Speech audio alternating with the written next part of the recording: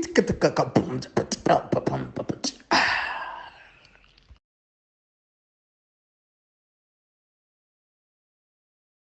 everybody, what is up? This is Mr. Extraordinary back with yet another video. This is Africa is Next podcast. Oh yeah. Unfortunately, Tebelokhala couldn't join us, but I do have my two Jonin ninjas from Konoha over here. We have Zanozuko and Buckmeister Cool. Let's start with Buckmeister Cool. Just introduce yourself, sir. Summoning Jutsu, advert style. what is up, everybody? It's your boy Buckmeister twice and nice that you are used to. Show Blimson. We are talking some Naruto. So excited. But if you want to check me out, you can check me out on Buckmeister Cool, Meister Geek Reacts. Those I'm fusing channels together. Buckmeister Cool Reacts, Meister Geek Media. You see, I did my summoning jutsu wrong. Those are my two YouTube channels that you can check me out on. Recast the Chala campaign across all my social medias. Buckmeister Cool on all my social medias as well. And you can go read Black Panther vs. Kang, issue 3 on Webtoons. Go check it out. You can read 1, 2, 3. It's out right now on Webtoons. But let's talk some Naruto. Oh, and then we have Zanozuko. Datebayo! Hey, semkhona semanje. Sokhuluma uNaruto. Isikhokho sakhona ilasilamba. Molentumelamba gaetso ke nazuko bona ka mlambo mona. We welcome you to the show. You can see your boys a little hype because we're talking about the John, the orange one, the fox one, the Rasengan one. The only need 2 Jitsus to beat you. Rasengan and Shadow Clone. That's it. I don't need anything else. I do my skills. Is Koko Sakoni last number Saka Kohana. Datebayo. Welcome everyone. All right, guys, as you can see, the guys are hyped up. I'm also hyped up. We're going to be doing this long series. We're going to be doing it bit by bit, arc by arc. So we're going to be doing the first arc. I believe it's the Land of the Waves. Yeah, just a bit of information. Most of you probably know this information, but hey, we're just going to say it anyway. So yeah, Naruto was released in 1999, Shonen Jump. Came out the same year as One Piece by Eiichiro Oda. But this one was done by Masashi Kishimoto. Masashi Kishimoto was inspired by Katsuhiro Otomo, who did Akira. He was also inspired by the late Akira Toriyama. Yeah, man, this is one of the best stuff that came out, so much so that it became one of the big three.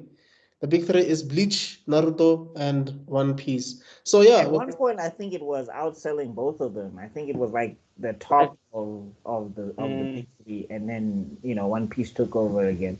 But unlike this one, unlike One Piece, Naruto. Oh, he's here. Is he here? Hey, Who? Goku's here. Goku's here. Guys, it's Goku. Goku just freeze. No, actually, it's Naruto. Naruto also does this where he comes last minute when everybody's dying. Oh, yeah. Son. Okay, I almost went far ahead. One of my coolest moves in Naruto is the Naruto kick, where he comes in, kicks, and then like the foot is there. One of the coolest. He actually does it in this arc. Naruto actually does it in the Land of the Wait, Waves. we'll get there. Hey, bro, how you doing? What's up? Can everyone hear me? We can hear you, bro. Can you hear us? Can you hear I hear you. Hey, bro. Yeah. Hey, cosplaying. You're even cosplaying, dog. You are serious, my G. Yeah, I mean, you did say you were doing Naruto, so I was like, you know what? Let me just do my best. But you're being inaccurate. You're supposed to be wearing this one. I'm playing. It's all good, dog. Dog, thanks for joining us, man. This is African Frame Podcast. Just basically, next, my guy. Oh, sorry, Africa is Next podcast. We're basically just chopping up manga, anime, and all things of that sort. So one of our members who sadly cannot join us today, he showed us a video of you on TikTok where you were asking, where are the guys that are talking about manga and anime? So We saw your video. I told the guys, yo, we need to get How you. many jutsu? Yeah. Something jutsu. Sibatshele sesifikile. All right. Yes, Yeah. sesifikile. Sorry, are you saying something? Funny thing on that video. Yeah, funny thing on that video, I actually like a lot of people did stitch it and are like, oh, we're here, we're here. I was like, damn, finally, because I'm not gonna lie. When it came to like the South African content creators, most of the time, you see the basic one, the generic one. So like the anime content creators tend to be like restricted in a way. Like it's rare to find them. Yeah, that's true, dog. That's true. So I just wanted to introduce yourself, man, to the viewers, people that are going to be watching this. Who are you? What got you into anime and stuff like that? Where can they find you? Yeah. All right. Okay. My name is Sean. I go by King Sean Tinker on YouTube and TikTok. I mainly talk about anime, movies, comic book, manga, and yeah, that's about it. So the main thing that actually just got me to anime was like the basic South African standard. We all grew up watching Dragon Ball Z on SABC2. Piqued my interest. I've been watching it ever since. I will say I started watching anime properly back in 2020 because it was COVID, wasn't going to school, got into it. Then I could say I started making content around last year because I was like, hey, I like this stuff. I don't see that many people talking about it, especially from South Africa. Let me just go ahead and here we are. Shout out, dog. All right, shout out to you. We'll put the link in the description, or Mr. Extraordinary will probably put the link in the description, and then people can. Yeah, go no, ahead I'll with definitely do that. I don't know, man. I'm not the only one that's getting a bit of interference on his feed there. I like, for me it's clear, but then it also cuts a little bit. So Oh, I think also maybe it's that thing of, because remember when I moved to my new place yes. as well, I had the same Uh-huh. issue. I think when it's your first session on Skype, the reception is not so great, but we can still hear you, bro. But Yeah. anyway, man, welcome, man. It's Oh. it's an honor, man, to have you around. And thanks for cosplaying. Like you raised the bar. Hey, made it legit, Ntwana. Now we have to Yeah. find our things. Hey, dog, I need to Hey, find Joe. a permanent marker and just put like lines on my face or something. I don't know. Yeah. Whatever. I need to color my eye red or something. I also had the headband, but it's like a hidden mist one, so it wouldn't go well with the same stuff. I was like, Oh. Oh, you from the hidden mist? I thought, dog. I'm confused. Yeah, I'm about to ask. Hidden mist. How? Okay. First question. Why the hidden mist? Actually, when I remember, we all know that there's not that many anime stores around here, right? So I Right. remember when I found one, it was like 2 years back, like in Rosebank. It was an anime store. It was freaking amazing. So I don't live around Rosebank, so it was kind of a rare occasion to go there. I saw like they were selling headbands. I was like, damn, I need one. All right. When I was looking, they only had like the hidden mist one, and it's like a rogue one. So I was like, okay, it's pretty cool. Let me just get it. And here we go. And the Naruto jersey, I remember actually making a video about it because everyone likes asking me, like, wait, when you get that jersey, I actually thrifted it like a jailbreak for like $20. It was like a rare find. So I was like, dang, $20? Wow, bro. You Yeah, need to go 20 shopping bucks, with man. you. Yeah, bruh. Like you've got the luck there, man. You've got the luck.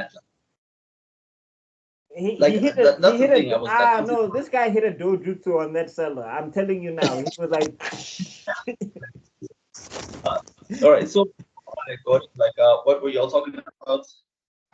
Oh yeah, we're just talking Okay. about Naruto. Basically, we're just giving some trivia that Naruto came out in '97 in Shonen Jump, and then it was created by Masashi Kishimoto. We're just saying Masashi Kishimoto was inspired by Akira Toriyama, and he was inspired by Katsuhiro Otomo.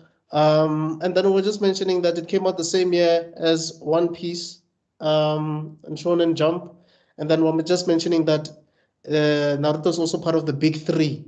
I just don't know when it got All right. animated. I'm sure it was like the early 2000s.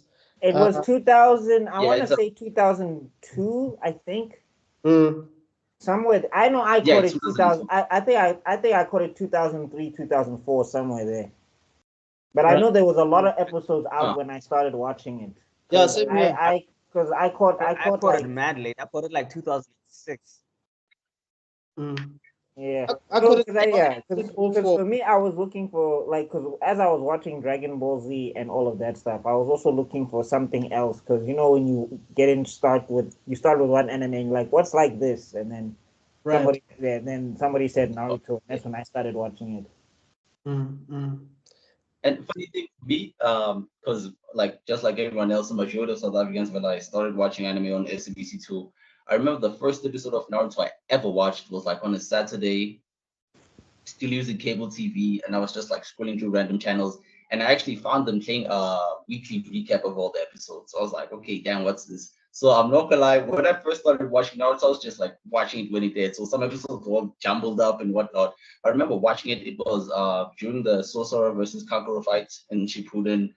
I was like, damn, this is actually good. I've never seen it before until I think I got into Naruto officially, like obviously in 2020, because it was everyone on SBC2 again. That's when I finished it and I was like, okay, this is genuinely good. And then Boruto came out, but I Hey. will say in terms of Boruto, Eish! Hey. We yeah, don't the speak manga about is that around here. No, you have to like, understand okay, it let me doesn't say, exist here. You know, like how there's all no right, wait, war in Ba Sing Se? There's no Boruto after Naruto.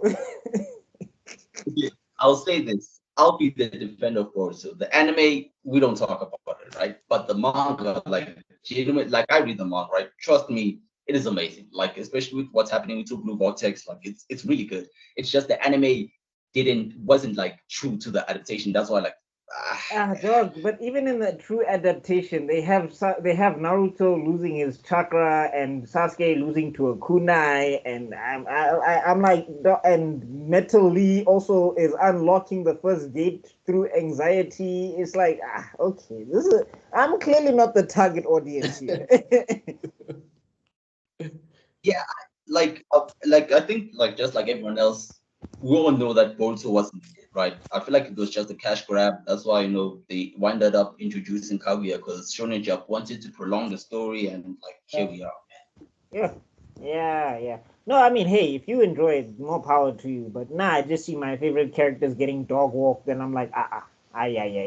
Naruto, They so what? Like, dog, you running out of chakra. You're the whole Kage, and you have the best jutsu, like the best jutsu. But didn't he part ways with QB at a point? No. So that's a no. whole So Yeah, can of when worms. But I'm just talking about how Daman was able to create hundreds of clones, Mm. went through battles back to back, but now because of paperwork, he's tired and he can't maintain his clones. K1. paperwork. all Yeah. right, so This funny man thing, fought for I remember as a being genin with his sorry to this man fought as a genin with his chakra not flowing properly because the QB because what's his face Snake Man had sealed his QB thing, his QB chakra, so his Orochimaru. chakra wasn't flowing properly. Yeah, Orochimaru, and he fought for a day and a night. And while he was fighting day and night doing that, he was still keeping up what was that the transformation jutsu. Come on. Yeah, he fought When with, it, yeah, he beat a whole Jinchuriki without using his own Jinchuriki powers. Like that whole fight is just Naruto's regular chakra. Now, as an with adult in his a 30s, he with can't a dash maintain a of clone. I'm like, yeah, whoa. And also, I'm just like, I don't like the idea that Naruto peaked at 16. That doesn't make sense to me. I'm like, there's no, like, you can't put 30-year-old Kakashi versus 16-year-old Kakashi and think 16-year-old Kakashi is gonna win. There's no chance. Right. But now with Naruto, I don't see him beating himself at 16 years old. If you put those two versions in a battle, 16-year-old Naruto is washing adult Naruto every time. Okay, guys, I think we're getting carried away. Yeah, We're getting sorry. okay. Wait, on that, Just a heads up, we tangent a lot. yeah. Getting back to it.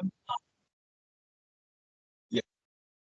So on Naruto, okay, being weaker or stronger at his older age. I remember I made a video, and it was actually like a theme that's been going around. So we all remember Baryon mode if we watched Boruto when like Naruto and Kurama clashed their chakras together, create a new form of energy, and then the first one to run out of chakra dies. So I made a video. I was like, after that whole event, Naruto still had half of his chakra. And I was like, truly speaking, that means half of Naruto's chakra was equivalent to a full chakra Kurama. And people were like, nah. I'm like, genuinely, look at how Baryon mode works. Like, no one has control on which chakra gets consumed faster. And I was like, that's actually a bigger feat for Naruto. Like, regardless of how we may look at it, I was like, that's actually like a bigger feat for Naruto because my man has like more chakra than a Biju. That's got to be something else. Right. Anyway, we'll go and search. Which just makes now the rest of it even stupider. We'll get there. We'll get there. So we just He is a reincarnation of Indra, Ashra. I think Indra. Now we're jumping the whole series. Let's just start part one. We'll get there. Let's get. So basically, we just want to start from the beginning. Basically, how this starts is we're getting a view of a Mount Rushmore of Konoha, the great the Hokages of Konoha, and we see this kid. He's painting on this, on the faces of these big, great ninjas. Also, I feel like Naruto also knew the fourth. Like when we get into what happened with the fourth, I feel like he knew something was going on because the way he painted the fourth's face. If you look at the way he's painting all of the faces, he focused on the fourth specifically. I'm telling you, Chief. Yeah, he was like, "We're not Tonagan, You look like my daddy. Where you at? I won. On that, I can see it's like phenomenal foreshadowing from Kishimoto, like that, because I think we found out like Gucci was his father around Shippuden before, like it was even confirmed itself. But I can say that's good foreshadowing. Yeah, I think. But like that, like when we get into a later arc, when I see a picture of him, I'm just like, how did now I was like, How was this kept a Telling me secret? that nobody in the village said, no one. something. Like dog, the hair is spiked, it's yellow. Come on. Nobody said it. The dad is called the Yellow Flash. Like nobody, dog, said, yo, Naruto, that's it, quick. Let me tell you something. Dog. No, but remember, nobody said anything because that was basically a law. Like you can't let him know. I'm saying, how's the village treating the? Okay, but anyway, we're skipping again. So that now is. Wait, he gets caught. He gets caught. I think what happens to him again? Is he sent to the? Did they send him to the third? No, they don't send him to the third. So Iruka catches him, and then basically what happens is that Iruka makes him clean all of it up. Oh, okay. And then buys and him feeds him to ramen. Yeah, that's where we meet the noodles guy. Yeah.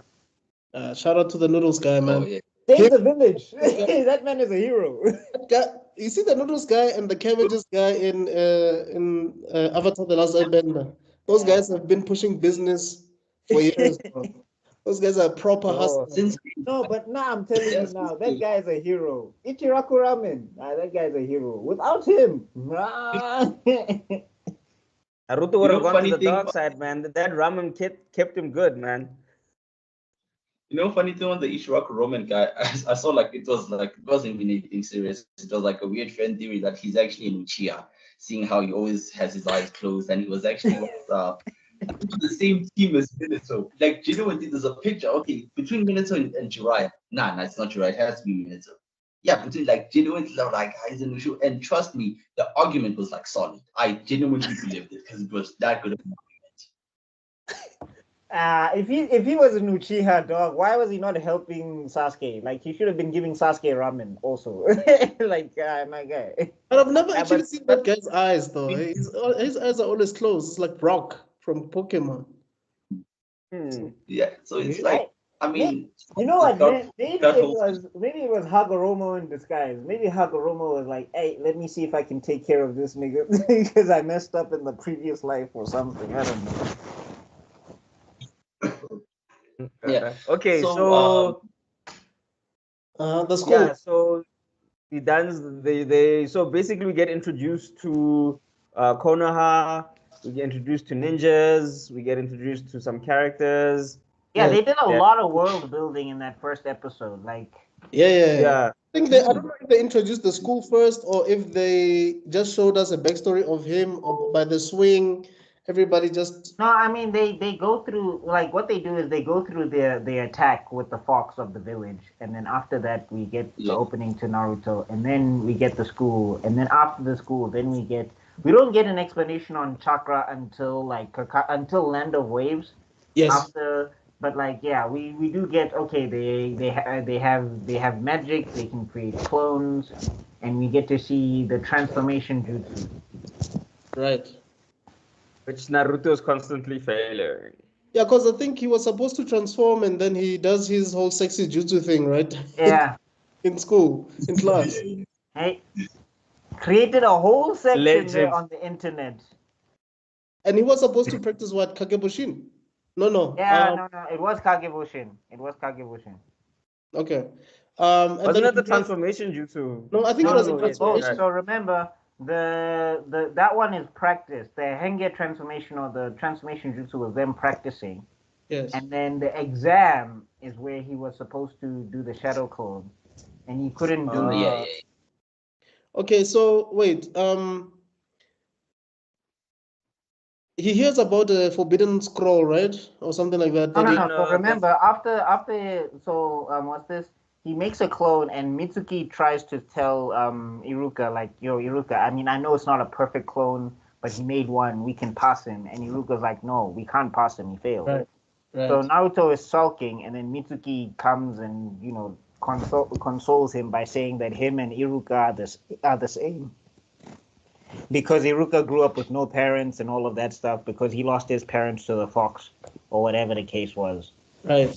And I Yeah. think this is when we just, I mean, I don't know about you guys. When I read it the first time, I had the feeling that Mitsuka's like the good teacher and then Iruka is like the bad guy. Yeah. Star and Yeah. everything. And then, hey, Masashi Kishimoto, pen was on fire. Switched the whole thing up. True. He was hungry, dog.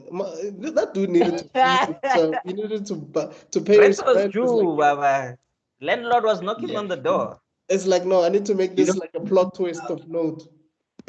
Yeah, one thing I genuinely appreciate about mangakas, like, it's like go big or go home. Like, they're willing to sacrifice their health for the story. Hey, Like, even like, bro, that's why I I appreciate don't it. Like, that's agree what with great that, movies, though. Kishimoto and whatnot made it, because like these people are animating, storing a chapter like every week for like God knows how long. And I feel like that's what dedication is. It's the hunger, and that's what, like, that's how we got such phenomenal stories, man. But you know what? I feel like as time progresses, you do eventually lose your touch, seeing how we No, ended but up I'm having saying what we also, have. I feel like, dog, you should not be doing that. Like, if he did monthlies, we'd all still be there. There's no way if he never dropped 1 week. Like, Oda took a 2 week break and people were sulking, but then when he came back, he was back. So, like, just a message to create: don't kill yourself over your story. It's not worth it. Yeah. I think there should definitely be a limit. Balance. Hmm. Like my boy Thanos said, But man, like, balance. Like everything should be. yeah, I feel like one thing that's killing them is the working conditions of Japan. Like, people go to the extreme. Then, like, the working class is very, very pushed. So I think, especially with something as manga, because it didn't get fully acknowledged until like the late 90s to the early 2000s. So when starting, like, mangakas had to prove themselves. So it's like they're working twice or even like 3 times the normal amount like a normal person works. But props to them, and they finally made it. And like, here they are. We're talking about them as we speak. Bro, there's this guy. I spoke about him before. He created 20th Century Boys, and he did Pluto, man. Oh, I don't know why I'm forgetting why his am name. I forgetting his name? I don't know why I'm forgetting his name either. But that guy he had a tendency of creating two manga at the same time, dog. With all that hard work that one mangaka is struggling for one project, he would have to do for two, dog. Which is so weird for me. Like, I feel like, dog, how did you manage? He was even hospitalized at a point. What's his name again? I love this man so much. Why am I forgetting his I'm name? looking it up now. I have to look it up. Because I don't understand why Naoki I'm Urasawa. forgetting. Naoki Urasawa. Oh, Naoki Urasawa. Kurosawa. Yeah. Naoki Kurosawa, yeah. Sawa Ichigo. He also did Monster and Billy Bat. So it's like, and his stuff is very convoluted. His stories are very convoluted. So, like, dog, how do you think about two convoluted stories at the same time? doing them simultaneously. I don't know. I'm doing something I think similar it right takes- now. Yeah, but Personally. are you releasing every week? No, but I'm not releasing every week, and I refuse. Yeah, that's the thing. So, hey, dog. So it takes a level of intelligence and a bit of insanity, man. Like genuinely, like no normal person can go that far. I was even because recently I got into Fujimoto. Mainly I started off with of Chainsaw Man, and then I saw that he made Fire Punch, which was like phenomenal. And then I'm going into this, and one thing about Fujimoto I can give him is he likes going the darker route. Not dark compared to other mangakas, but like he likes to focus on more real and raw stories. Like long story short, not gonna spoil the manga, but like Fire Punch is about a guy who has regenerative abilities and is constantly on fire, so he can't go out. And like I read that. I read that, and where they went with the story, I was like, I think I'm done here. it's like really dark. Because I'm not gonna lie, shonen anime isn't like that really dark. We grew up in Naruto, Dragon Balls, things, stories that are pretty simple at first. So we're asking Fujimoto like the focus on like some darker stuff, and I have to appreciate it. It's also what's this? His manga Look Back is also getting an anime movie this year as well. Oh, shout out. Wait, so does he do shonen or does he do seinen? Is it that seinen? Fire Punch? Fire Punch, I guess, counts as seinen because they have things like cannibalism in there, I guess. And But then like, Chainsaw? but Chainsaw, they count it as shonen, and I don't know why. Yeah, But I guess Chainsaw Man because it's got the power set and it's got the protagonist with spiky hair. The people, I guess, want to put it in Shonen magazine because other stuff also, like Hell's Paradise, Jigo Kuraku, I think is what it's called in Japanese. I'm not sure I'm saying that right, but that's also known as Shonen. And they've got big old biddies in there and all of that stuff. So I don't. But shonen Japan doesn't care. Japan doesn't care. I don't care though. Sexy jutsu, like having a demon fox inside of you. I mean, come on. That's So what basically, let's get to the end of that episode because then I think we can start getting to the buildup of the Land of the Waves. So what's this? Yeah. So Mitsuki basically tricks Naruto into getting in the manga. In the anime, they don't show now how Naruto got the scroll. They just show that he got in and he got out. Right. In the manga, they show that he used sexy jutsu on the third Hokage, and that's how he managed to escape with the scroll.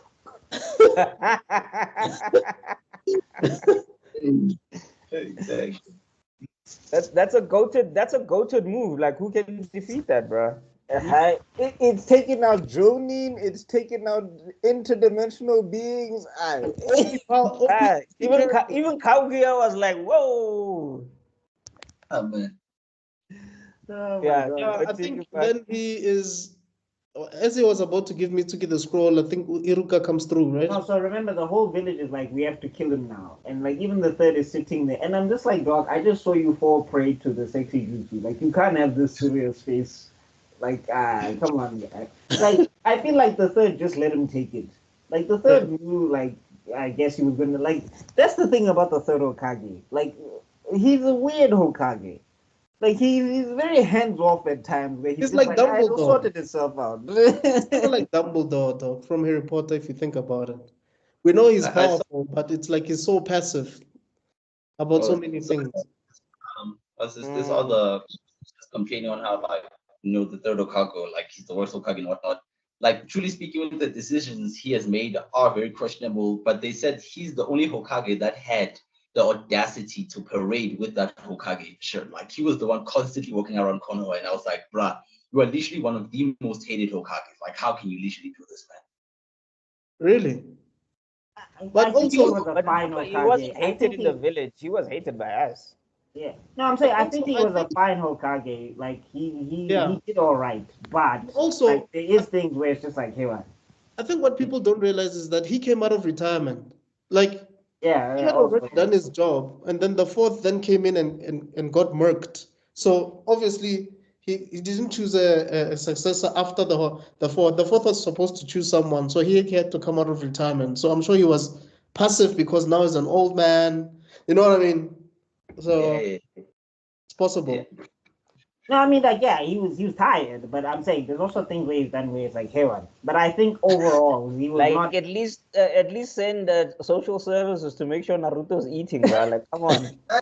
Like bro literally had rotten milk in his fridge, and bro would like pass around. Like it genuinely pissed me off watching this Well, one. I don't know. Like the thing is also the ninja world. Like when you have people like Kakashi taking care of themselves, and like you see a lot of kids who are self-sufficient. The third went, Naruto will figure it out, but he forgot Yeah, Naruto's If stupid. Sasuke can figure it out, I'm sure Naruto can figure it out. You know what I mean? yeah. Hey, But but I'm just Naruto saying, dog, it's the man. same. Because I'm saying, because it's the same village that's cool with child soldiers battling to the death at the age of 10, 11, and 12. Hey, dog. So, But you don't And also, they'll want like, probably I be feel younger like if also they Sasuke, graduated who younger. loved Sasuke? Who was taking care of Sasuke? Who was protecting Sasuke? no. The thing is with Sasuke, Sasuke was loved by the village. So I'm sure people always came around and were like, "Oh, Sasuke, you need this." Oh, Sasuke. Oh, 'Cause you poor remember, child. he also had the, unlike Naruto, Golden. he had the sympathy of the massacre. Naruto didn't have sympathy. Yeah, that's true. Okay. Which is wild anyway. We'll get into that. But Yeah. yeah, okay, so Mitsuki tricks Naruto, Naruto gets the scroll, whatever. Iruka finds Naruto, Naruto's been training or whatever, which is like a first indication that he's a genius, because I think a lot of people, when we say Naruto is stupid, it's like he's not smart in the conventional way. Yes. He's an unconventional genius. Like the way it's that commentary on how the schooling system is failing a lot of kids because kids don't learn the way the schooling system teaches. Right. Like the way the schooling system works now, it doesn't work for everybody. So Mm. Naruto is one of those kids where he's smart, but you wouldn't know it if you kept on. What did Einstein say? If you judge a fish by its ability to swim, by its ability to climb a tree, it will always believe it's stupid or something like that. Yes. Yeah. So yeah, it's like you need the fish to be in water for it to look like a Okay. smart fish. So he learns that technique very quickly, which is the shadow clone, right? Yeah, Yeah. stable. But his is like Kagebunshin no jutsu. his is like super dog. It's not a normal shadow clone. That's like super multiple. Oh no, but remember, the scroll he stole was for the multi. So Yes, he it was learned forbidden, right? so he learned a regular Kagebunshin, but the scroll was for the multi Yeah, but Kagebunshin. like the thing is, it was meant for like 3 or 4, clones, and it was meant for recon. Naruto uses it for like. There's no ninja about his shadow clones. His shadow clones is I'm going to jump you and I'm going to destroy and smash you. There's no recon. There's no nothing. Rekonyan, throw these hands up, boy. Throw these hands up. Man. I mean, he literally made a technique for his multiple shadow clone jinsu. Like the Uzumaki barrage, man, it is literally insane. Every time I saw this man use it, I was like, this is like straight up jumping. Yeah, but I think it was inspired by Rock Lee, I think. But we'll get there. No. Yeah. No, Definitely. no, but it was Rock Lee inspired, but it was Envy inspired because he saw Sasuke do Sasuke it. do it. But we're Yeah, skipping. We're but Sasuke skipping. copied But it we're from Rock skipping. Lee. Yeah, Yeah. Alright, so yeah, then basically Mitsuki tells Naruto the truth about him being the fox, which was wild and everything. And then after that, tries to kill him. Iruka saves the village. By the way, Iruka Sensei and Ichiraku Ramen Sensei. If those guys didn't exist, there's no Leaf Village. I'm telling you now. Gara 2.0 would have come through right there. Hey, dog. and One then that's time. where we get the big reveal that Iruka is actually the good guy and Mitsuki was just the bad guy all along. Yeah, that's done. I think And we're then gonna yeah, skip and then the after that intro. he gets pwned. I think we're gonna skip the introduction And of. then he gets promoted. I'm not promoted. He passes because he Yeah. did the thing. So and then he gets to Come again. meet his. Yeah, it becomes a Genin, an official Genin, meaning his training starts, and he meets his team and the coolest man in anime, Hakashi. Hatake Kakashi. Yeah. But Yes, this is sir. where, for your team to basically be approved by a leader or a leader who's supposed to train you guys, there has to be like a test of sorts to prove yourselves. Yeah, the Yes. bell. Yeah. Bell The game. bell test, yeah. The bell. And Kakashi has been failing people left, right, and center, dog, this entire time. He even has a Yes. reputation. Kana, what did they call him? I forgot what it A was failing like, sensei or yeah, something like a that. failing sensei or something like that.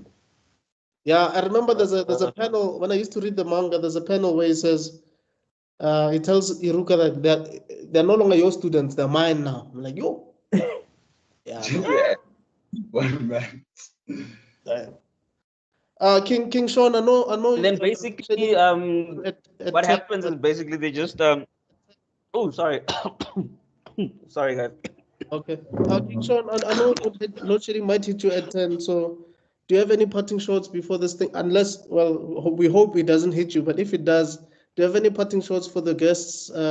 We hope to see you soon, man. Again, but if you have some parting shots. Okay, I will say, since I got in late and there was some troubles, I think I might be able to do next week's episode. I'm not too sure. I'll give you a heads up. But yeah, notion in my head, like in a few. Okay, this is not a goodbye. It's more of I'll see you later. Yeah, I think I'll be available for next week to do it properly because genuinely, I'm not gonna lie, it's my bad. No, it's all good, man. Trust me, Yeah, we no worries. also had our We've all issues when been we here. started, dog. Yeah. It was All right, messy, cool. trust us, yeah. But please stay with us until this thing hits you, bro. Would still like to have you on. Oh, man, I'll stay as long as I can. Okay, cool. All right. So let's get, okay. So we get introduced to Team Seven. So we get Kakashi, and then so what basically is Naruto pulls a prank on because this is something that's notorious of Kakashi, which is also some great foreshadowing from Masashi Kishimoto for later. But Kakashi's Mhm. always late. So And basically, funny enough, it's deliberate. yeah. Yeah, because it's Deliberately constantly. late. It's an Yeah, Obito thing, I think. But No, yeah, no, no. This no, but him being late here, he did it specifically because he was trying to test their teamwork. Like the prank that Naruto pulls, Kakashi walks in and he does an observation and he's like, none of these guys actually coordinated anything here. Like he right, would have been more impressed if they all tried to prank him than if it was just Naruto pranking him himself.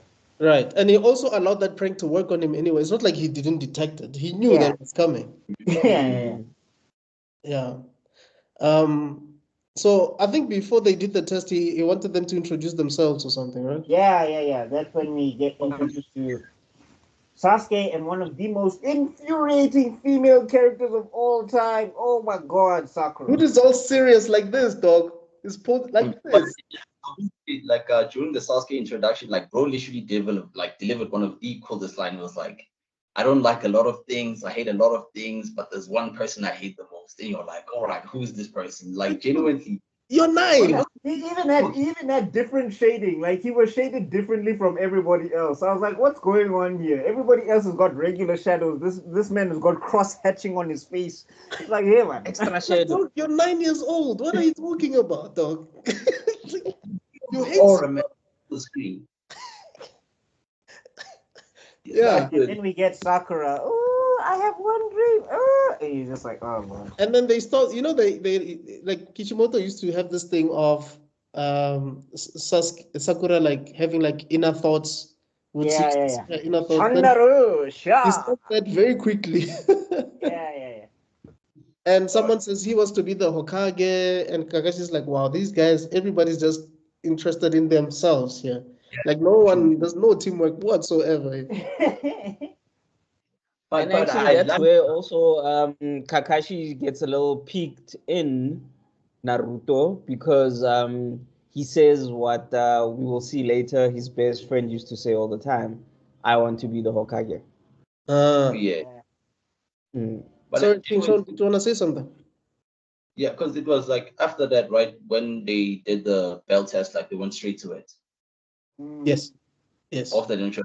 But yeah, I feel like that was also one of the most heartwarming moments because when the Naruto was captured, like when he was punished and the others fed him, I was like, okay, damn, this is like some teamwork a bit. Although the road was a bit patchy, but I feel like that's one of the best episodes in Naruto.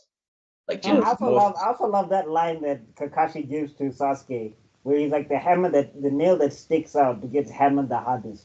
Like don't do this thing of thinking just because you're a Uchiha and you're special and you can do fireball jutsu you're better than everybody else. But Yes. I'll thank you all the same. Yeah, and mind you, he's reading a book at the time, dog. He's just Oh, I love how when Naruto's like first off, Sasuke's like, no, Kakashi's like, the first thing a ninja needs is stealth. And then everybody goes and hides, and then Naruto is just like, stealth smells, let's go, boy. And then it's like, Kagebo no Jutsu, and everybody's like, yo, Naruto hit real close, bro. He's about to do something, and then pop, pop, pop, 1,000 years Yeah, of so death. only the two things, the 2 points, right? What did I say? I remember at some point I did actually look for the Icha Icha book, like Icha Icha Tactics books, because I was like, genuinely, what is the book about? Like, I know it's a author, and oh. it's piqued my interest. I'm not gonna lie, it has piqued my interest at some point. I was like, it I'm looks afraid of your interesting. search history, And my on guy. yeah, and then on the stealth part, Naruto is literally a ninja, but bro literally goes around wearing orange, man. Like that's Oh, not stealth. with blonde hair. He's a not a black ninja. Doesn't he remind you of Black Star from Oh, Oh wow, Soul Eater. Soul Eater? So Yes, thank you. oh, Wow, I literally had it ready and then it just blanked out on me. Oh, blue haired kid. Yeah, the Yes, one who says he because wants he was a to ninja. He's some, a ninja who wants to stand out. yeah. And he's like, I'm the brightest star here. So Yeah, but look, that was since an interesting. Clearly, we could see that Sasuke was the smartest, like he was the strategist, but he thought he was better than everybody, and that was his weakness. And Naruto didn't even think; he was just attacking first, thinking later. Sakura was just gushing over Oh Lord. Sasuke. she wasn't focused. No, I I love how She didn't Kakashi have a was like, reason to be a ninja. She was just a ninja because she wasn't yeah, really a like I ninja love how because. Kakashi was like, she has the potential to be the Genjutsu genius, and it's like, there's no chance. I don't believe you, Kakashi. I don't. Look, I think Masashi just forgot about that dog. Like eventually he's like, no, I'm gonna make her a healer. Forget this Genjutsu nonsense. I think when it comes to Sakura, a lot of things were just forgotten. Yeah, I think we're losing King Sean, or we lost him already because it looks like it's Yes, and frozen. it looks like he's frozen. But you Well, know, it was cool to I'll, have him. I'll ask him I'll ask to put it in the group. I think it would be best to keep him updated of. Oh yeah, no, definitely, yeah. What? Yeah, definitely. Just text him, ask him if he wants to be in the group, and he'll see all our randomness there. Yeah, yeah. Okay, let's continue. So Uh, obviously they failed the first test dismally. yeah. And the greatest jutsu in Konoha is revealed. 1,000 years of 1,000 years death. of pain. I know it is 1,000 I'm, years of death. yo, dude, I loved how when they did it, and then you just see Naruto's face, the slow change, the slow change, the slow change, the slow change, the slow change. He just bugs.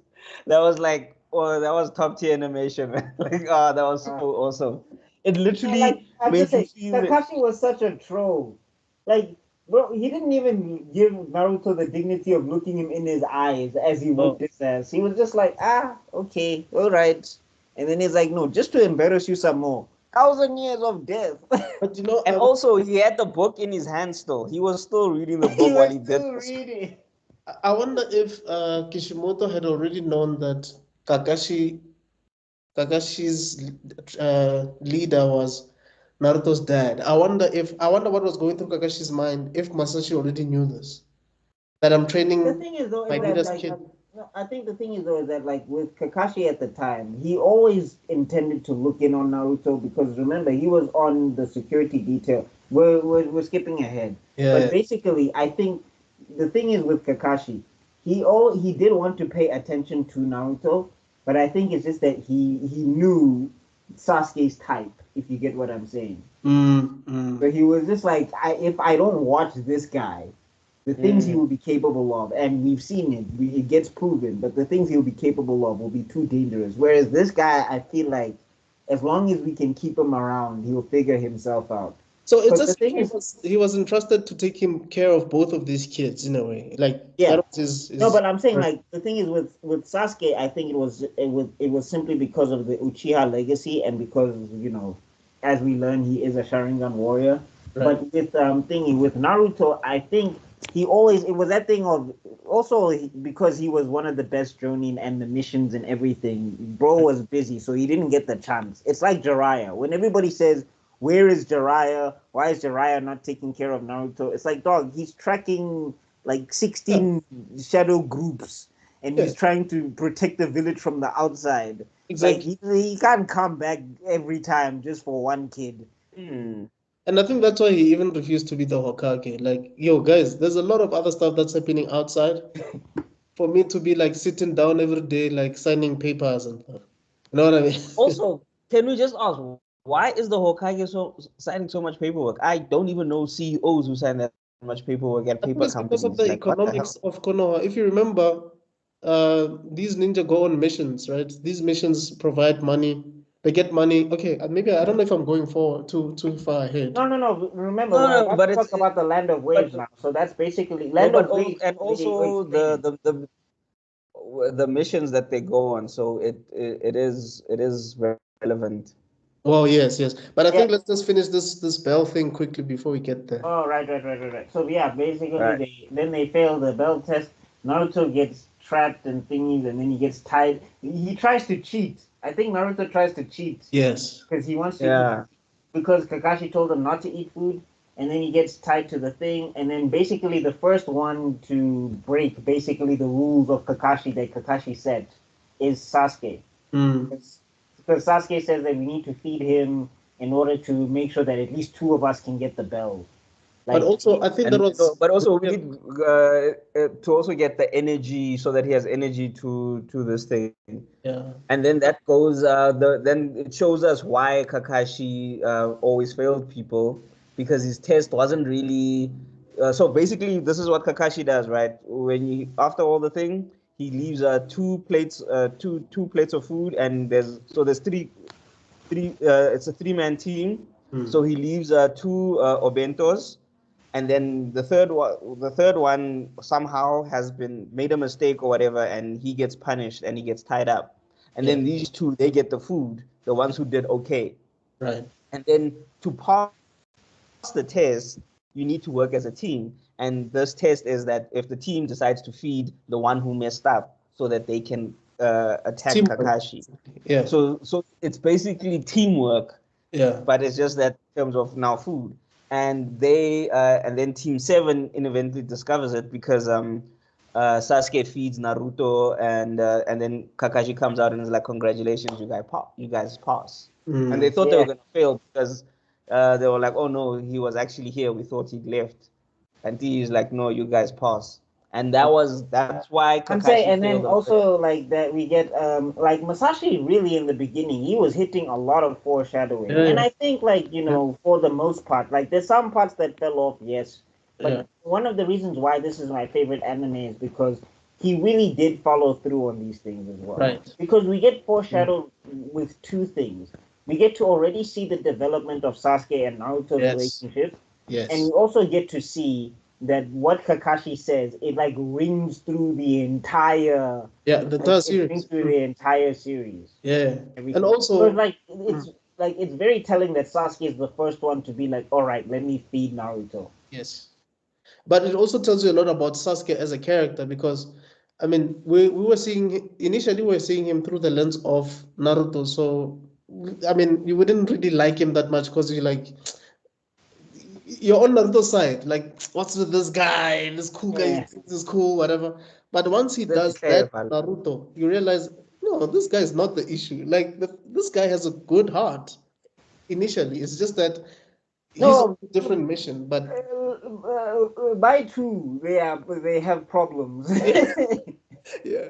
But I think one thing we're missing, man, is that one moment where Sasuke almost touches, I think he just Yeah, slightly no, touches the no. belt. That's when Kakashi literally like says to him, "The what's this? The hammer that's the nail that sticks out the biggest gets hammered down the hardest." Right. Because he was like he was playing with Sasuke. He was like, "No, I'll let Sasuke like get this off because like he wants to feel cool and special." All right, touch the bell. Now you're gonna learn. You're gonna learn today. Put you in the ground. Do Right. something now, chief. But I think he was impressed by his like him thinking on his feet like that. You know what I mean? Yeah, but then the thing is that I think Kakashi also didn't want to give him too much credit on that because he was like, this is that Uchiha special instance where just because you're an Uchiha, you can do this and that and that. So I'm gonna humble you now and put you in the ground, chief. So yeah, they're Team Kakashi now, Team 7, which is great. Then we get the first mission, as was explained. So what's the point of these missions? These missions, that's basically like, Well, the first mission is for them to catch a cat. Naruto is upset. Okay, so in the corner world, there are 5 tiers of missions. There's D missions where you you get like lost pets and things like that. There's C missions where you'll transport something to from A to B. yeah, but they don't have cars here, by the way. So Yeah, there's B missions where you'll be a protection detail, and then there'll be A missions where you'll be like well, probably those now like the assassinations, also protection, but like like high unlock level, stuff, no? higher level people now. So the Not Anbu VIPs. specifically, like rather you're overseeing like trade, like either you're like the escort for people who are handling like trade negotiations between nations. Yeah, Or those are like B. Those are no, like the those B I would missions. say those are A. Like I think B it becomes like if you're doing reconnaissance or something. No. You're right. You're right. Yeah, Reconnaissance those would are be A, and yeah, then B would be escort missions. Yeah, you're right. yes. And then S tier missions would be like high level targets. Now this is now the best of the best have to get these missions. It's not just anyone can get Yeah, it. Just like you're dealing with people that are in the bingo book or yeah. Which and the bingo book is basically the top criminals, the Alcatraz of the criminals. So basically, these ninjas could get hired by people, so they become like they're outsourced for Yeah. these missions, and that's how the village makes money. yeah, because the thing is, everybody I think forgets that the Land of Fire is not. It's not the Hidden Leaf Village. The Hidden Leaf Village is just a part of the Land of Fire. Right. It's It's it's people basically the throughout the Land ninja of village. Fire. Yeah. It's the biggest ninja village because there's probably like little smaller ones, but it's the biggest ninja village. But Yeah. it's a village. It's not like the Land of Fire is like populated by many people. Like basically that guy, the one we're gonna talk about, Tazuna, I think, the old dude who built the bridge, Yeah. he's from the Land of Fire, if I remember correctly. The Land of Fire is what the country. Yes, the country, it's the entire. Yeah. Yeah, that makes sense. Yeah. So yeah, they basically now get a new mission. This old man wants to build a bridge, but he needs protection from the mafia. Um, I just don't remember why he needs this No, no, protection. no. He No, remember so he remember, didn't need connection. He made it was a transport mission, but which became because no, he lied because he Tazuna, didn't have yeah, enough Tazuna money. lied. He Hmm. didn't have enough money for a B An mission, S which rank. for a BT for yeah. Or, No, it was so he for an just S rank. lied and Because remember, yeah, that's Kakashi right. says that now because basically after this, right? They get the mission, they go there, they're learning this thing, and then basically Tazuna says what's happening, and now like in the forest they get attacked by Zabuza, Uh, and like Zabuza, I think like Kakashi deals with him and he gets away, and then that's when Sasuke looks at Naruto is like, oh, are you scared, you little scaredy cat or whatever. Naruto stabs BDB. himself and says, I will never run away again, and then passes out because like Kakashi's like, that's a brave thing, but you're like running out of blood right now. So basically, he couldn't afford a B level. No, it was S rank because like Zabuza was in the bingo book. Like he was a high Yeah. level threat Jonin. So if you ever had to take him on, the mission automatically became S rank. Right. But I'm just saying the old man, when he came there with false pretenses, he just couldn't afford, like he Yeah. couldn't afford a B. Yeah, you couldn't afford the caliber of ninja that he needed Mm. Yeah. for that mission. So he just made it what he got what he paid for, and which was Team 7, But which I is a guess bunch of also Kenans. it shows you the genius of the third, because he knew that if Kakashi is there, then these kids should be fine. And Kakashi But has like more experience than some of the Jonin in that whole village. I think Kakashi's probably got, because remember this dude was already on missions since what, 10 years old. He's been No, like he's a veteran. He's a war veteran. yeah, Yeah. like he's a war veteran. He's an Ambu veteran. He's a Jonin veteran. Dog, he's the leader Bro, of leaders. Like you find that you have a leader somewhere that's leading a team, and when they look at Kakashi, they say sensei. You're like, you know. Oh, but, actually, when remember, he was basically the leader of the Anbu. Like he had his own team, Yeah. but like whenever he got there, he was the main man.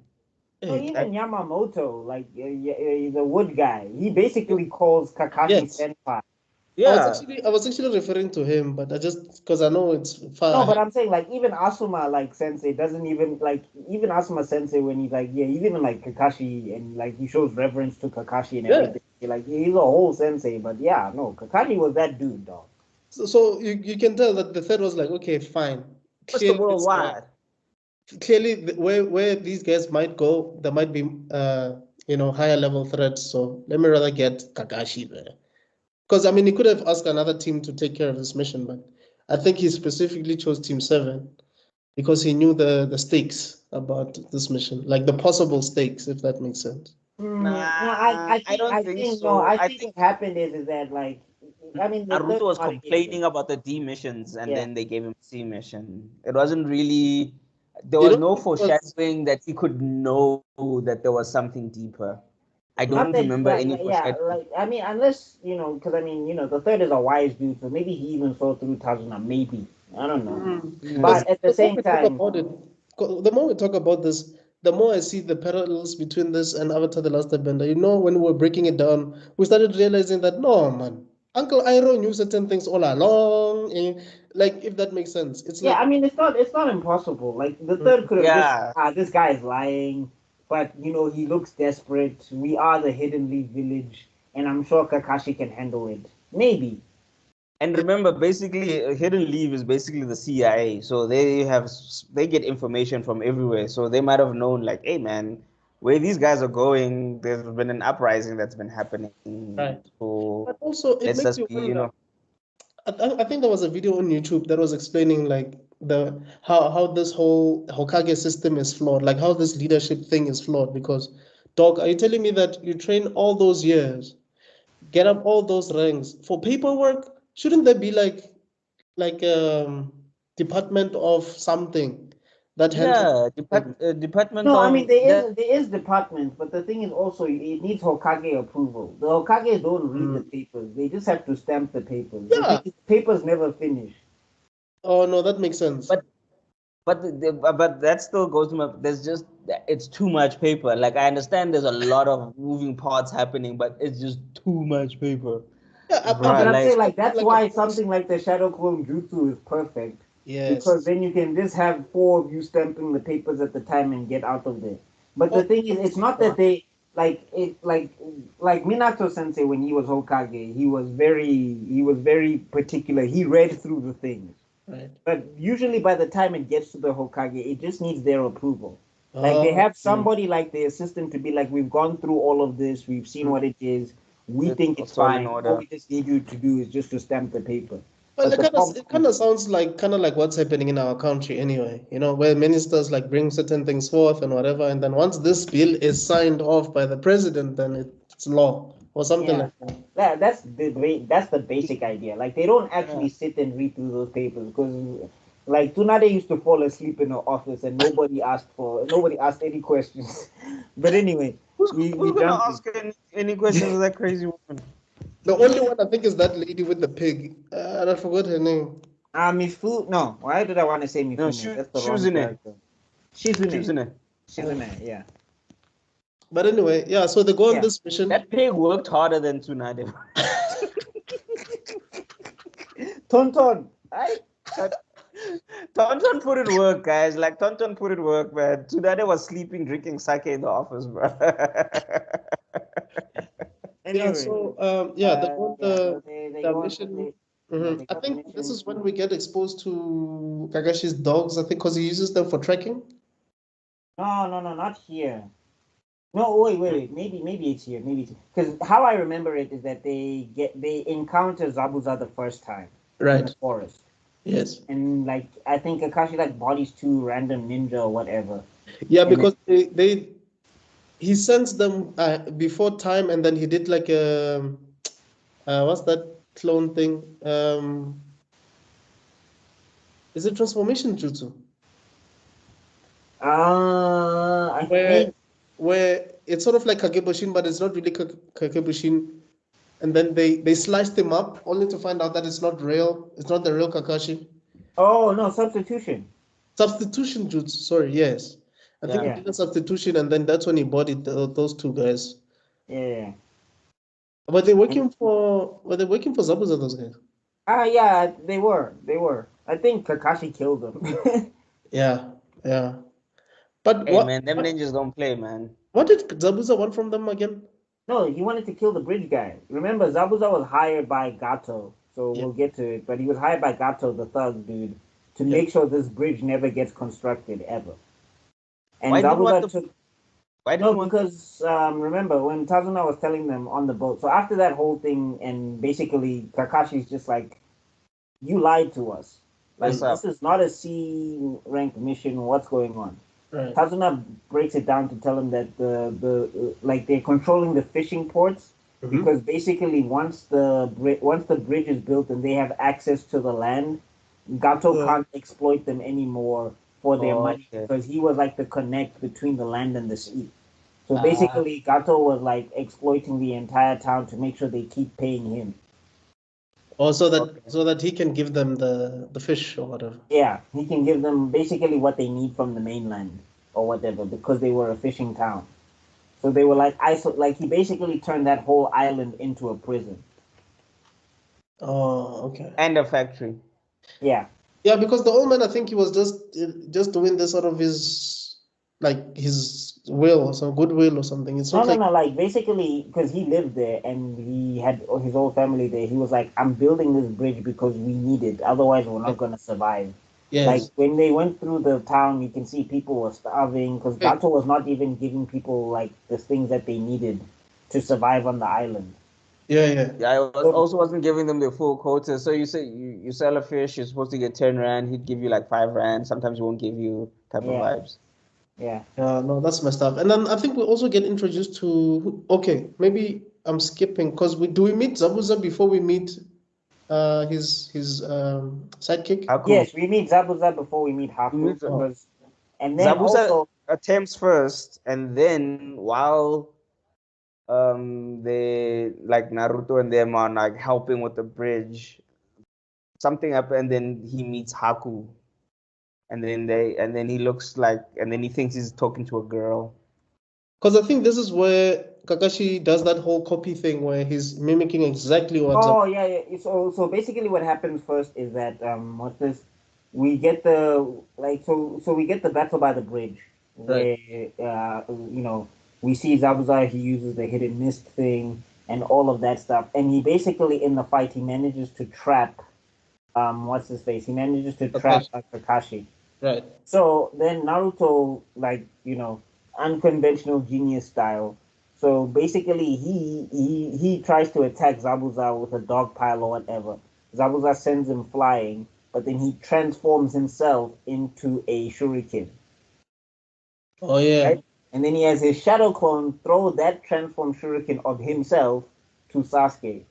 Sasuke picks up that this thing is not a regular shuriken, it's Right. something else. So Right. he does a jutsu called Shadow Shuriken, where it looks like there's two shuriken. Oh yeah. And Naruto is hiding in the shadow of the other shuriken. Basically, Right. he's spinning there. No, So I think that's the final fight now, isn't it? no, that's not No, the no, final fight. It's that's not by the the water. final one. Yeah. It's the second one because remember the Oh, final fight is on the bridge itself. okay. Mm, mm. Yeah. So this one, and then after that is then what's this? Zabuza manages to dodge it, and he's just like, "Ha, you missed." And then he's like, and then Naruto says something like, I think he says like, "Did I?" And then basically he's like, "Eat this," and he throws it to Thingy, and like Zabuza is mid-air, he can't move. If he moves, the prison that he's holding Kakashi in breaks. Yes. So basically, he moves to catch the shadow shuriken. He moves to catch the shuriken or whatever. No, I'm saying he moves to dodge the shuriken because it nicks his eye. And then Right. basically he uses the giant shadow shuriken because he's about to take Naruto out because Naruto is midair. And then Kakashi, like a boss, blocks all the blades with his bare arm. Hey, dog. I think that's where we saw the necessity of having that what's this thing? No, that thing like it blocked some of them, but he was blocking it bare forearm, dog. You could even see the blood and everything. Yeah, He was, definitely. and you could tell he was pissed. Early Naruto was bloody, bro. I was saying you could tell he was pissed as well. I also love that line he says to Naruto and then, which is also foreshadowing where he's like, "I will not allow any of my comrades to die." Yeah. Because they were all scared. Because I mean, yeah, you're 12 years old and you're fighting Zabuza Momochi in the Dog. You basically an E-level ninja and you fighting an S-level ninja. Like, yeah.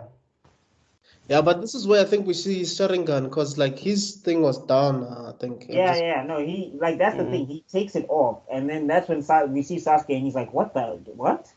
Anyway. Yeah. And that's when we realize that Kakashi is Mr. Worldwide, Mr. Known by everybody, Mr. Hakaki, the famous, the world famous, the man who knows 1,000 jutsus. Masashi, I wish you showed us the 1,000 jutsus. Like honestly, man. Even 50 would have been cool. Like, hey, dog, even 10, dog. Because I feel like that's the one time I wanted a filler where I just get to see Kakashi use all the jutsu. But that's also how I felt about the Kudo, dog, in Bleach. Like, you're saying Kudo number 40 something. I want to see Kudo number 7, dog. Like, you guys are only showing me like 3 Kudo, like the entire series. No, fella, they even go Kudo number 82, and I'm like, how did we get to 82? Hey, man. Dude, they used Kudo number 99. So they used the Kido 99. I think it was. Oh, Kido, yeah.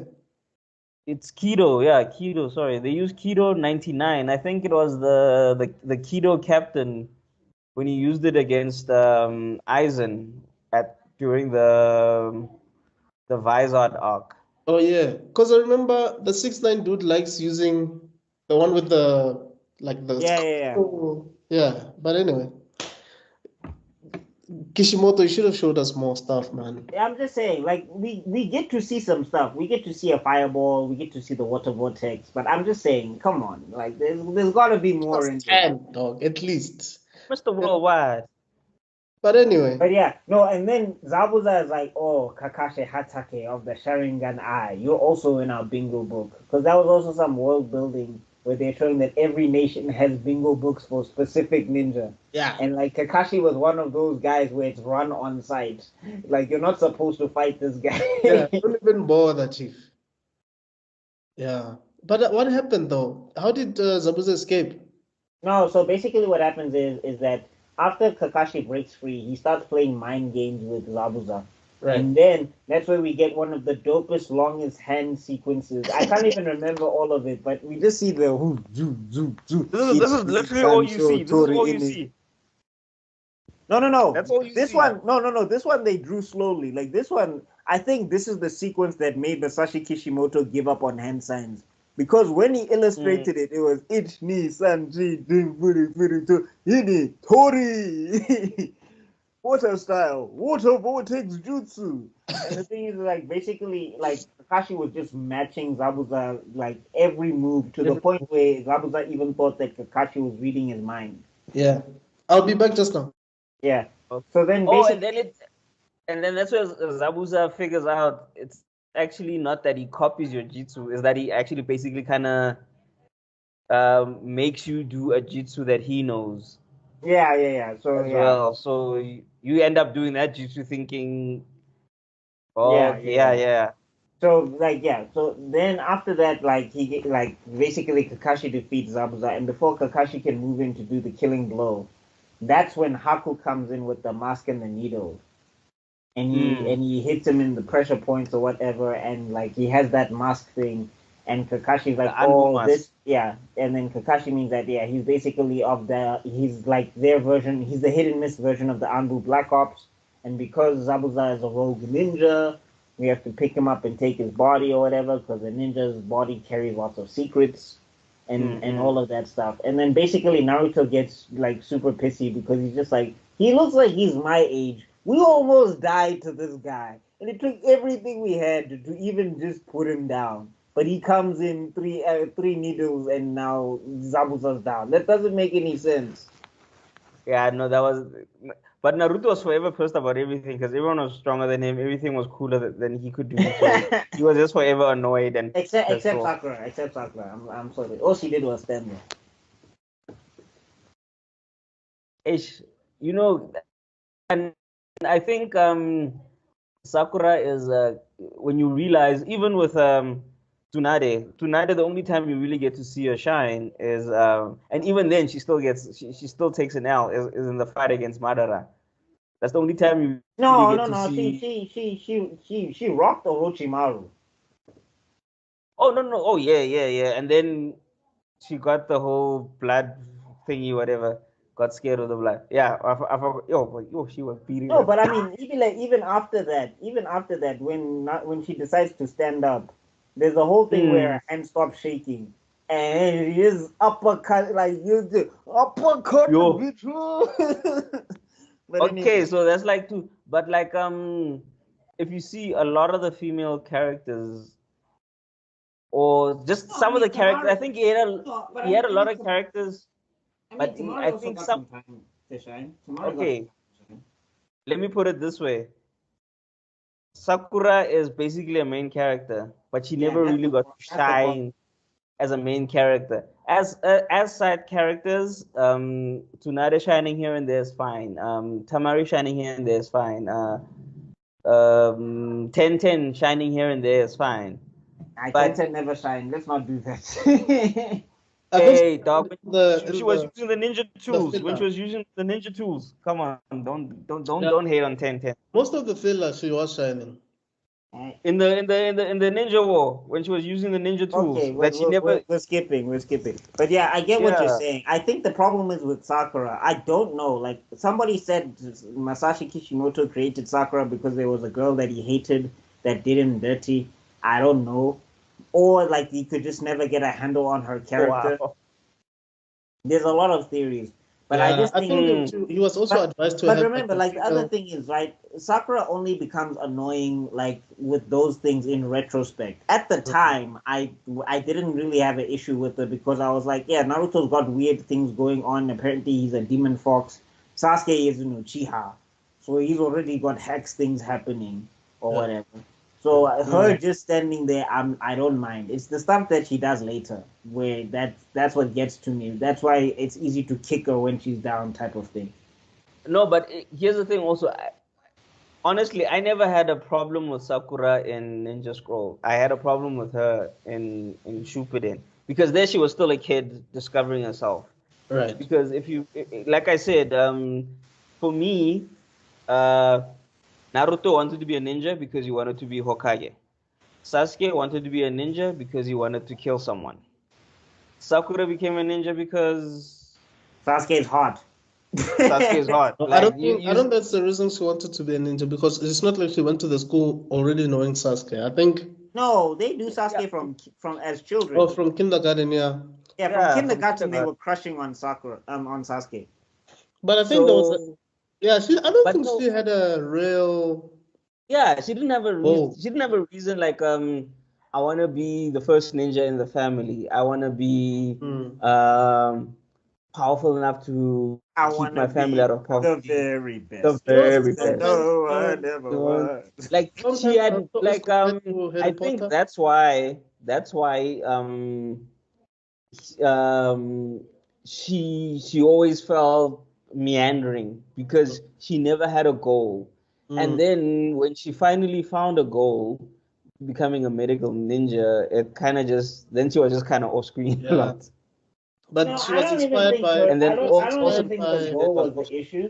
I don't even think the goal was the issue. I just think that in terms of her, I'm saying in terms of her development, I just think that it gets stifled all the time. Like whenever you think she's going to grow, like Masashi just decides, nah. and then you're just like, but I don't understand why. Like, for example, And right? that's why I'm saying because there was no clear path for her, because there was no goal for her. I think she was just created just to have to be there. Maybe that's why then. Because the others there Maybe, was a goal but for I'm saying them like, but I'm So saying like, you don't need. She doesn't necessarily have to have a goal. I just think she should have had character moments. Like, I Yeah. mean, we'll get to it, but like in the Forest of Death, when you see her cut her hair the first time, and you think, oh, Sakura's about to step Something's up about to go down. Kanti, next. Rock Lee, hey, all of a sudden comes out of nowhere. Like if Lee no, wasn't there, she was but gone. remember,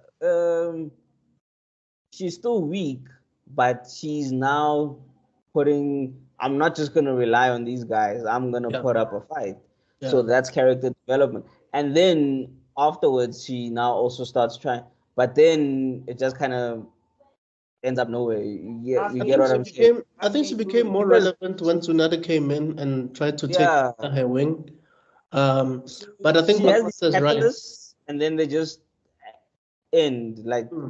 okay, she cuts her hair off because now she's not now she stopped gonna be all about crushes. She stopped about being cute. She was doing makeup or going on a mission. Like, dude, you're a ninja. Like fuck your, unless it's for a disguise. Like, fuck your makeup. So now she was she was focusing on being an actual ninja. Mm. So that for me was a good moment. And even though her power level wasn't at the same as those guys, at least now you saw now she actually wanted to be a But I'm ninja. saying But like then it just my doesn't issue go with her. anywhere. But I'm saying my issue with her, my biggest issue with her is just it's the Sasuke thing, because we're gonna get to it. But even here, Naruto was also caught in that thing, and you were just like you didn't know, you didn't care, you didn't say anything. Like Naruto also fought Haku, nothing. Yeah, That's Sasuke. Okay. I guess Mm. I mean we're going ahead, but just taking it back to this. Sometimes when I think about it, the more we talk about it, the more I realize I don't see why Naruto was into her in the first place. Like, No, he crushed on her for the same reason she crushed on Sasuke. It was the same thing. just looks. Yeah, Yeah, yeah, just he just looks. thought that Sakura looked pretty. Okay. I mean, like we'll get to it in Shippuden, but I think he realizes very early on. He's just like, oh. And then I think when he sees Hinata first time in Shippuden, he's like, hello, what happened here? You know Hey. what's the weirdest thing about all of this? He never said anything about Ino, dog. For me, I always felt like Ino was like the girl in class. Like, you know that when there's like that Yeah, hot Ino chick in was class. fine, but I don't know. I think maybe he's got a thing for foreheads. I don't know.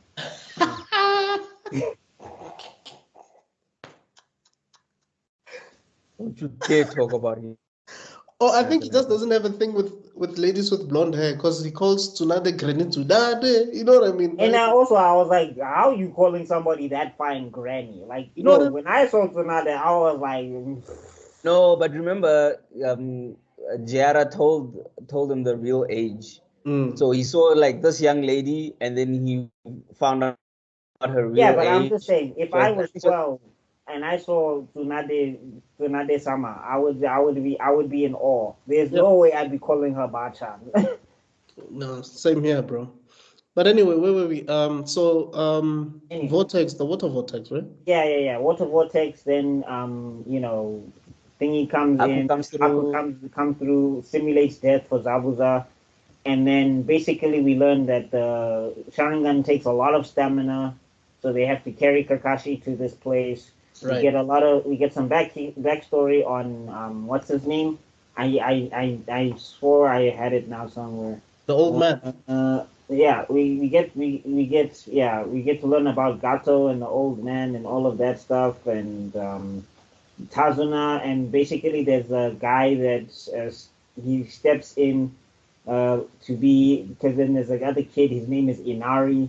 Inari is the grandson of Tazuna, and Yeah. he lost his dad earlier or whatever. So this guy named Kaiser steps in. But I'm kind of running through it. I thought that kid was gonna be someone we're gonna see in Shippuden. We've never seen that kid No, yet. we see him. We see him in Shippuden. Really? Yeah. Yeah, Oh, when they're rebuilding the when they're rebuilding the village. Yeah, he comes through to help Naruto and then rebuild the village. Oh yeah, okay. Yeah, I'm and we not. get to see that he's a bit grown up and he got a lot taller and all of that stuff. Oh, shout out. Okay. Yeah. Oh, also, I forgot where when Haku goes away with the body, Kakashi is like something's wrong because an Anbu chase squad, it's more than one person. But how come it was just Haku? No, also they also dismantle the body right then and there on the spot. They don't take it. Yeah. They So don't take off with it. So then Kakashi realized that something is wrong. No, yeah, he basically tells everybody that that guy's probably working with Zabuza. Zabuza's probably alive. We need to start training. I think that's when he's training them chakra control. Yeah, and this is when you get to see that Sakura was supposed to have potential because she masters the training long before Sasuke and Naruto do. I think she was supposed to be the Hermione of the group, dog. I genuinely think she was supposed to be the Hermione, the smart one, who doesn't fight much. Yeah, but who always figures out. Sort of like a female version of Shikamaru. That's what the impression that I got. She's as smart as Shikamaru, but she doesn't have the same strategical acumen. And also because she's distracted by her crush, and she's hella annoying to Naruto, or like as a viewer, you're just like, no, she's mean. You don't she's not annoying. Anything. She's mean. Yeah, and I think saying, like she's mean and it annoys you as a viewer because it's like it's one thing to reject a dude, but I don't understand why you have to keep kicking him while he's down. And I feel like I think she just subconsciously just thought there are like 30 guys here that can protect me. I think that's why she was not so combat focused. Yeah, so basically they do the training in the land of the in the thing. Naruto and Sasuke start bonding because they're both so stubborn and all of that stuff, I guess. Like that training, and like they ended up going so long that it became a bonding exercise. Yeah, because they did it all night long, no? Yeah. Don't say it like that. All night long. All night. Oh Lord. Anyway, yeah. So then, after that, what's this? We get to see Inari. Inari is hella upset, and he's talking about how there's no such thing as heroes. Naruto blows up at Inari and tells Inari to stop being a big baby about it. And everybody's like, yo, why are you being so harsh to the kid or whatever? And then they tell him Naruto's backstory and they're like, yeah, he had it worse. What this is where he used to talk about his ninja violence. This is my ninja way, this and that. Where were you? Yeah. And then we get to see the backstory on Kaiser, how Kaiser was helping the village and, helping the village come back. And then Gato got his hands on Kaiser. And this is when I knew as a kid, I was like, oh, so this is, because that's, wow. They beat his hands until they were purple and cut them off and drowned him. Damn, that's what they did? Yeah, no, like they strung him up like Jesus and then basically beat his arms until they turned purple or whatever because they were like the symbols of the strength of the village. Because Aiza used to say, like, if you have two strong arms, you can do anything. And Gato was like, really? Let's see about that. That was messed up, though. No, hey, traumatizing, dog. Like, the first time I saw it, I was like, somebody's got to stop this nigga. What is happening? Yeah, that's what I'm saying. Like, those first volumes of Naruto were just, like, crazy dog, bro. Yeah. But it worked somehow. Yeah, and then after we get the backstory on Kaiser and all of that stuff, then what's this? I believe what's this? Like I'm trying to understand. Like for some reason, I can't remember exactly why, but Kakashi and Sakura and Sasuke they go to the bridge. I think maybe Naruto overslept or something. I don't know exactly what happened. I can't remember. Wasn't he meant to protect that kid? I don't know. No. Like he didn't stay behind on purpose. Like I said, there was a let's call it a plot reason that he was not with them, and then that's where he meets Haku. Right. And then when he goes back to the house, and then basically Haku like teaches him that if you want to be strong, have someone you want to protect. type Because thing. Yeah. having someone you want to protect will increase your strength. You type are of my vibe. friend. Is that Ah, is that when we get like Haku's backstory as well? No, we don't get Haku's backstory there. no, Haku's backstory comes in a little bit later. So what happens is I forget why Naruto stayed back. I can't remember exactly why, but basically Naruto stays back. Gato starts like Inari starts trying to round up people in the village to fight Gato, and then as he's trying to do that, there's these two guys that come up that are part of Gato's crew, and they want to kill Inari or whatever. And it's like, yo, Wilden.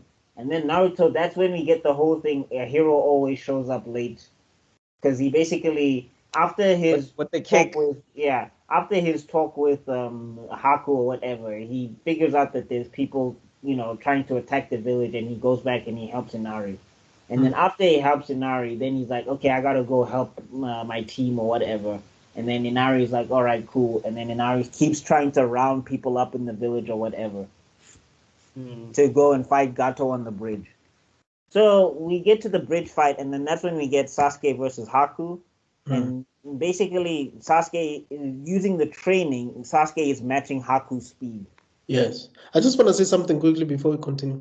I feel like Oda and Kishimoto were reading each other's stuff because One Piece, the first volume, the whole Baji introduction, it happened at the village. And there was like a whole chief village. They were calling people out in the village saying, yo, come through. I'm like, yeah, you guys are copying each other's work.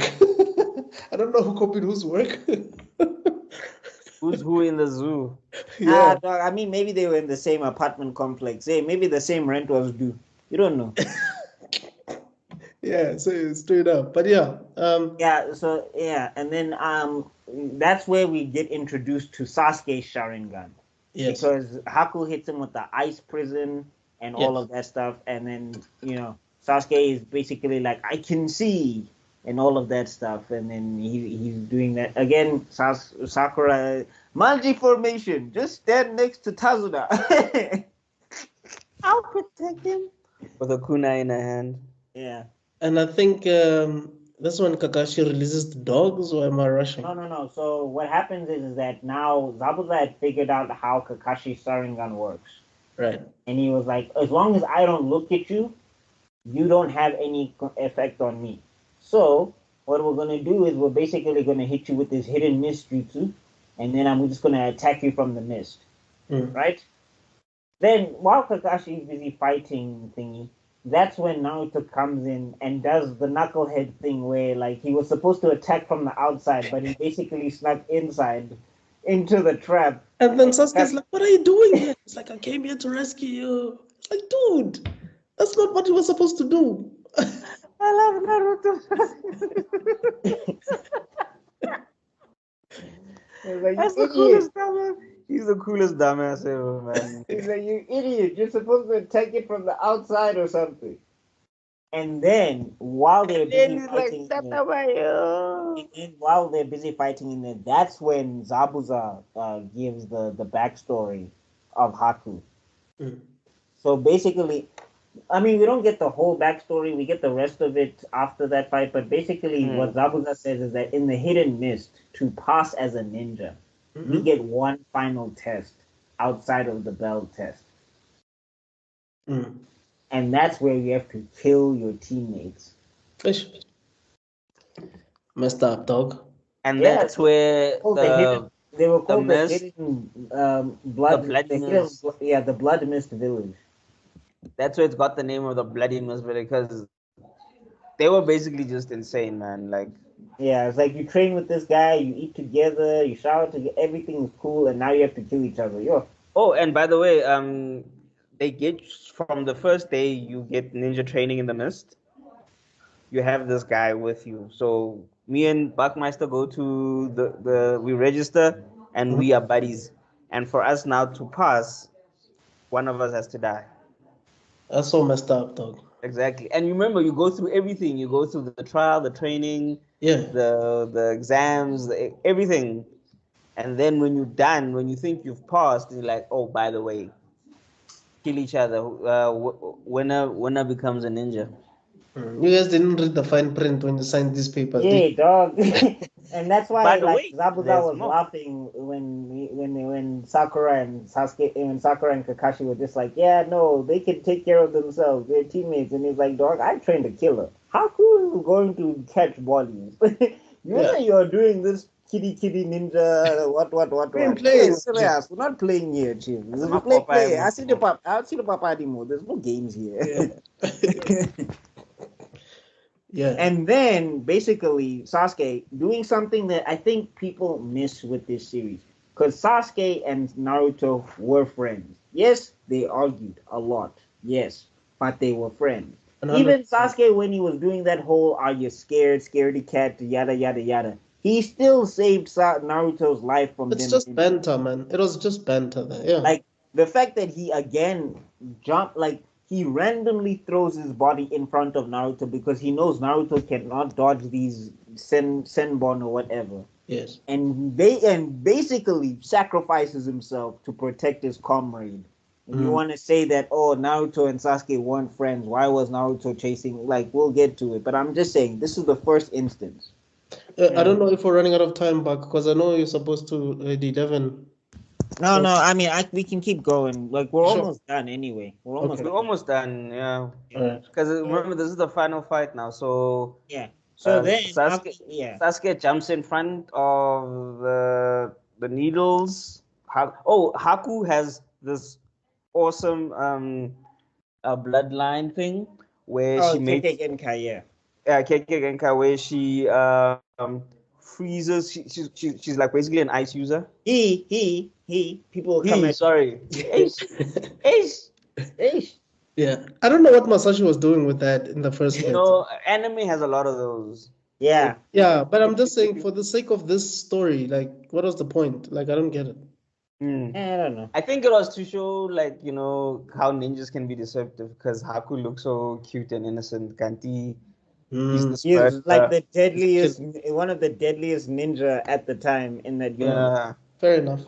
So basically, it's like, so imagine you being surrounded by like mirrors, and then Haku can jump from those mirrors, and you can't basically touch him while he's in there, and then he's just throwing these things trying to kill you. It's freaking awesome. Yeah. And then also we basically get that whole because I technically Sasuke talk no jutsu's Naruto where he's like, don't let your dream die or whatever. Yeah. And then we get to see I think we get a glimpse of Itachi during that sequence when Sasuke looks like he's passing out. And like, yeah, because I think Naruto's like, why? I didn't ask you to. And he's like, my body just moved. And then he catches Sasuke before Sasuke passes out. And then Sasuke, I don't remember exactly. Maybe I'm wrong, but there might be a flash of Itachi when Sasuke is passing out. And then he tells Naruto, don't let your dream die. And then that's when we get it was up there. It's not touching Dragon Ball Z, but it was close. We get one of the craziest transformations in anime. Yeah, because this is where the fox now starts emerging, right? And that soundtrack went hard. Din, din, din, din, din, din, din, din, din. Yeah. And then everybody on the battlefield starts panicking. Even Zabuza's like, what's going now? What's with this chakra? And then after that, Kakashi. That's when Kakashi starts panicking. He's like, "Oh Lord, I think one of the seals came off. I need to wrap this up quick. Dogs, hop, catch this nigga." Yeah, summoning jutsu. Yeah, that's when he summons the dogs, and basically because he let Zabuza cut him, so the dogs could smell the blood of the blade and catch him in the mist. That is smart. Yeah, and then we get and then Naruto unleashes Haku was that mirror thing didn't mean nothing. Yeah. And remember, this is now Naruto doesn't have any long range jutsus, short range jutsus. He's just got these rated E. The original Itadori, chief. Yes, rated E. And it was so and also the thing is they made Masashi did such a good job at making Naruto seem intimidating. At some point you even low key felt bad for Haku just a little bit. Yeah. It's like, when kids are fighting and then one of them starts crying. It's over. The one who's crying is about to murk you, dog. It's over. That's basically what happened. Because I think he was even crying. No. So he cried, and then he was like, "I'm gonna kill you." Yeah. And then, Red eyes. yeah, because Haku gave him that whole speech. It's like, "Is this the first time you've seen a comrade die in battle? It's part of being a shinobi." What? And Naruto's like, "I'm not hearing any of that, bro. Yeah. Catch this Get feet, his catch this hand, catch this, catch this chakra. I don't care. Catch it all. And then I think that's why, like, the fox is just like, and Kram at the time is just like, okay, round one, ish, got one of them out. Now I need to get another one. I can get out of here. I think this is where Kakashi is preparing his Chidori. Yeah, so that's when we get to see, like, and this is where people also get very confused, because at some point people can just whip out Chidoris, doesn't matter. But the first time we see it, we see a whole Right. and Zabuza is so impressed that he's about to die, but he still has to give us the exposition. It's like, it's so powerful. He holds the chakra in his hands. I was like, how dare say you're gonna kill somebody? You have to narrate your move even still. It's like, I know you're gonna kill me, but that looks fly, man. Hey man, Kakashi's that dude, bro. Kakashi's that dude. Dude, like that, like this scene, it's like Masashi just decided, no, Zabuza's not gonna be a villain anymore. I'm gonna, like, I know he's about to die, but let me just kind of like rewrite him to become like an anti-hero. Yeah. Like, yeah, man. Since when are No, you an so anti-hero? we'll get to that. I mean, so we have to talk about how basically Naruto is about to kill Haku, and then he snaps out of it or whatever, and he, like, Naruto is struggling with ninja way, because basically Haku's like, yeah, I lost, broke into, I'm useless here, so you might as well take me out the game because there's nothing I can do here. Right. Naruto is struggling to do that, and then after that, Haku basically sacrifices himself to save Zabuza. Yes, because just as Kakashi is about to make the finishing blow, then Yeah. yeah, Haku comes. And that becomes another foreshadowing. Yes, it does, actually. Yes, it does. Because if you look at it, I think even Kakashi had like some like Inyana PTSD after he pierced thingy. Yeah. After he pierced Haku's chest. Yeah, it's crazy because it's like, no, I didn't mean to kill you. I wanted to kill your your daddy. Yeah, and then we get to see the whole thing of how Kakashi starts poning Zabuza, and he even tells Zabuza, like, you will never know what true strength is, because he's still holding Haku's body as he's poning Zabuza or whatever. Yeah. Yeah. So then, and then I guess after that, then yeah. So we get that fight. They it finishes up, and then what's this? Then thingy. Then that's when Gato and them come in, right? Yeah. So Zabuza already had lost use of his arms due to the dogs, and he was basically like, there's no way he can win. Yeah. Gato being petty because Haku threatened him before, because they were trying to touch Zabuza the other time, and Haku was just like, I'm in a bad mood, don't try me, what. So Gato being petty, he starts kicking Haku's corpse or whatever. Kante. And then that's when we get introduced to Talk No Jutsu. Why you? Haku lived for you. You didn't care about him at all. Threw his life away.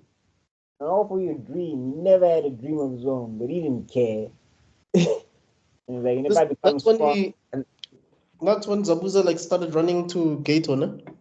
Yeah, so basically Zabuza is like, shut up. Your words cut deeper than any blade.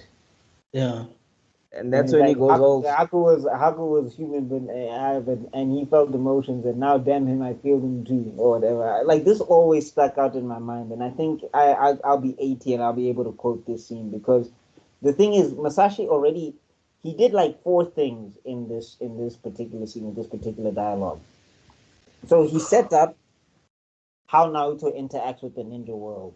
Mhm. This is where Naruto's Nindo is born, basically, or whatever the case is, right? And not that whole "I won't run away" because I think people forget that, but like the whole thing of that I can change what the ninja world is. It comes from this fight. It also sets up that the ninja world is so messed up that even somebody like Zabuza, at some point, he was a normal person before he became this. Right.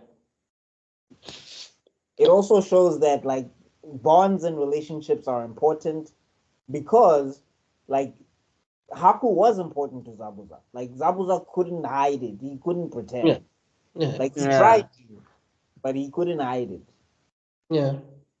And then I guess the fourth thing it sets up is that it sets up that Naruto doesn't listen to nobody. Straight up. Kakashi tried to tell him Baby. dog. Kakashi tried to tell him dog focus, and he's like, "No, I need to address this. They can wait. You talk no jutsu. You need it." Yeah. And that's when was also Zabuza fights with picks up the sword with his mouth Yeah, with and his, fights he was the like, "Kid, hand me your kunai." Yeah. And then he I kills cried in Gator, I that scene. think. I'm not even gonna lie. The first time I saw it, I cried, and I didn't know a cartoon could make me cry. Like I've never experienced an animation making me cry ever. Like that was the first time. Because yeah, Dragon that Ball hit, Z, man. He does kill Dragon Ball Gator, Z, doesn't you he? always like because Dragon Ball Z, you were like, the Dragon Balls exist or whatever. Like people can come back. Here Yeah. it was like it was permanent, and I was like, made me feel bad for a supervillain. I hated Zabuza the entire time. Until this part. Yeah, So he does kill Gator, right? yeah, he gets Gator. He gets Gato. Gato gets got. And then his men also kill him, I think. Yeah, basically like no. So what happens is that he succumbs to his wounds, but like what's this? Zabuza basically gets stabbed like 100 times in the back before he takes Gato out, Oh, flip. and then he doesn't die immediately because he asks Kakashi if he could take his body towards Haku, and then he basically Hey, that was emotional, man. ish.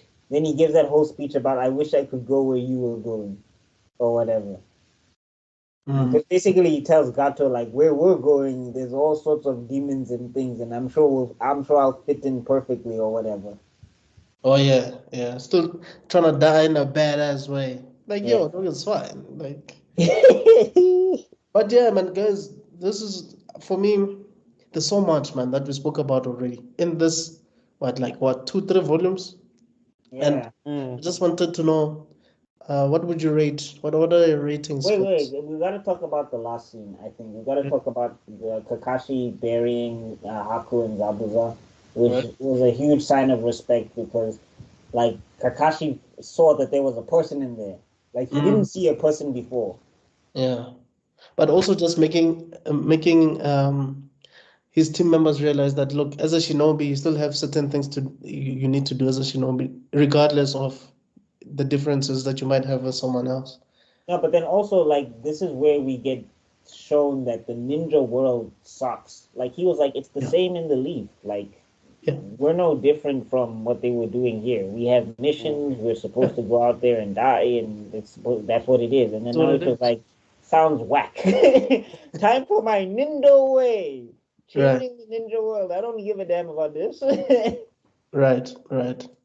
This is And I where guess it's bored. Naruto's Like I ninja think this way, I is guess, yeah. was just an excuse for us to remember this is shonen. Yeah. No, but I'm saying I don't think it was an excuse to remember that this is shonen. I think it was the whole thing of Naruto felt like this sucks. Like Haku Mm. and Zabuza's story, if that's the story of the ninja world, it can't be this way. Right. Like when people think that Naruto is about outworking your opponent or hard work or whatever, that's an aspect of it. But this particular fight, this symbolism is what the whole series is about.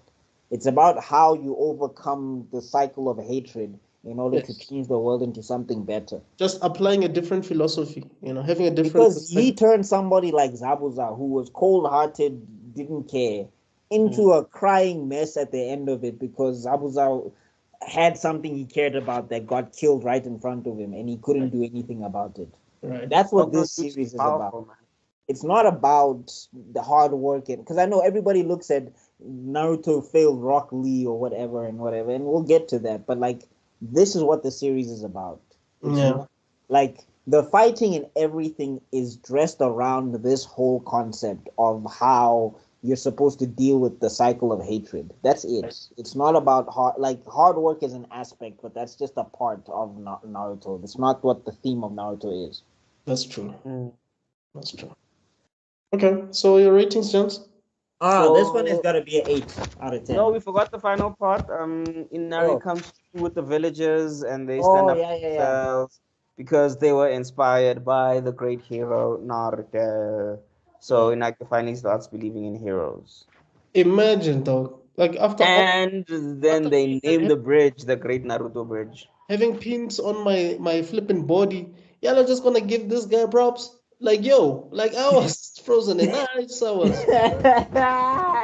Y'all are gonna just name this thing Naruto. Well, I mean, at the time, he's the only one that galvanized the village. Like, Sasuke didn't care about that village at all. Sasuke was there to finish a mission and go home. Yeah. Point taken. Point Wait, taken. is that me? No. I think it's Buckmaster. What's up? Oh, there was just a hissing sound. Oh, yeah, no, it's probably me or whatever. Anyway, yeah. So then, yeah, we gets named the Great Naruto Bridge, and yeah, I think that's everything that we've covered. Yeah. Naruto got his mission. Um, What is Sasuke got his Made. Sharingan. Sasuke's got the Sharingan. They now learned And chakra. Sakura learned how to stand tough with a kunai. No, but like this was such a strong arc. Like this was such a strong opening. Yeah. I agree with you. After this, I knew Naruto was gonna be something special just because of this arc alone. 100%. For me, man, I think it's on that par with after this arc is where you get hooked. For me, it's on par with book one of Avatar: The Last Airbender. Dog. I'd give it a 9. It's really good. No, the thing is, I knock it down specifically because like the only person who doesn't develop was Sakura, and she took up a lot of screen time. So it's just like because she's there, and like also this is set up. It's not like pure development and payoff. It's just like a lot of setup. We get some payoff, but not a lot. Yeah. Because the talk no jutsu thing is a thing that's special to Naruto, but it was not something that was set up. We don't get the idea that he's this guy who likes to talk people down until this arc. And then also with the Nine-Tailed Fox transformation, it's an amazing moment, but it's not something that Naruto was training for. So it was not something that was also developed. It's a lot of setup. Just set up. Most of it brilliant setup, fantastic setup, lots of fantastic character, but I have to give it an 8 for that stuff.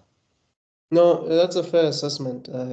I agree with the 8 because also me too. Now that you mention I say this also because there comes greater chapter. If we give this an 8, then what are we gonna give those ones? Exactly. Yeah, because I mean, if we give it a 9, yeah, because I mean, the tuning exams, I think is a lot better than this arc.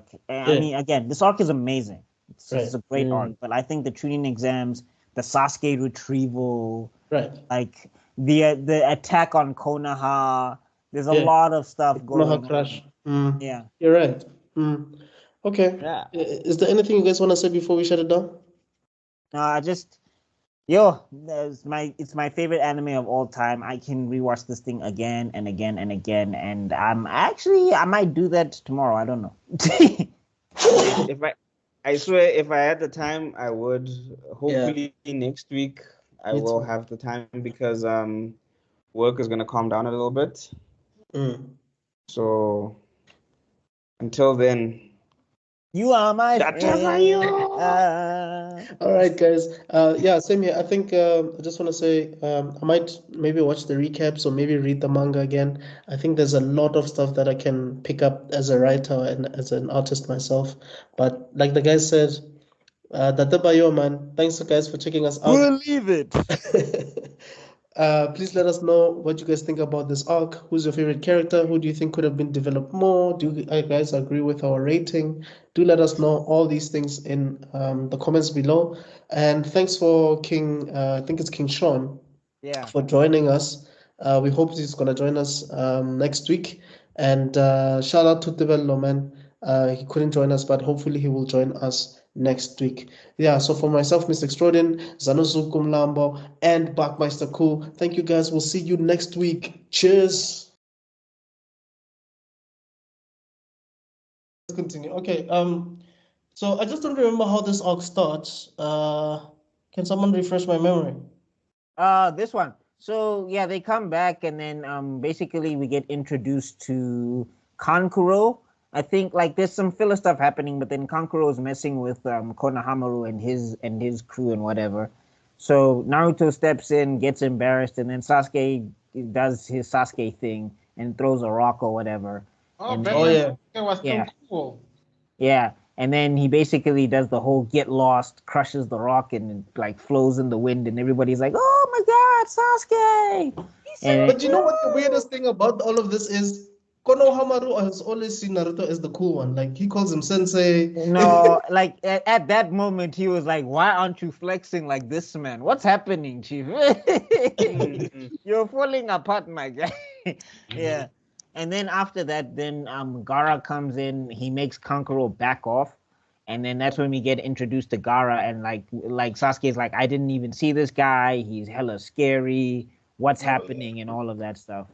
And then And Temari, right? I think he was yeah, Temari was also there and everything. yeah.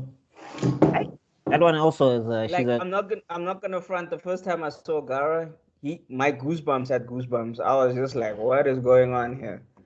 And that time, remember, he's a kid at that time, but like I was just like, the way he was introduced, with no the eyebrows, my move. guy. You must know you're in danger when they don't have eyebrows. Hey, ntanga.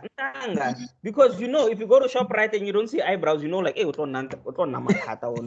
so we already, as South Africans, we know when we don't see eyebrows, we see troubles. We see plastic. Hey, ntanga. We get as plastic, she has to make it, and therefore she like doesn't want to, like, but it's right there, like Or sometimes they don't even work. Sometimes like don't even chance it. Like they No, just sometimes they just say void, even though everything is on the. You're like, wait, void for what? It's everything that I wanted. What are you I talking said it to know. I'm not working, but I'm not working. I'm waiting to go home. And don't you dare ask for a cashback, because you know, how dare you want your own money? Like, what? You have money in your account. What is wrong with you? Anyway, Sorry, King Sean, did let's you get want to say back to something? Gara. I think you were about to say something, King Sean. Oh no, it's just going on. Oh, okay, cool. Okay, let me just finish my point on Gara. The tone that they brought him in, the music they played, the lingering shots, that like you could tell Gara was important, and you could tell Hore, he's coming here with that Black Force energy, and I think that was beautifully foretold with the music, with the shot selection, and just And the voice lack work. of words. Yo. And the lack of words, you know, because he doesn't say much, but like, you know, Hore, hey, I don't know who this is, but like he looks like a problem. So I He think was sort of like the main villain, you would say, right? Of this. yeah, like of they the Forest of Death. they No, foreshadow it. I wouldn't say he's the villain of this. I would say there's someone else that's rather the villain, but you definitely know he's getting set up to be big a lot later. Yeah, I don't think they make him a villain, but I think they set him up that he's important and that he's menacing. All right. Yeah, then I think after all of that, then we get information on what the tuning exams are. I think Kakashi tells them no, that's yeah, oh yeah. Kakashi does tell them to show up and when to show up and what, and it's an individual choice or whatever. Basically, he makes sure that everybody is there because they should be there for their own reasoning or whatever the case is. Because he's like, I didn't want Sasuke or Naruto to, like Sakura specifically, because we all know Sakura doesn't have a motivation at this point. So yeah, so it's that whole thing of I want Sakura to show up on her own, and everything. She does show up on her own and whatever, and then that's when we get introduced to the Rookie 9. So the Rookie 9 consists of Shikamaru, Ino, Choji. Can we bring them Kiba. up by teams maybe? Oh, okay. So we got Team 10, which is Asuma Sensei's team. That's Shikamaru and them. And then we've got team, is it 9 or 8? So Team 10 is Shikamaru, Ino, and Choji. Yeah, that's Asuma Sensei squad. So lazy, And then, so lazy eater and screamer.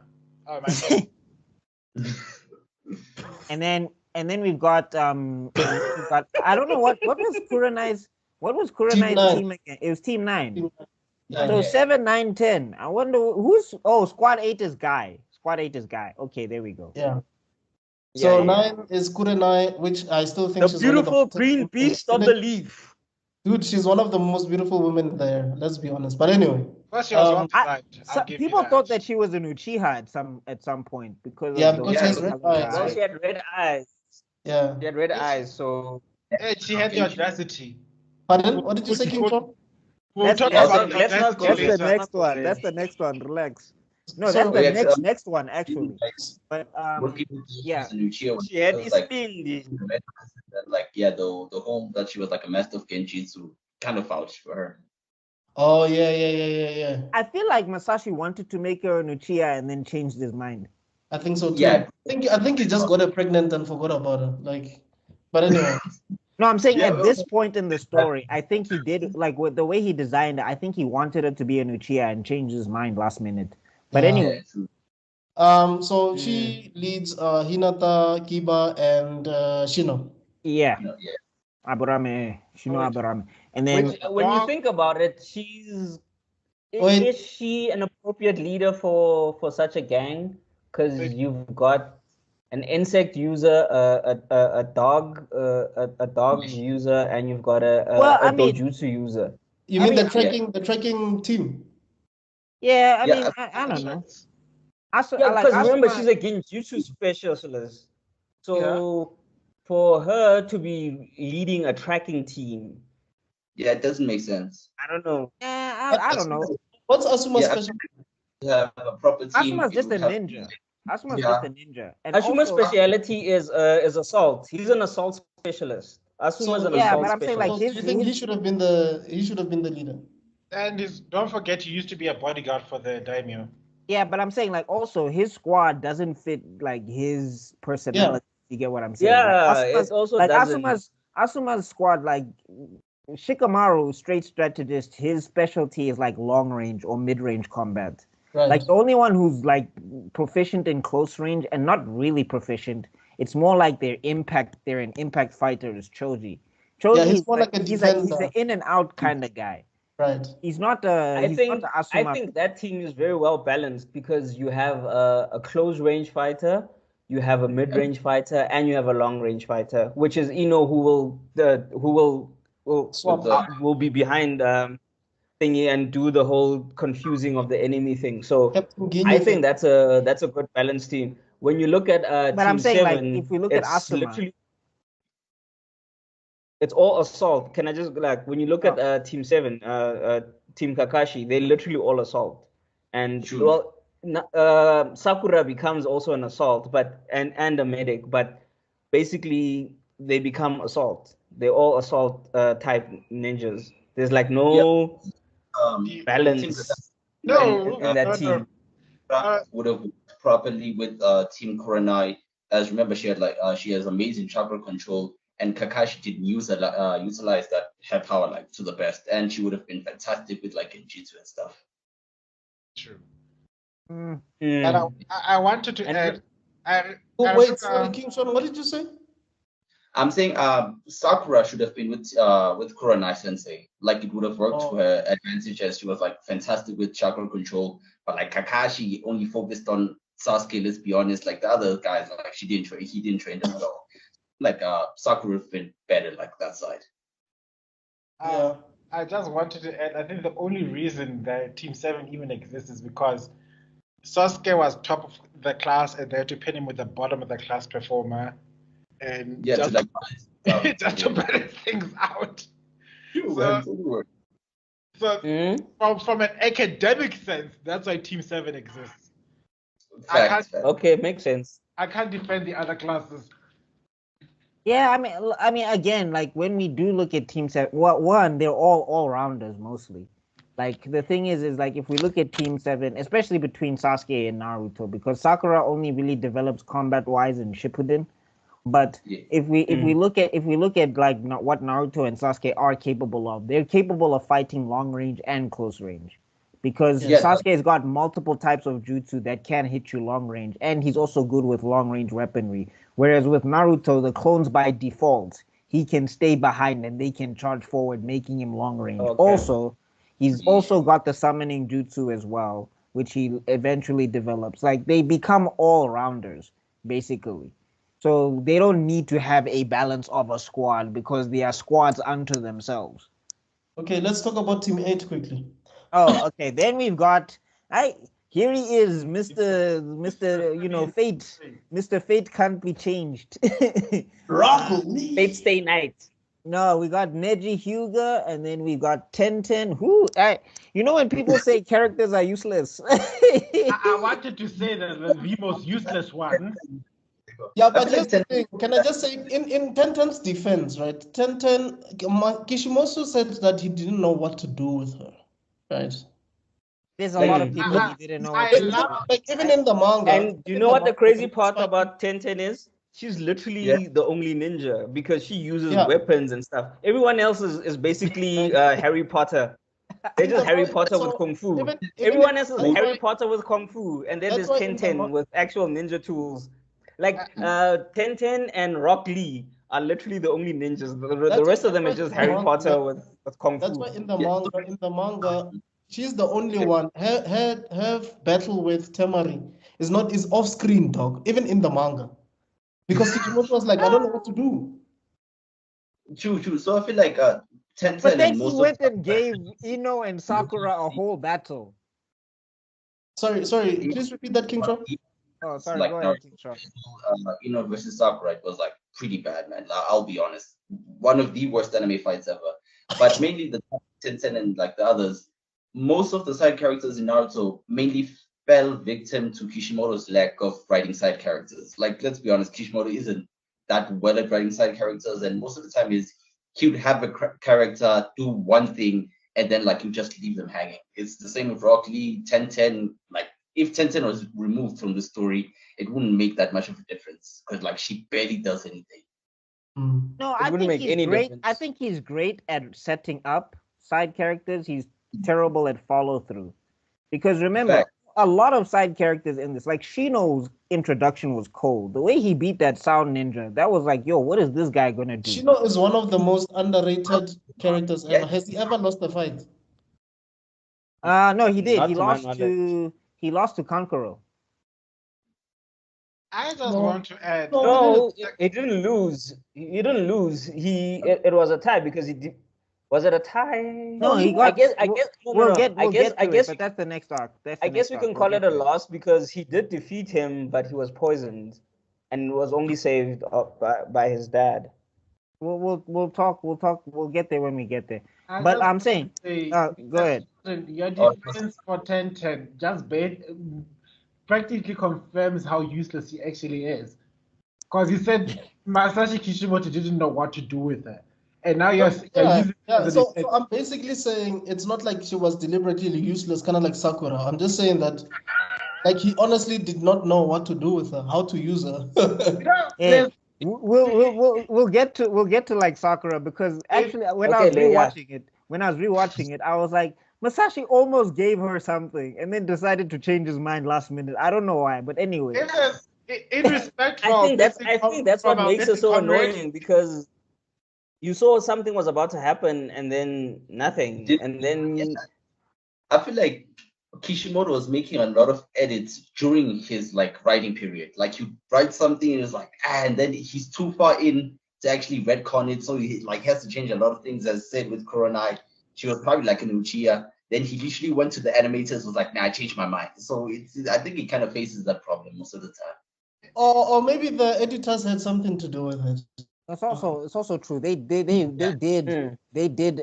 meddle a lot in the story. I mean, Because think about it, I'm sure they were like, we cannot introduce a female Uchiha if we have this grandiose idea of having Sasuke fight his brother because his entire clan has been decimated. So let us make And sure this that is the last women is Uchiha. Uchiha. I just wanted to ask you historians, at this point in time, it was called the Uchiha Massacre, not the Uchiha clan destruction. So a massacre means there could still be survivors left. Yeah, it was still Yes, yeah, but no, it was, but yeah, but Wait, they the character- constantly reinforced that no one outside of Sasuke survived. Like even when Yes. Sasuke is having his flashbacks, they constantly say the whole clan was wiped out. Okay. So I there's a just wanted to specific add- episode. Yeah, there's a specific episode that addresses that. Anyway, so now we're in the exam. Basically, Naruto gets saved by convenience of plot because because he decides not to give up. He never understood what the test was about at all. That was the funniest shit ever. Shout out to Sakura being smart enough to just answer the questions. And then getting possessed by her friend. We're getting to the tuning fights. We'll get to the fights. But No, I'm saying, it's that exam. She wrote the exam, she finished it, and then took over her mind to read the answers so that she can write down the answers. what the point was is that you're supposed to use your skills to gather intelligence in a difficult situation. So And she was like, wow, this is not even a situation I need So to. basically, if Shino had used one of his bugs to go and look at Sakura's exam paper, that would have technically been okay, right? no, Yeah, he did. Gara He did. used That his was eye. the exam. Yeah, Gara He used his did. That eye was thing. the exam wasn't what was on the paper. The Right. exam was getting information to finish the paper. That was the exam. This is the whole cheating thing. I have a genuine question. How did Tenten set up those mirrors? Like, it's been bothering me like for the longest of times. Like, there's no way that people didn't see her go up there, place them, and she use the strings to control them. She's a weapons master, Chief. She used the He's a weapons master.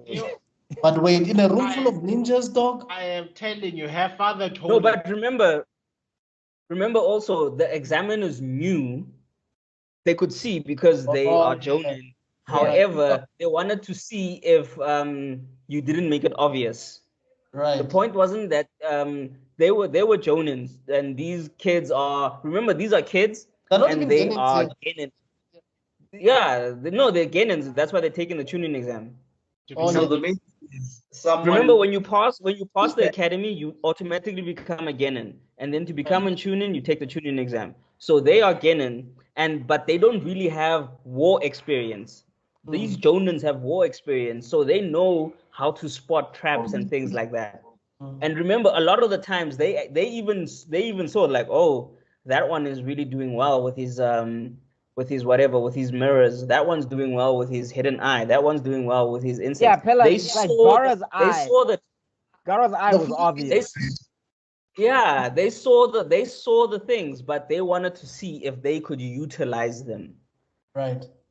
Yeah, so it wasn't a case. comes- So if they wanted to get caught, then all of them would have been caught because I mean, you just literally put just one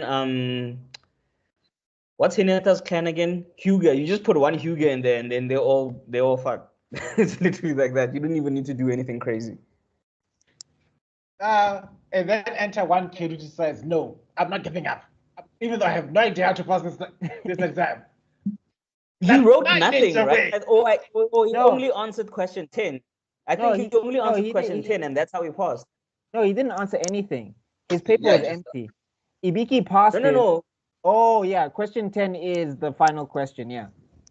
Yeah, he literally he wrote. Okay, so in the exam there's 10 questions, and everyone is using little cheat tricks and whatever, writing on the arm.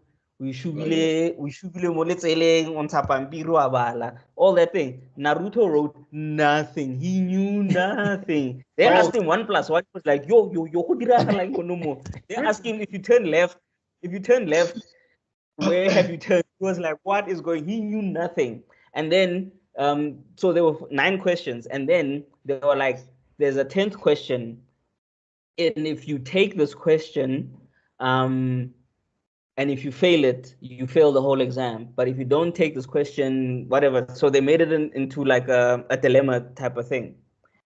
Naruto with 0 answers, he was like, if that, I'm going ahead. What is question 10? And because he took question 10, he technically passed. that's not what he said. And no, but I'm paraphrasing. So but basically question 10 was, are you willing to take the chance? And because he was willing to take the chance, he passed with writing 0 answers. I'm talking about 1 plus 1, and this man had no clue. And this right here is why I think nobody in the village connected that Naruto is Minato's son. Because there's no one that stupid could have been born from that man. They were just like they were just like his father has to be somebody else. It must be somebody from other way in the land of fire. Never in 100 years. There's no They were way. like, we made a mistake. Shout out to Hinata. The blonde hair Also, threw us off. Hinata was smart enough because Hinata didn't cheat. Also, she just wrote the answers. Like And then Hinata she low-key is a genius, and nobody She tried says to help her anything. boyfriend. She literally was just She like does what? Naruto. No, she was trying to help Naruto. She was like, "You can cheat off my paper." She knew the answers. That's the paper. But Naruto was too slow. Hey, girl, risking her career for a man, and the man doesn't do a shit. I'll say it again. We are the heel. Men are the heel. Thank Yo. you. Thank you very You know, much for coming to my TED I Talk. like the writing of this though, because I don't think we saw Might Guy's team at this point, because they had already passed the year before, isn't it? No. They were rookies still. They were rookies. Yeah, No, but they had passed the year before, but he skipped them for they the had tuning passed the year exam. before, because the year before's A student was Neji. Yeah, but they say that Rock Lee is still a rookie as well. No, yes, they do fall under rookies, but what I'm trying to say is, Oh, okay, but I see. Let's say what he's trying to say is if the tuning exam is in June and Naruto squad they passed in March, then that squad passed the year before. They passed in December already. They had already passed. So then Yeah. they just go straight to the Forest of Death type thing. Okay. Yeah. Yeah, To they put it- and then to what put it the into thing is, context- guy, he gave them so let's say like Team 7, they've got 3 months experience, but team what they team 8, ne? Yeah, Yeah. Team 8. Yeah, Yeah. team 8, they've got 6 months of experience because guy didn't want to give them the exam too early. He wanted them to get more experience. Mm. So basically, you know, So that's what he when you're getting your driver's license, first you get your learner license, and you've got like 18 months. So some people get the learner license, and then after 6 months they go for the driver's, and other people take the serious time. So yeah, and they got the learners. I get a feeling he was just also preparing 1010 and Rock Lee. He didn't really need to prepare Neji of anything. It was just the other two that needed more training. Mm. yeah, Okay, because so- basically Neji was the A student of his class before. Yeah. That So year, then after that, that's when everybody gets to. Then we basically get to the Forest of Death, with the introduction of Anko, one of the characters that Masashi Kishimoto or like What the a Naruto wasted franchise has character. just done the So- dirtiest. Oh because I god. felt like she was like the siphon of this universe. Boy, was I wrong. Remind me again, who is she? She's the Anko is one the who has the instructor, charisma. bruh. The She's first the one. snake She was the lady, instructor with the snakes. Oh, She was the a snake former lady. student of Orochimaru. Yes. Handsome Man. Mhm. Of damn it. Yeah, I wanted to Orochimaru. put some South Africanness into I wanted to put Oh. some South Africanness into it, but I forgot Of the word that I need. Isinyoka. Yeah. So you know that Inyoga, when you make money, when you need money and you have that Oh, one, I Mamlam. was looking for that name of that Inyoga, but now I Mamlam. forgot it. Mamlam. Mamlambo, yeah, it's a Mamlambo. No, Mamlambo is the river one. Aleport. There's a specific one for money. I forgot what Uktwala. The Oh, student of the Twala. okay. No, that's also not correct, but I digress. I need to Let's South move African back. dub of Naruto coming soon. Just Guys, you know What what? Ne? Some of the characters must have like we must have like all the languages in there. Like Team 7 tlana Basotho, Team 8 tlana Bazulu, Team 9 tlana Batswana. No, Like no. so, Ona mahlo a hae. and then we'll have a random team. And then we'll have a random team Kastotitala Danje. Like wash when I water tribe. Don't go loja who change the young ye. Stand you normal. Like No. it will be the It's gonna turn it will into be the the Hunger most Games. Yeah. like Oh, you'll literally so just be watching you guys- like what the fuck is going on? Do you guys remember the rules of this test? Because I know they had specific days. Forest of Death. So Forest of Death, they have I just 5 remember days. there was a time limit. No, so they have 5 days, and basically what they have to do is there's a bunch of people who have an Earth scroll and a Heaven scroll. So Yeah. so if you have a Heaven scroll, your goal in the 5 days is to get an Earth scroll. If you have an Earth scroll, your goal in the 5 days is to have a Heaven scroll. So you basically have to survive in the forest for 5 days, get a scroll, and then you have to go to the tower with the 2 scrolls, and then when you open it, you'll summon your teacher or whatever who's a tuning to tell you that you passed or whatever, and to go on to the next thing, and basically to give you the message of what the 2 scrolls mean or whatever. So that's the whole test in a nutshell. Okay, so you had Team Yeah, so Naruto. I basically don't even there's know why if they there's call it Team so if Naruto. there's 10 because- teams, 5 will have Earth, 5 will have Heaven, and you battle. Right. It's kind of like the Hunter exam. Yes. Thank you Huh. for saying that, by the way, because Buckmaster and I usually go back and forth about this. But yes. Yes. The Hunter exam didn't do teams. Everybody was there for themselves. No, I know. I know. Hence, Also, I said kinda. In honor Hence, I of our said missing kinda. comrade, I need to say this one very important fact. Sakura has never been more useless than this entire first part of the arcs. True. The whole No, haircut actually, thing, she's more useful here. She's more useful here. I feel like Yeah, I was just she's about to more say, useful like, here here than she another ever is. Ever. It gets Like- worse. shows how And bad I'm she still is. gonna say she's more useful than Orihime. Orihime healed people. People were helped by Orihime. Orihime at least took, and they were she healed also like took- this. And I'm saying she also took down a villain one-on-one. When her powers awoken, she had a one-on-one. Sakura's never had a successful one-on-one ever. Bad. Yo, wait. Yeah, fact. Never. She's never had a one-on-one. Never a successful one-on-one. Okay, The well, it one-on-one was- she fought, she it had to was- fight to a draw.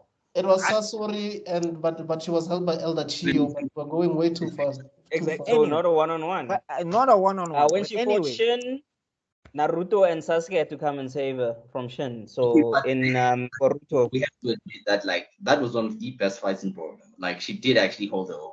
We'll have to give her that. oh You no, still- she was beasting, but then she got done by the story again. Like, oh no, it's Sakura. She has to lose. Because honestly, she should have won. no, I but mean, I'm saying actually at that stage, the biggest she's, I'm saying the biggest L she took in Boruto is letting Sasuke disappear for 13 years, and then he didn't even know what his child looked like, and then she just like, okay, it's fine. It's like your husband my husband. almost stabbed your daughter. Anyway, Before tangent. we even get to that, there's a very funny meme that I saw that said this is the only possible way she got pregnant. An eagle came by, it's like this. Take this vial of semen and insert it. Oh. That's the only way it makes sense.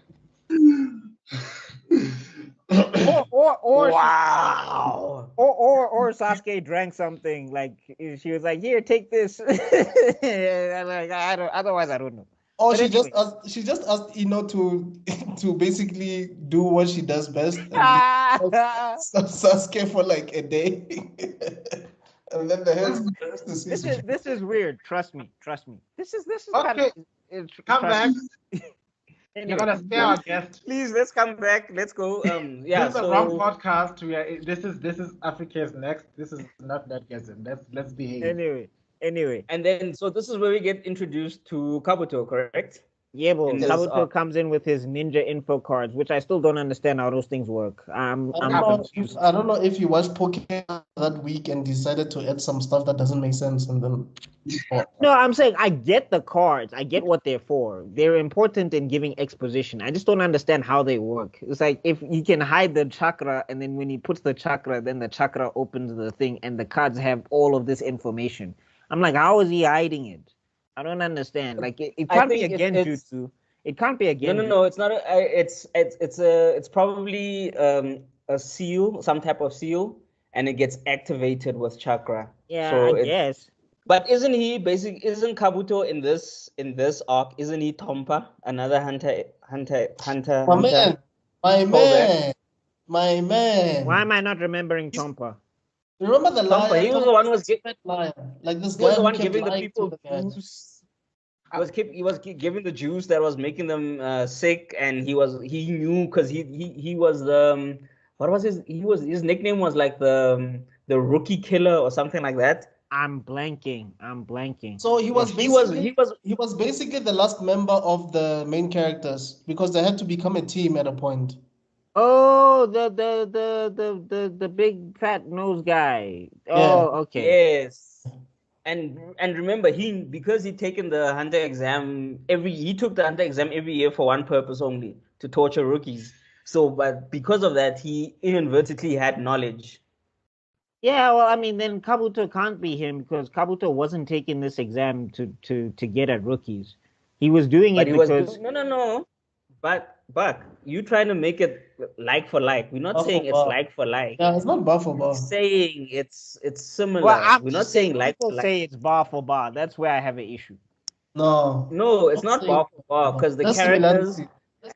Wow. the similarities and their points and what I'm not their denying mission that. is different. I'm not denying that. I'm just saying when people say it's bar for bar, that's when I'm just like when they just say No, it's not straight bar up, for bar. when they straight up say Masashi Kishimoto just copied Togashi. I'm like, no. And I'm also like, No. Togashi is not the first one to have a tournament arc or an exam arc or whatever. Technically, he did this already in Hunter. I mean, he did this already in what's the series? Reagan. Yu Yu Hakusho. Yu Yu Hakusho. Technically, he had done this in Yu Yu Hakusho with Genkai when they had to do Genkai's training and everything. So I'm just like, when you say, you know, it like similarities are similarities, but like this bar for bar stuff, stop.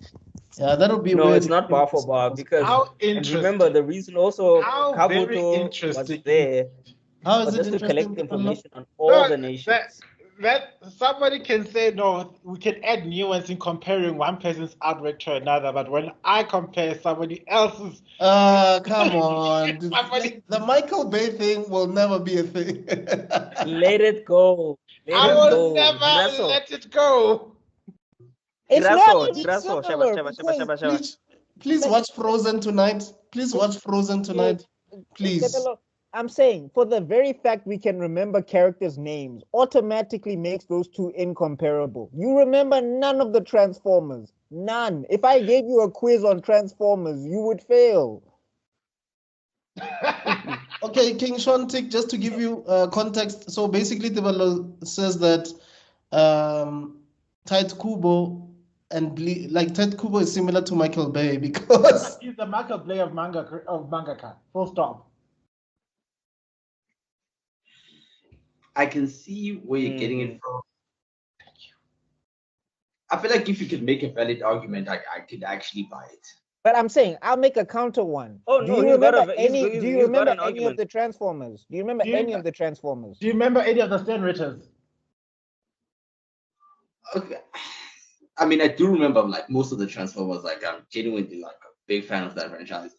No, I'm saying from that movie, like that movie specifically. he's Do you talking about remember the Autobots or the Decepticons names. any one of them which besides movie Starscream? specifically? Besides, okay, if you can name any Transformers besides Starscream, Optimus Prime, and Bumblebee and Ironhide, outside of those, And Megatron and Megatron. and just Sentinel. just name anybody outside of those five.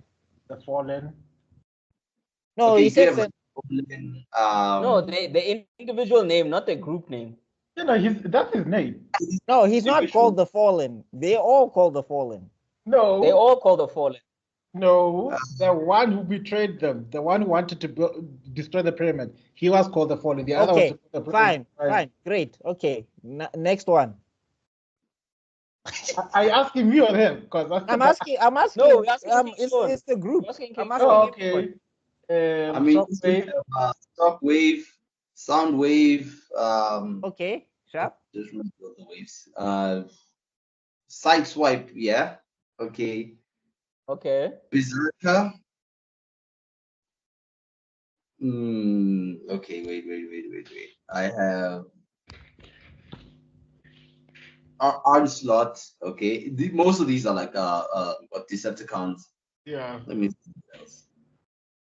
Yeah, but that's impressive. I'm actually. impressed. That's Now, impressive. Yeah, that is very Now- impressive. Now let's I play mean, the the dark inverse. side is strong in you, but it's impressive. Now still. let's play the inverse. Name me at least 10 from the Gote 13. That's not fair. I wanted to. No, it's not. It's No, fair. let me put- It is let me very put- fair. No. That's why I asked you. Name the 10 written because Gote 13, he still gave a damn. But the moment it reached the 1,000-year Blood War arc, that's when Michael Bay took over him. No, but I'm saying he cannot No, be but- Michael but you Bay made then your- because there was a point where he had quality. But you made your Michael Bay. But you made. Hey, there your was a Michael point Bay- that Michael Bay did something. You made your point. No, But he you made did your Michael not. Bay debate before we Michael's did been Michael Bay. the 1,000-year Blood War. Michael Bay's been Bailey's story with dope action. That's Michael Bay. Not even dope action. Name me one scene. Like I just remember the junkyards crashing against each other in the middle of the city, and then Now- there was slow motion for 5 seconds, and then go back to junkyards. Now, I swear. Man, trust me, the Transformer movies are like, man, regardless of what we may say about them, like they are just beyond phenomenal. I don't get why like people some like majority play. Sean, Then one I through don't five, know. one through Uh-oh. 5, it's the same movie. Uh-oh. 1 through 5, it's the same movie. They Okay, all I have would something agree. that happened in the past. There's a MacGuffin that they need to get, and then there's humans running around, and then Optimus Prime has to die or something like that has to happen. And It's then- every He movie. has to find something that gives him a power boost. Whether it's And we the don't even know why they're finding this thing. We don't know how the humans are connected to the Transformers. And the Transformers always say, I'm protecting humanity, but they fight in the middle of the city. Okay, hear me out. They did have a lot of retcons, and in most of the movies, they always have a MacGuffin they have to find. But you cannot deny what Transformers 3 did with pushing the PG-13 rating. Like it was actually phenomenal, man. Like those Transformers 2. What do you remember? Like, okay, for example, Megatron's beef with Optimus, right? In that movie, he shows up for 5 minutes to snarl and then he dies or whatever because Optimus Prime was fighting this other guy. Sentinel Prime, do you even know what he wanted? I don't know what he wanted in Revenge of the Fallen. What was the revenge? No, it's not Revenge of the Fallen. It's That's Transformers 2, There's Revenge no- of the Fallen. I don't know what is Sentinel Revenge is of the Revenge of the Sentinel Fallen. is in the third one. I think it's Rise of something. Yeah, that's right. Dark of the Moon. The Dark of the Moon. Okay, I think Yeah, man. I can see now that how these videos become 2 hours long because of me. Because I bring up something and we all get heated. And you keep quiet. Like what the hell? He throws the rock and then he Akiri. runs away. Are No, you this is like what the he does. chandler of this group, He though? throws the rock and then he takes off his glasses and he's like, it was all part of my plan. I shall occupy that vacant throne in heaven. Okay. Anyway, that's also another one. At least I know Eisen, and I understand Eisen's plan. There's no villain of Transformers that I understand. I don't get it. None of them. Okay, that's a story for another day. But Let's- isn't they all have one plan to terraform the Earth so that it can become Cybertron. the planet of the Decepticons. That's literally all the movies. That's the plan. All Okay, of them. who's the villain in the fourth one? The bounty hunt. Yeah, that guy with the face. He's not the villain because remember, Kelsey Grammer was also there as the villain, so we don't know. He's Gunface shows up for 5 minutes and then dies to Optimus. You Till see, Optimus this kills thing both of of them. introducing like 2 villains in a movie. I don't know why superhero movies like doing that because Sometimes it's No, unnecessary. but Michael Bay, the thing is, it's been incomprehensible. I don't get any of them. Not one of them. Even 5, I don't You know what? understand. I think I'm gonna make it my mission. I'm on leave from Okay, let's get back after to tomorrow. I'm Naruto. on Yeah. leave. I'm gonna make it. I'm gonna rewatch all the Transformers. So pray for me. And then God, because why? I really don't remember them because You don't I have- want He doesn't fall asleep. Goku, you don't have to do this. Don't give yourself now. but I do. I'm gonna eat the sensu bean. I'm gonna give Majin Buu, aka Majin Buu. No, sorry, I'm gonna give Cell, aka Transformers, the sensu bean, and then I'm gonna box because I want him at his best. No, at this point in time, you're teleporting yourself away with Cell to King Kai standard. That's what you're doing right now. Hey, look, I am willing to suffer for this art. Listen to me. Guys, I am willing I to think suffer. I think King Sean has limited time. Can we just continue? Okay. Oh, Okay, yeah. Okay, sorry. Like we said, we tangent, but we are back. Okay. Anyway, so right now they've just done the exam. They're in the Forest of Death, the first opening, and then we actually get to see Team 7 bond. I think a lot of people this Yeah. arc is kind of underrated in the fact that we actually do get to see them be a team. Didn't Like, they they go are- fishing at a point? Sorry? I think they went fishing at a point, like for food or something. No. right? Like, they had to find food, and basically Naruto was to scare the fish so that Sasuke could hit it with the kunai and whatever. But I'm Oh, saying, yeah. but I'm saying, like, we get to see you get to see Sasuke's analytical mind, because people try to impersonate Naruto because they see him as the easiest one in the group to impersonate. We see him creating these traps and everything. And then we also get to see, like, the brilliance of their teamwork and coordination with Naruto as well, and all of that stuff, because there was, Who's the leader at that point? Without Kakashi, who do you think is the rightful leader? no, then? at that point it's Sasuke, because Sasuke Yeah, he's 100%. making. I don't know he's why they making call it Team strategies. Naruto. It's definitely Sasuke. No, I but the can thing tell is, you why. Naruto came in clutch. Like, there's a lot of times where Sasuke was falling apart, and if Naruto was not there, the team was gonna fall apart.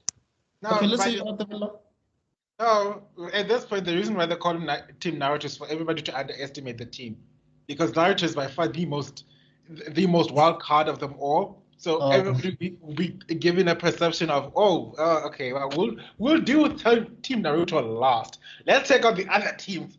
Little do they know. Fair enough. Remember, Naruto at this point, Naruto's got a good fighting mind. He's got good fighting instincts. He doesn't have a good fighting mind. Meaning he's instinctive. Like, if a situation happens, he'll react to it. But he does not plan ahead. He does not plan ahead. Basically. Yeah, he doesn't plan ahead at this point in time. Sasuke is planning ahead. He's thinking. Sakura, she can also, when she's not distracted by looking at the Sasuke, she can also plan ahead and try to think of something. Right. So the same at arc this- where Snake Boy tries and You mean Voldemort? I mean, sorry, Orochimaru. Yeah. Yeah, if you yeah, ever want to or- talk about Ninja R. Kelly, that's your guy. The Hisoka. I was about to say, number one. if there's any watch group, He is R. Kelly. He is Woody Allen. He is Elvis possibly. Presley. He's all of them. Hisoka. who's the guy who ended up quote unquote killing himself? Something Weinstein. Is Harvey Epstein. Weinstein dead? Wait, No, did he get Epstein. himself? You're talking Yeah. about the Epstein. Oh, Yeah, Epstein. Epstein. Yes, Yeah. he's Wait, Oh, Epstein killed himself? he killed himself. Oh. So, We cannot confirm nor deny, and don't deny us our visas, The America. views Anyway. expressed in this episode do not reflect. Disclaimer point. Anyway, For getting the back to it, yeah. land of the free. I don't know the rest. And the home of the brave. And the home of the guns. I mean, brave. So they're just taking away our visas. Okay, great. Anyway, getting back to it, right? So yeah, we get to see them bond as a team. We do get to see, Sakura. Like, there is points where she's just not being, annoying for the sake of being annoying, which was refreshing. which made it all the more frustrating when we get back to her later. But what's this? Like, there's this one point. Also, is it Anno? You said who? Anko. Anko had sent some people to scout and basically not really supervise, but just oversee. No. She didn't send anybody to oversee. What happened is that, remember, they find the bodies of that team that Orochimaru and his gang impersonated. And then basically she makes the connection immediately, like, this is his jutsu. He did something here. He's in the forest of death. We need to send all the teams, get the Anbu, Black Ops. Basically, she needs to find this guy immediately. And type you know, shit. I think she calls her 911. reaction gave us a perspective of just how dangerous Orochimaru back then was. Later on, he becomes a character of himself, but at this point in time, we get to the sense of, wow, this shit's for real. We never had he was Voldemort at this time, yeah. We never had a this shit's for real villain up until this point. No, Zabuza had a moment. Sorry, what did you say? Just hold on, guys. Just hold on. King Sean speaking. King Sean was saying something. With Anko's reaction to the whole, it's gotta be Orochimaru, the main thing that made him so ominous, it was the idea of him, not him exactly. It was like, what is he capable of? What is he gonna do to these kids? And I feel like Orochimaru was like one of the best villain introductions like we've gotten in a while, and I feel like it's the build-up more than the payoff. That's why I'm using the whole Voldemort analogy, because if you remember Voldemort, for like the first 3 movies, we didn't see him. It's just, do not say his name. You're like, this guy must be like. He wasn't even alive in the first 3 movies. He was alive, but he wasn't like in a body. Yeah. He was in the movie for like 3 minutes apparently. No, but I still say the payoff. I still say the payoff when we get to the next arc, when we talk about it next week. I still say the payoff was pretty big, because he did come in and he did do a really big thing. No, he did. He did. And also, like, later, when we see him later, he's also doing a really big thing. I think the fall off maybe for him is in Shippuden, maybe. But by that time, we got other people who were way scarier. So, look, I think after the introduction of Madara, he becomes sidelined. I feel like it would have been better if they just killed him off and like not bring him back. Although he was more of a plot device when he came back during the war, because like he made some decisions that didn't make any sense. But yeah, I feel like they should have just let him be. Yeah, I mean, I would have been cool if he got bodied, but like I don't know. I agree. Yeah, I think if how he died in Shippuden, I think that should have been how he died. I think it's just that thing of like, sometimes when an author likes a character too much, they just find ways to bring them back. Hey, dog, that is the number one hardest. But I'm saying, like, that's the number one hardest guy to kill in the Naruto verse. Like, Orochimaru survived everything. He's one of the smartest characters. We'll talk about it later. I remember in the light novels, Sasori and Data actually went to kill him. They blew his lab up. Bro survived somehow. Like he's genuinely like a snake. He's like a cockroach more or less. Yeah, I was about to say. He's that guy. He'll survive the nuclear blast. He'll survive it. Yeah. So then basically, Uncle panics. I mean, we also get some other stuff. Sorry. Go ahead. Slight tangent, but I wonder what would happen if Orochimaru met Kozuchi Mayuri. Exactly. No, Mayuri would be creeped out by Orochimaru. You'd want to bottle him up. Yeah, but I'm saying I'm telling you, Mayuri will look at him and he's like, dog, you bite boys on the neck? I don't know if I can. You like that? I like that I remember I saw what would happen if Makima, Orochimaru, Hisoka met. Yo, dog. Oh, Lord. I saw that. I was like, okay, Predator this is Central. No, but someone please call 911. Oh my but God. Makima at least is messing with adults or with people who are like over 18. Okay, fine then. My Valentine. Oh, hey. 15, man. There's no. Okay, let's go back to the forest because wow, this one is going. Okay, yes. yeah. First, sorry. They're gonna put us on the list. Yeah. So shout out to So we get to see the inner Shikacho in formation. It's not that impressive the first time we see it. It's much more impressive later. But we do get to see the inner Shikacho formation. which was I guess fun. We get to see Rock Lee and the Oh, potential of sorry. Rock Lee. Before you go on back, I think I liked the ego because it showed that they were still kids. They were these smart, elite, well trained, but they were still kids. They are Okay, child And soldiers. they were we still missed Understood something. children. learning their We powers, missed and they something weren't important. like We missed Yeah. something important. We didn't explain that this is the team from the Mist that's fighting these kids, right? From Oh, the, okay, yeah. From the Hidden yeah. Mist, yeah. Is it now the But hidden then- mist or is it still the bloody mist? I still No. The Bloody no, Mist no. ended after Zabuza. It's Okay. Yeah, remember after the third Mizukaki passed away, they stopped being the Bloody Mist because the third Mizukaki, he's the one who brought on the name of the Bloody Mist.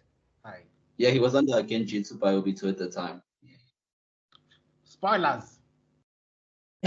Series is done, my guy. If you don't know now. But anyway, yeah, so- There's no spoilers here. If you say spoilers, then like I so Yeah, and funny thing, I could consider it as a plot hole. They never told us what kind of Genjutsu Obito had used on him because it was so powerful that when they released him, bro literally died like a few days later. If well, not, dog, look at the Sharingan. Look at what the Sharingan has done in this series, bro. Like- a Sharingan is the ultimate hack. Let's be honest. Like Itachi's Mangekyo alone can put somebody in a torture thing for like days, and it feels and minutes past. Like he can warp reality. Like Obito, at some point, he could transfer his body to other dimensions. Not to mention what Madara and what he did with. And then also remember, he also had access to a Rinnegan at the time as well, or whatever the case was. I think what is question like the real plot hole that is really tapping into is that from what we learned is that the Mizukage was a perfect Jinchuriki, which means in the under Genjutsu, the tail beast is the one who knock you out. So what kind of Genjutsu was so powerful that it put not only the Mizukage, Okay, but if the we're three skipping ahead, Madara had perfect control of the Nine Tails every time. Yes, he put the Genjutsu. I was about to say, on the remember 90. that the Sharingan could control the Biju. So if the Mizukage was under Obito's thing, Okay. so I he see what could happened. control both of them. I see what Yeah, happened. because Yeah. Obito could do that at 16. Remember, Yeah, like no, the first time he fights Minato, he's like 16 years old. So I remember on the whole No, topic isn't he of like 14? 16. yeah, he was 14. 16. What? He was 14 14. when he fought Minato. Yeah, he was 14. So I remember on the topic of the Sharingan. It And wasn't you- that long after he And all of He you died. keep going on. I don't know about how much of a genius Minato is. Yeah, so on the topic of the Sharingan, real quick, Cancel I me, remember. Wait, Dude, hold on. We'll talk about that. The Sharingan can copy Jitsu, can predict someone's moves, it can see through what. And then they were like the Mangekyo Sharingan. It can literally do anything the plot needs it. True. Like there's no specific thing the Mangekyo Sharingan does. If it does this, just take it. Yeah, I mean, everybody has a specific ability with their Mangekyo, but like, yeah, I get it. Yeah, it's hacks. Like that's The Nespo, let's be honest. no, like that's why when people say, "Oh, Naruto had so much hacks," I'm like, you guys just ignore the Uchiha every time. Like, but anyway, getting back to it. So we're in the Forest of Death. What's this? Like, we get to see like Sakura does have like like that episode Sakura Blossoms. Like she does do like a thing, and I was almost like, oh, that was kind of cool. And then when we get to the end of it, I was like, all she did was stab his arm. She did all that work to stab one dude's arm, and then she lost the fight. But also, I think at this point, Mashashi was just trying to make sure that he's introducing the rest of the Rookie Nine because they don't really do much. No, I mean, what's this? Rock Lee does have a dope moment. The only thing is that he gets overpowered because of numbers. But like the whole ripping the tree out of the ground by the root with his bare hand, that was like, oh, okay, this guy is serious. Also, remember at Didn't the the damage beginning, is here? I think Yeah, they did. But I'm saying also remember at the beginning of this, he waxes both Naruto and And Sasuke. in front of Sakura, dog. Because Hey, he that was was like, Because he wanted that Sakura nectar, man. he wanted that gigantic forehead. Like I will. No, that forehead is meant for my The lips. power of the Only so- forehead, guys. Never underestimate the power of the forehead. He turned Naruto into a disc and it made him spin The breakdance style. way- I gotta talk about the way Sakura dodged all those kisses. Like whoa, whoa, whoa, whoa, whoa. No, but I'm saying like the way he waxed Sasuke. He was like, looking it at her was- like, "Damn, girl, you need to teach me." No, I'm saying like the way he waxed Sasuke, like that was one of the most embarrassing. Like I don't think Sasuke ever recovered. Like I think I think secretly he practiced taijutsu just because. All day, all night. I think Ah, straight for a up, no. moment there, even Itachi felt it from wherever he was. Like, my brother hit someone more than me. Oh hell! The ass whooping Rock Lee gave Sasuke. I remember before he got stopped, I think bro was actually planning on using the primary Lotus on Sasuke. He was about to, Yeah. Yeah. Which is also He like, was Lee, about to. what are you doing? ending his Like he whole could have career. Isn't that why Guy Sensei came through? Yeah. Because he Oh, was damn. about to kill Sasuke. That was what was going to happen. And Guy was like, Rock Lee, what are you doing, man? Like he said, Relax. my future wife is crushing on that man. So if that man dies, she can't crush on him anymore. Problem solved. Leaf Hurricane. Bro, we're not even at the exam. Yeah. Rock Lee was like, Stay away crush from my bay. minus current crush minus from my bay equals I'm in. That was it. Right, He man. was doing simple maths. Oh my gosh. Okay, so then back to the forest of Oh, death. this is also where we see how cool Ninja is. Remember, because wait, something happens that where Naruto and Sasuke can't fight. No, so remember they have the run-in with Orochimaru, and we get that awesome sequence with Sasuke. Oh, And then before that, we get that whole thing where Naruto is talking to Sasuke like, "Dog, why are you being such a bitch? Why are you so scared? What's happening, Chief? Like, And then what's Naruto's like, I just like how analytical Orochimaru is at this point. It's like, oh, okay, he's losing control, which means the seal is outside, which means, bah! No, although I do love how Naruto was like, "Oh, yeah, I hope you weren't hurt, are you, scaredy cat?" And I was like, That's "Oh, why he okay." gave him the- that's why he gave him the seal, right? Yeah, no, and then he was like, "Yeah, yeah, no, that's where fight that's where like he a gives him the little seal. rabbit." I was like, Oh yes, yes. Oh wait, And that's why- that's So why while they're Naruto fighting, fought they run into. the Yeah, sorry, we giant snake. forgot that they run into Orochimaru, and then Orochimaru, because he wanted to take over Itachi's body, but Itachi was like, Sasuke. mister, No, mister. So Itachi he scared the set hell his out of sights him. on Sasuke. yeah, the Tsukuyomi does. Also, with the whole bite mark. No. Remember, He kill the Kazekage first, or does he kill the Kazekage in the Konoha Crush arc? No. He killed the Kazekage we already. find out. Yeah, but we find out that he did it in that arc. Oh, So okay. basically, Orochimaru runs into them, and because he had a boner for Itachi, but Itachi was like, I win. So he was like, okay, let me not go to that one, let me go to the younger one. And then that's where one of the dopest things happened. And then but that's what happens, bro. Like it's Stop looking it's at me. It's Ninja R. Kelly. Come on, guys. It's Ninja R. Kelly. We know what's happening here. Can I not be disgusted in peace? So King Sean, you still Okay, good to let me go? just finish it off quickly. Are you saying? I was just saying, you still good to go? Yeah. So I think I have about 12 minutes to spare. Yeah, I'm still down. Okay, cool.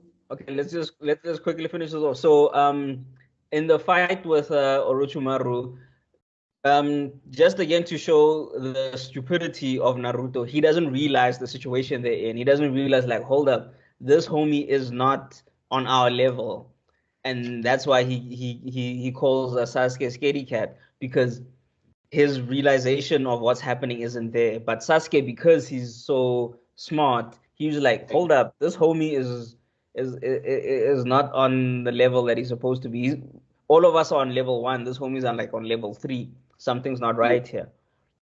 And then So, when Naruto is fighting him, he lose.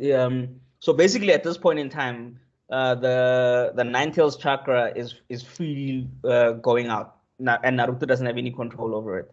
And then when No, he's got some Orochimaru control. sees He's this, got some control. no. Remember, he started getting control when he runs into. Did he run into Jai already? No. Remember. That's why he had the semblance no. to give. No, because remember, he had the sense of mind to give Sasuke that whole scaredy cat speech. Because remember, he blocks the snake with the kunai because the snake was running right towards Sasuke, and he blocks the snake, and then he tells Sasuke, "You frighten like a little rabbit," and then Orochimaru takes the snake tongue, brings him up, and hits him with the seal. all right. So it's during this. And then Orochimaru's. Yeah. Okay. And then oh no, yeah, you're right, because he runs into Jiraiya in between the after the second test and before the third test. Okay. Yeah. Cool. All right. So it's during this sequence when like Gaara is actually like killing people, right? Like it all happens. Yes. Yeah. And it looks gory in the manga. Oh my god. Brought the blood, dog, in the manga. But genuinely speaking, like, didn't any of like the teachers know that Gaara was like literally killing students here? Like they knew well, obviously, the forest of death is where people die, but like Gaara was legit slaughtering them.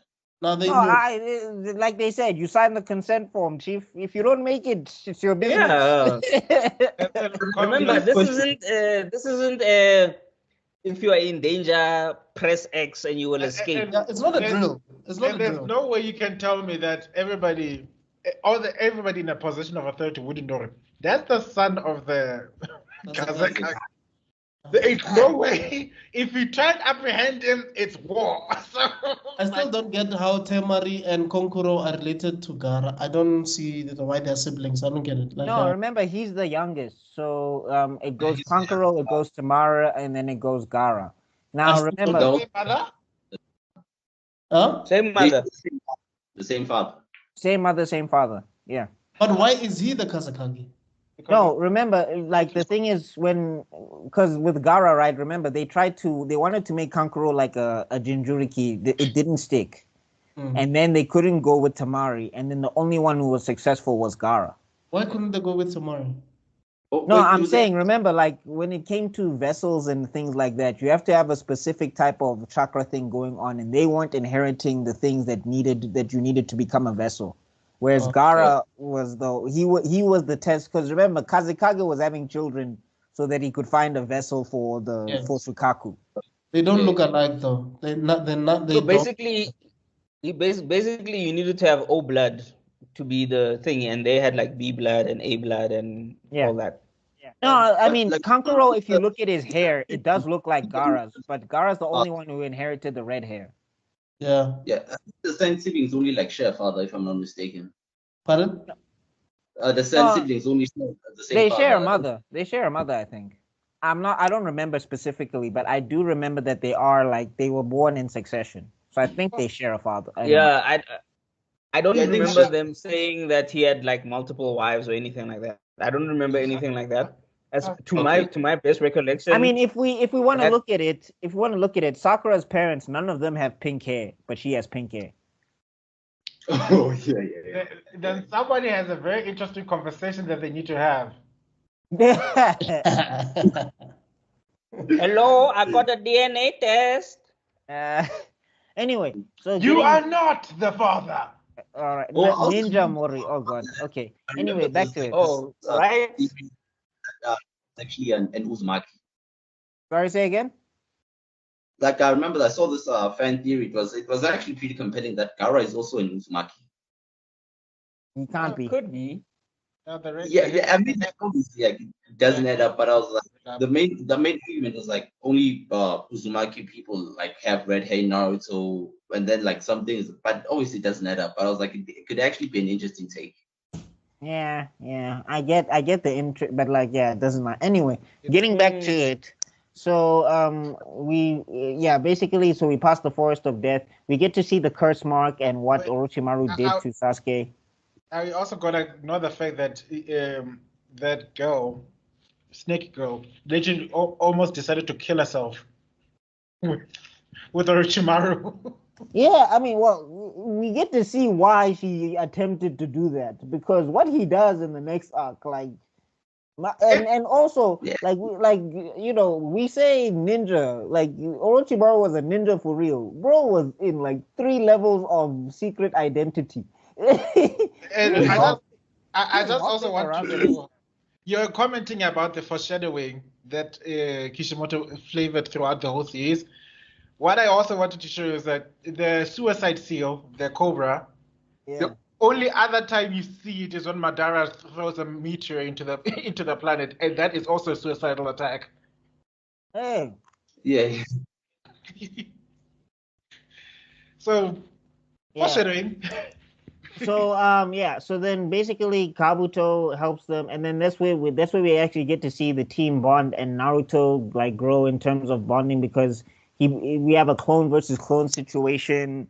We get to see that he can now create clones and transform them and have the clones create clones, so he's getting way more proficient with the Kagebushin, which also it just leads credence to the theory when people like to say that Naruto is about hard work versus talent. It's like, no, it's not. Like, Naruto was stupid. That's like literally his disadvantage. In terms of power, he's always been up there. Yeah, he's always had an ocean worth of chakra. People don't. Even like when we get to Rock Lee, because I really do want to talk about Rock Lee. I know people love to say, "Oh, Rock Lee he should have been the main MC." I'm like, dog, he had Might Guy as a sensei for 1 year, and then became one of the most proficient taijutsu users ever in the history of the Leaf Village. You can't tell me that's just hard work alone. No. It's like there's talent behind that. You know what? When it comes to main characters and their hidden abilities and how people can fight, people think that it's a hex against hard work or anything like that. People don't realize that a main character becomes, or rather, we care about the main character's development not because of their abilities, but the things they have to overcome to achieve the goal they want. Yeah. No matter how underdog story, basically. Yeah. No matter how talented Naruto is, the fact that he wants to become Hokage is the thing that carries the plot along. Sure, he has to save the world and all this other stuff, but his motivation is, I want to become Hokage. Yeah. In an age where nobody else cared. My favorite football saying is hard work beats talent when talent doesn't work. And that can apply to anything. And that's the difference between that's why Naruto whoever is so dope, because he's got the talent, he doesn't have the brains to execute it, but he's got the hard work. So like his potential is there because he's got such a large chakra reserve. Like, put away Karuma, he's already got a large chakra reserve. Like I remember Kakashi himself said, like, dog, if I had your chakra reserve, I'd be like boss. That's how much he's got, and Kakashi is the ish. No, he says that Naruto has 4 times the chakra that he has. Sorry, King Shaw, I don't know if you're piecing out soon, but do you want to give your thoughts on the Forest of Death and the Chunin exams and everything? Okay. First of that, not so much, but mainly the main points I wanted to talk about is like the Chunin exams, obviously being one of the best tournament arcs in like anime. It was like genuinely up there, and I feel like Forest of Death actually gave us one of the most iconic moments in not just Naruto but anime. Rock Lee dropping his weights. Rock Lee dropping his weights, and I liked how Sasuke was so impressed and jealous of Rock Lee that the only way he could keep up with Gaara was to copy Rock Lee's moves. Yeah. I was impressed with that, and obviously I feel like it was an ass pull but Naruto shouldn't have won against Neji. Like it genuinely didn't make sense. But I was like, okay, he's the main character. They I have to push I him. wanna debate you on that so bad, but we don't have the time. I can spare a few minutes. Like how, man? Okay, here's the thing. Naruto won because he hid a shadow clone underground, right? Yeah. But How Neji did should have Neji been able not to see see, that shadow clone able with to the see Byakugan? that. How? Yes. No, I agree remember with you. chakra. Dude was running He was out. out of chakra at that time. He was out of chakra, so he's back. Remember, he he's does- also he didn't fighting have Naruto after Naruto unlocked some of the Nine Tails Fox's chakra.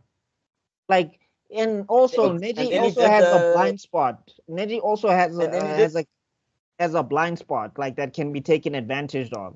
And if you're out of chakra, you're out of chakra. it wasn't the Okay. blind spot. He was out of chakra. Remember, Naruto attacked him where he got the QB chakra, and then Neji had to do the whole spinning thing, and that depleted his chakra. That's why the punch was enough. Naruto punched him out. He didn't do a special move. He literally just punched him out. That was it. Yeah. So Neji was out of chakra. And remember, at that stage, Neji doesn't have eternal Bakugan. He has to literally activate it with his chakra. And So- on top of that, he's never been in a long drawn fight. He's never had to fight for long. Neji never really had stamina like that because every opponent he faced, he decimated them easy. All right. So a quick question right now. Do you all think that Rock Lee should have won against Gaara? No, I think what happened should have happened. I just think that people don't understand that Rock Lee would have washed everybody but Gaara Yeah. at the rookie Yeah, yeah. at the No. training exam. No, for All sure. he did was For sure. suffer a bad matchup. Kankuro decimated. Tamari decimated. Shikamaru decimated. Like there's nobody there besides Gaara that could have beaten Rock Lee at that point. Not Naruto, not Yeah. Kiba, not Shino, nobody. Thanks to mom. I feel like if Rock Lee was given someone else or would have won the fight against Gaara, it would have played a lot to the story of Naruto being about hard work, succeeds, because genuinely, like, during that time, there was no one who was pushing himself more than Rock Lee, right? And it kind of, I feel like that's where most of the disappointment kind of came from. Like, Rock Lee's this hardworking guy, and we all know that hard work wins, and then we see this guy lose. So it kind of like, No, but I'm what's the saying word? that's where people get Yes. confused. Like the series was never about that though. Like Masashi's message through Yeah, Naruto was never about that. But also, I think It that's was- the thing about introducing certain characters because Gaara had already been introduced as this menacing character. If Rock Lee had won that fight, we would have missed the opportunity of seeing how menacing Gaara could actually be in the long run. Yeah, it's like it's basically the Tien versus Piccolo fight. Yeah. Yeah, so Right. I'm saying like the problem of Rock Lee is that he doesn't get used later. But like we got to see that, and also we got to see that he was a splendid ninja without genjutsu or taijutsu. Because remember, he lost to a Jinchuriki. Like I think like people forget. People that- forget that part. Like he didn't lose to Gaara only. He lost to the Jinchuriki as well. Yeah, because he actually punched or kicked Gaara, if I remember correctly, right? No, he hit Gaara at least 4 times. Gaara had never been hit in his life. One. And then Gaara didn't know what a fist felt like. He literally, and remember, Gaara had the sand, his and mom. then he had sand as well on top of that. He has Yeah, his mom and yeah, Sand. yeah. I don't. He had sand on his face, and Rock Lee And the was one- literally he punched his real face. Like he punched the sand, and then he punched his real face. Rock Lee was the first person to Okay, wow. punch Now that I'm Gaara's thinking face. about it, And remember, they sent assassins, Jonin assassins after Gaara, who failed, who never Yeah. touched him. Jonin assassins could not touch Gaara as a baby. And I'm Gaara saying was like 6, that's 8 years old. and I'm saying And like that's Jonin assassins couldn't crazy. touch him. Rock Lee put the brakes on him, and if it wasn't for the, and also Gaara has a lot of chakra because I think this he is not what, only had, he was not only controlling the sand, but he had a sand armor on top of him as I think well. that's when who's this Neji realized that he was not gonna win that fight. No, Nettie wouldn't have stood a chance. I don't care what anybody says. He would not be able to touch Rock Lee. After Rock Lee dropped those weights, that sand that was blocking Shuriken and everything, it couldn't see Rock Lee at all. Like Neji can't block what he can't see. And if you see him fighting with Hinata, he's not moving like he's faster than Rock Lee. Yeah. Before I head out, all right, go ahead.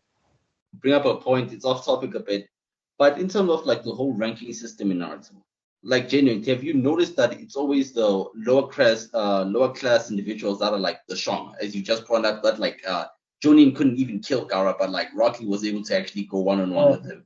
Yeah, that's just main character syndrome, Chief. That's just main character syndrome. Because I mean, there's Anbu Black Ops Masters where I'm just like, you guys would lose to the Rookie 11. I don't care if you're in the Anbu. The one thing that actually bothered me the most, like genuinely still bothers me. Like I remember Might Guy's dad, Might Dai, he was like called what's the Forever Jonin, right? Yeah, the Forever Genin, yeah. The Forever Genin, like he was always washed. But this is the same guy that killed 6 of the 7 swordsmen.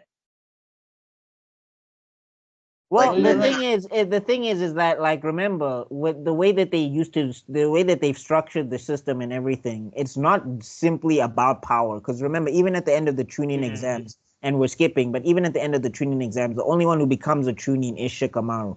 So it's not necessarily based on how powerful you are. It's based on how you can apply all of the ninja. Use your power, and like how can you apply ninja principles and all of those things. But yeah, a lot of people were looking down on Might Dai, and it didn't make sense because but Might Dai also played into it because like for him it was about raising his son.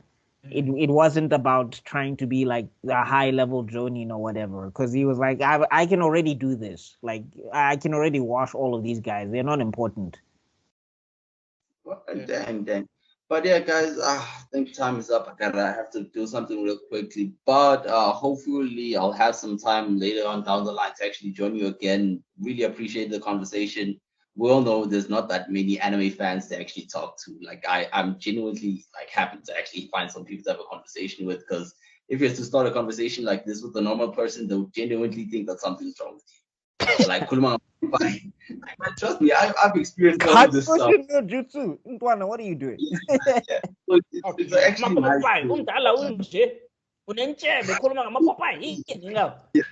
So it's nice to learn off the team, but like I hope to join you guys down the line, but I actually enjoy the time, man. Oh man, yeah. Hopefully we can get you on a little bit earlier, because we were just discussing, trying to make sure that we can get people on earlier so that we can fight the load shedding. Because we all know load shedding. Yeah. Fight the power. Thanks for joining us. Fight the lack of power. It's quite refreshing to have someone else other than us to talk to about some of these things, because we already get an idea of how we are, but then when we have someone else, it's slightly different. But Yes. Thank you so much, bro. I'm personally so happy that I get somebody who kind of sort of relates to my argument about Kubo and I am not alone. Yeah. And then before I go on, you understand at this point, you are a man and a daughter walking his forest. Lele, that's you right now with this thing of Carmichael Bay. I like how on his argument on like the comparisons he made, I kind of see where he's coming from, because in a video I made a while back, I was like, Tatsuki Fujimoto took a lot of inspiration from Quentin Tarantino. Kishimoto? Yeah. No, not Fujimoto. Yeah, he took a lot of inspiration from like Tarantino. If you had to look at movies like his manga, specifically Fire Punch and Chainsaw Man, like specifically even the Chainsaw Man opening itself, it's literally Tarantino. I can see that. But Tarantino took his inspiration from China cinema, so from Hollywood, dog. Yeah, it's always the one thing. So you need to. That one I think needs more of a deep dive, especially because of the region he comes from. So he might have actually seen those. Because Tarantino's one of his biggest influences. Akira Kurosawa. The guy who does Face Off. John Woo. John Woo. Yeah, it's John Woo. That's one of Tarantino's influences is John Woo. So and John Woo brought the gun kung fu. Gun fu. Yeah. Gun fu, I think Please that's the load word. minutes. Your English bundles are running out. Yeah. Yeah, but yeah, guys. Let me see. Hopefully, I'll catch you down the line, right? Awesome. Okay, cool. No, man. awesome. Make sure to follow King Sean. Links in description down below. Go check him out on TikTok, and you're on YouTube as well, right? Yeah, I'm on. Yeah. All right, cheers. I'm following him. Cheers. All right. Just bro. All right, See you okay. later, Okay. bro. Away. Mm, Oh, what I like about all this? No, at this point in time we're just basically Nick Fury at this point. We're just collecting everybody. I'm here to talk to you about the Afro Geek Initiative. Afro Geeks Assemble. Oh man. So I just want to say Pindizela. That's the word I was looking for. Avengers. Pindizela. yeah. There we go. just want to say there's also that whole thing. There's also that whole thing of like Sakura being the only one who's able to see that Sasuke has something going on with him. He's different. He's behaving differently because he has a power boost of sorts, and nobody can really see it. You know, maybe I'm going ahead. He broke that guy's arms, bro. We're gonna get there just now, yeah. But I feel like the fact that he was trying to hide that from Sakura. I get you're saying that they were bonding. I mean that is a part of, you know, showing how close they are to each other now, as opposed to how they were initially when they were being introduced. I mean, They that's care everybody's biggest argument for how Sakura and Sasuke became a thing, because he broke that guy's arm in response to what he did to Sakura, I guess. Right. But like that's the thing that I think people miss about the. That is one of the coldest scenes ever. That's like one of the coldest scenes in Naruto, because it was straight brutality the way he went about. That was such a Vegeta thing to do, though. Didn't he do something similar with Android? Android 19. You know what? Yeah, I think that was afterwards when Sasuke is all evil and whatever. It just felt he was being evil for evil's sake. That one just felt like he was just on some demon time. He was on demon time on that one. It wasn't because he was just on demon time. History. Pardon? I'm saying, is this before or after Sakura says the most insensitive thing in the history of conversations? Oh no, that's way before. Sakura said a lot. Be specific. I think you're talking. That's because that's like Is it part? No, because that's part one. Because remember, that's when Naruto ties up Sasuke to try and get a kiss off of no, wait, no, it's not. It is in part one, but it's before the test. Okay. So yeah, because remember now, what's this? Naruto tied up Sasuke to try and try and get a kiss off of Sakura, and then Sakura basically figured it out. Then she chases him away. Then Sasuke comes around the corner. Then Sakura talks about how he just because he didn't have parents and yada yada yada and blah blah blah, and like that's why he's so immature, and there's nobody to yell at him. And then Sasuke gets pissed because he's like, you forgot that I don't have parents either. Like I was like, go read every room on earth. Yo, that's what I'm saying. Like Sakura said a lot of pocket-ish, bro. Like Sakura been out of pocket from the moment the team introduced themselves. Sakura was out of pocket. And like people will be like, "Oh, so you hate her because she made fun of an orphan to another orphan?" I'm like, that's a legit reason because I've been 12 years old. Like, why would I not be mad at that? Like I've been 12 years old. I've never thought to mock orphans. The thing is, and I still don't get why Naruto was still there, dog. Like all the signs were just like, dog, leave this girl alone. She doesn't want you, my G. But dog. remember, in anime, being a sim and being one of the problems with anime I found is that persistence thing. You know, if I approach someone and they say no, and then I will persist and I will, oh, she doesn't want me because I'm not powerful enough. Then I get powerful. She doesn't want me because I don't have money. Then I'll get like, guys, that shit don't work. This is not. Remember that cartoon Isn't that from in high school? Can Yeah, let me just finish that. So remember that cartoon where the guy approaches a girl in high school, and then she's like, "No, you're boring. You read books." And then she comes back like 10 years later, and she's got like 2 kids, and she's out of shape. And then she's like, "Hi, you remember me? I always thought you're cute." And it's like beat it trick. So they push too much that type of vibe. Okay. Mhm.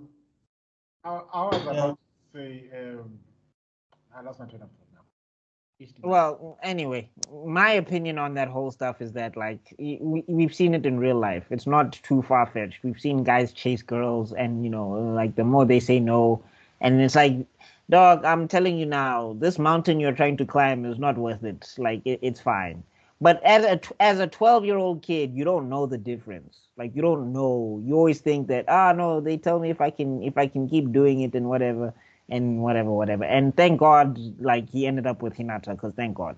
But anyway, Thank you, Team Hinata till the end. Oh, I was wow. there. Like, Sorry guys, I cut out and I was saying the dopest speech, but the thing was still looking like it was on, and then I just oh, it's I but you're saw- back. Yeah, I'm back. Anyway, to cut a But I long was story. saying what you were saying, Buckmeister. But I was saying what you were saying, so I don't need to repeat it. Yeah, so I mean, yeah, to cut a long story short, it's like, any girls, when they reject you, you'll be fine. You think you Yeah, will be fine, you'll be fine. It'll be okay. Don't worry. you don't need to persist. If she says no, say sharp. Yeah, That's move it. on. And you don't need to be an asshole. You don't need to say like, hey, we're now whatever. You just say like, Yeah. okay, sharp. That is Bye-bye. definitely our wise moment for the day. exactly. Consent is sexy. And no means no. Exactly. Get ahead. Like, It's guys, okay. You won't die. If you your feelings get hurt, you can go cry in the corner. You can go self-soothe. You find a healthy support system to deal with your broken heart. But there is no way where she said no today, she's gonna say yes tomorrow if you persist. It doesn't. It doesn't work like that. That Yeah, only because works in remember, movies. she was giving Naruto a hard nose, and I was just like, yeah, Naruto, you don't need this woman. This is bad for you. And she got angrier still because you stole Sasuke's first kiss. Oh. Anyway, I'm just saying, like, yeah, that whole, because I mean, I think Naruto eventually he was getting the hint, but I'm saying, like, I give him grace because he's 12. Like Sakura, I give Yeah. her some grace in part one, some. I give Also, her why did they make some. her so mean? She's 12.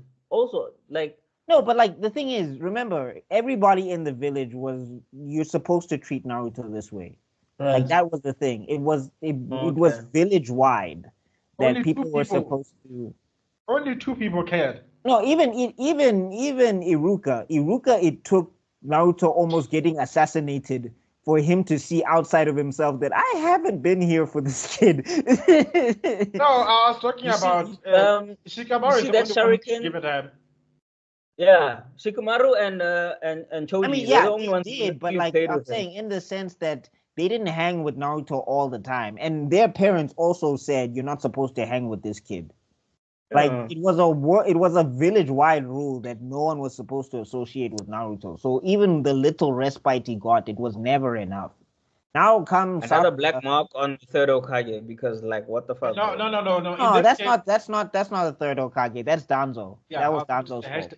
hashtag fuck Danzo, hashtag death to Danzo, hashtag Danzo Oh, deserves to burn in I hell. mean, That's fucked up. Danzo is a mark on the Hokage. I will say that, but the village hatred is not the third's fault. That was all Danzo.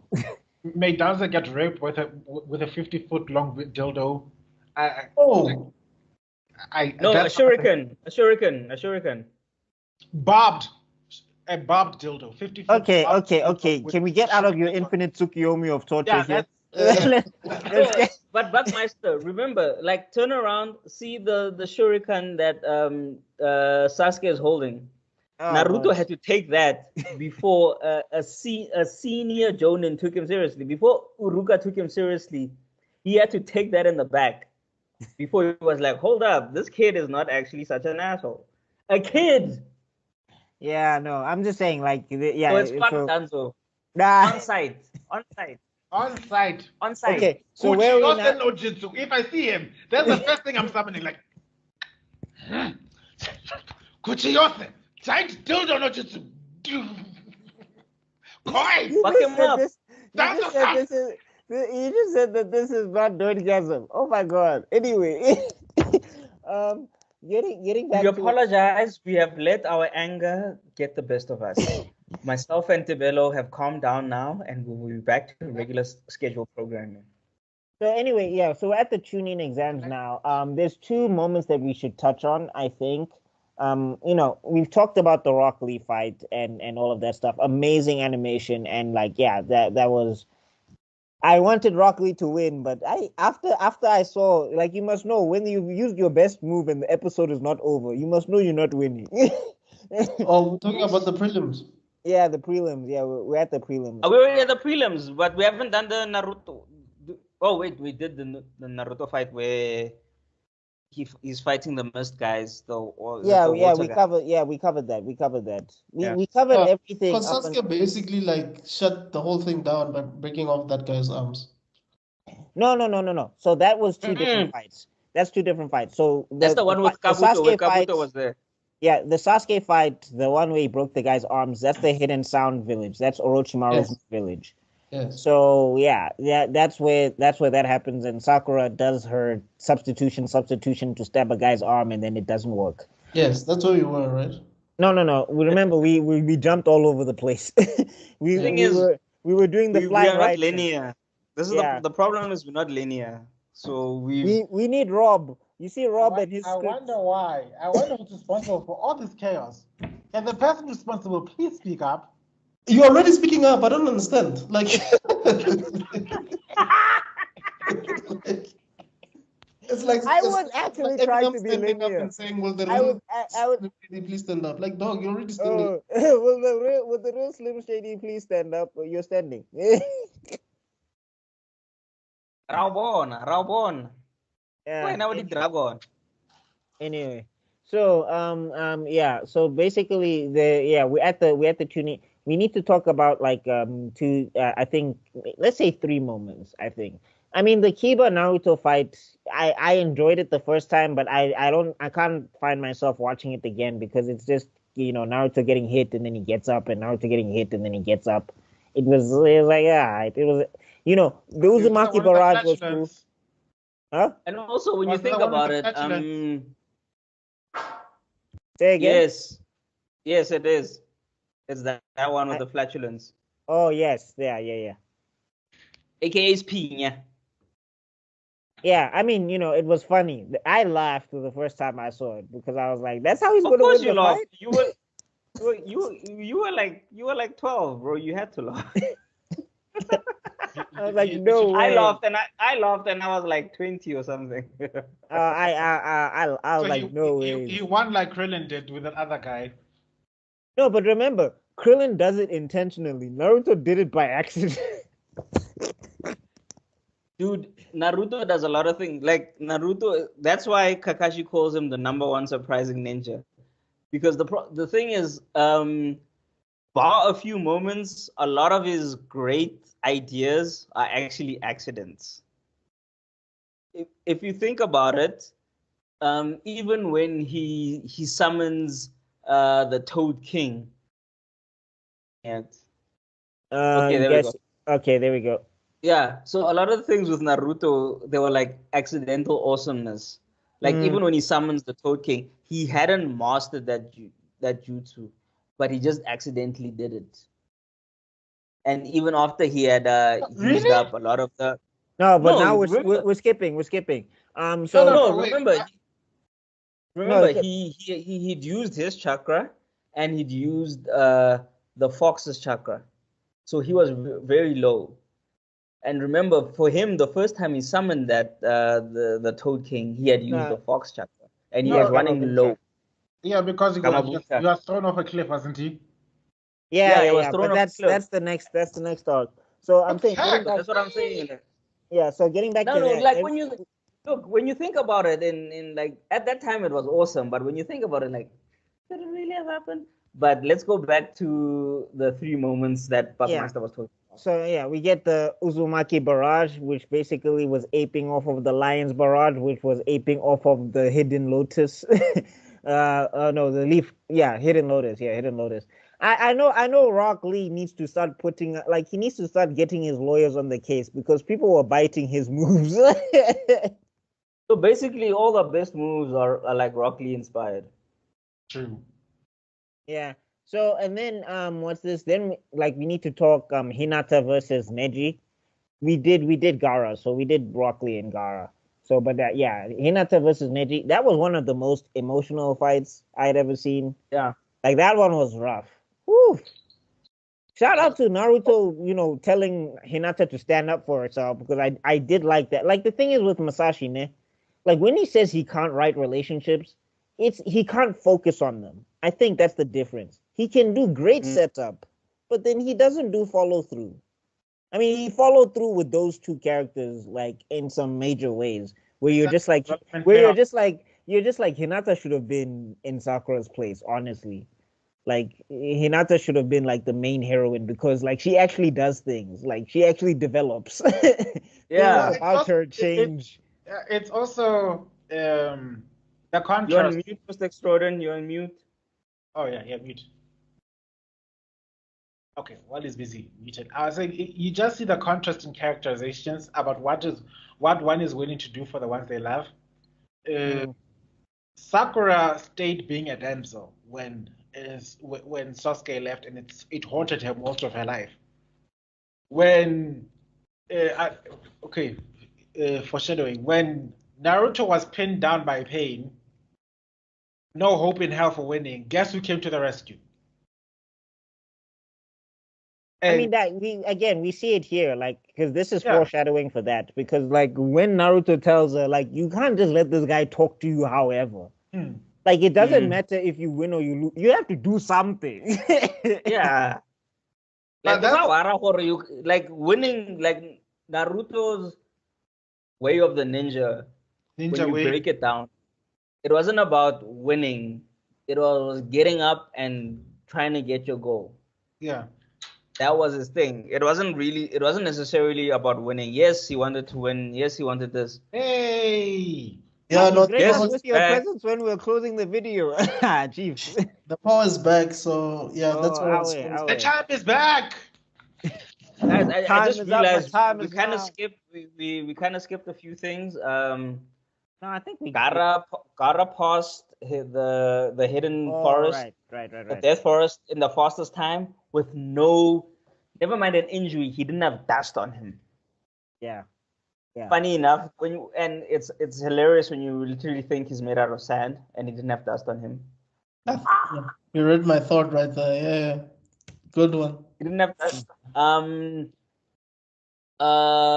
Naruto had a crazy, like we kind of skipped over it, but he had a crazy scene where he fought for basically the whole night. He fought the whole night, and then he didn't want because he's so competitive.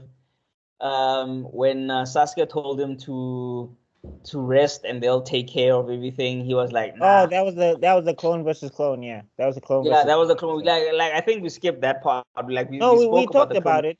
We talked about it. No. We talked about how he fought and everything, but we just skipped the part of him being so competitive with Sasuke that he was literally dog tired because he'd fought one man by himself for the whole night while his team was resting and recovering. And then when they told him like, okay, rest, let's take care of the team, I was like, nah, dog, I'm about to get mine. You can't let me leave. We did skip over the part where he was like, I can't die until I prove I'm better than Sasuke, and got himself out of the snake. I'm so yes. I thought when I saw him in the snake, when I saw him in the snake, I thought we were gonna get the I still need to be Hokage. Nah, bro said I haven't proven I'm better than Sasuke. I'm getting out of the snake. Vegeta Oh, would have so been proud. yeah. So he got. Oh, there was a point where he got You have a eaten true by a Saiyan snake, spirit, Naruto. and then he did the multi-clone jutsu, and he basically forced the snake to throw him out. To throw him up. It was No, hilarious. yeah, Vegeta would have been like, which yeah. Which is another And great then, foreshadowing, by the way. And then now the where we are at now, all these fights, it's When the so first tail basically swallows him, yeah. When So the basically, when the four tails swallows him. oh yeah. and now basically now we're talking all these fights. It's when they've exited the forest of death. However, there are too many teams. There are too many individuals left. So they had to basically cut them down so that they could Yeah, have the fight. that man who had COVID, that man who took COVID was saying that hey, we gotta cut all the people Yeah. down. Hey, because that guy was Yeah, coughing every sentence. COVID before I don't know why COVID. they made So that basically, category. I don't get it. that's why now we're having all these. That's where we get the Naruto fight, the Sasuke fight. That's where we get the lion barrage. Mm. We got the Uzumaki barrage, yeah. Uzumaki barrage, and all these things because there were too many. So basically, let's say in the Forest of Death there were 10 teams, and there was only supposed to be 5 left. But somehow, some way, there happened to be 7 teams left for whatever reason. I know my maths is not it's not making sense, but it's just for the point. It's not for the maths. I was Yeah, understandable. and then so when they get there, they say no, for the final round, there's supposed to be only okay, let's make it 6 because 5 is odd. There were 12 teams, and then there were supposed to be 6 that pass, and then for whatever reason there's 8 that pass, and now they had to shake it down so that there's 6 so that they could make the final exams. So this is now where the prelims is that where it's basically cutting them down because in the Forest of Death more teams than they thought passed because of obviously Kara was just killing people and there might have been more scrolls left over than supposed to be. Yeah. We also get to see, we get the foreshadowing of Orochimaru taking over bodies because he's also chilling there and nobody can sense this guy at all. Not even the third Hokage. I was like, ne. And Anyway. that just shows you what a masterful ninja he is, because and also it's because of so Orochimaru basically developed a jutsu where he takes over bodies, meaning his chakra signal changes. So if his chakra signal was A, and if you're chilling, you're like, oh, I see, I can sense chakra signal A, and you're like, Orochimaru's around. But because he takes over bodies, his chakra signal, and when he takes over the bodies, he takes over your skill. So if my skill is I can see 100 kilometers ahead, if he takes over my body, he acquires that skill, and then Tebelo's skill is that he can punch you from 1,000 kilometers away, and he takes him over. Now he can see 1,000 kilometers and he can punch 1,000 kilometers away, etc., etc., etc., and so forth and so forth. So that shows you how he mastered, because basically he had a lot of Hokages. He didn't have just one. I think it was the Kazekage and the Kazekage and his minions and the Hokage there, and no one and other high level Jonin, and no one could and remember at this point in time they know he's there, so they are looking for him. They are on alert for him as well, and they still couldn't tell he was there, and he was literally chilling amongst them like, hey, let me see this fight. He was in the crowd while they were looking for him. That's just shows you the mastery of his jutsu that he had. Have you gotten past the part where he just casually walks up to Sasuke while Kakashi sees? Oh no, we did skip over that because we'll get back. We need to talk about. Remember but yeah. Oh, Well, yeah, No, we wait, did. yeah, that is before the prelim because that's when No.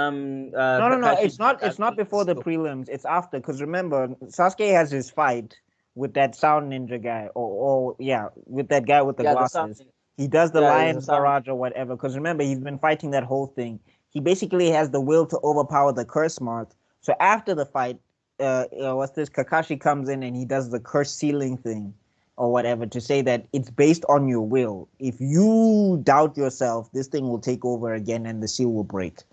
Then Orochimaru comes in. He has that conversation with Itachi, and I mean Itachi with Kakashi, and then Kakashi says one of the coldest things ever, and it's like, if you keep walking towards Sasuke, one of us will die here.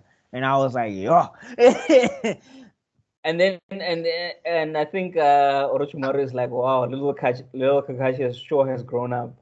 And I was just like, God damn, bro. Like Because this remember- dude is like Because like remember, this dude is the top we G, and know, you just called him little Kakashi. yeah, dog. And we know Kakashi, like, you know, he was bodying Zabuza, like, he was a big deal at the time. And now he's like, yo, this guy is little Kakashi now. What's happening? I just like the Yeah, way even he acknowledges, like, what the hell did that come from? Like, I had a chance. What the hell? I've been spending too much and then time around Naruto. afterwards, even Kakashi's like, yeah, I had no chance, but I had to do something. Yeah, but Like I that's don't. No, which is That just- weird, because when we get into, like, this is where also Musashi sometimes like the Dragon Ball starts to creep in, because when we see Kakashi later in the series, it's like, yeah, dog, you obviously had a chance with all the stuff that you can do. You obviously had a chance, but apparently not. I think it was And- just and- the and also- reputation thing, like the reputation of Yeah. him being like one of the three Sanin and all of that. And No, I'm just saying, like, Kakashi was acting like Orochimaru was just gonna push him to the side like he was a kid, and I'm like, dog, with the stuff that you were doing when you were in the Anbu, you definitely had a shot, my guy. yeah, And also, never mind the Anbu. Remember, he literally had a sure kill technique, the Chidori, and then he had the reason that it made it a sure kill, the Sharingan. I'm sorry, as dope as I'm sure Orochimaru would have survived because he would have like slithered out or whatever.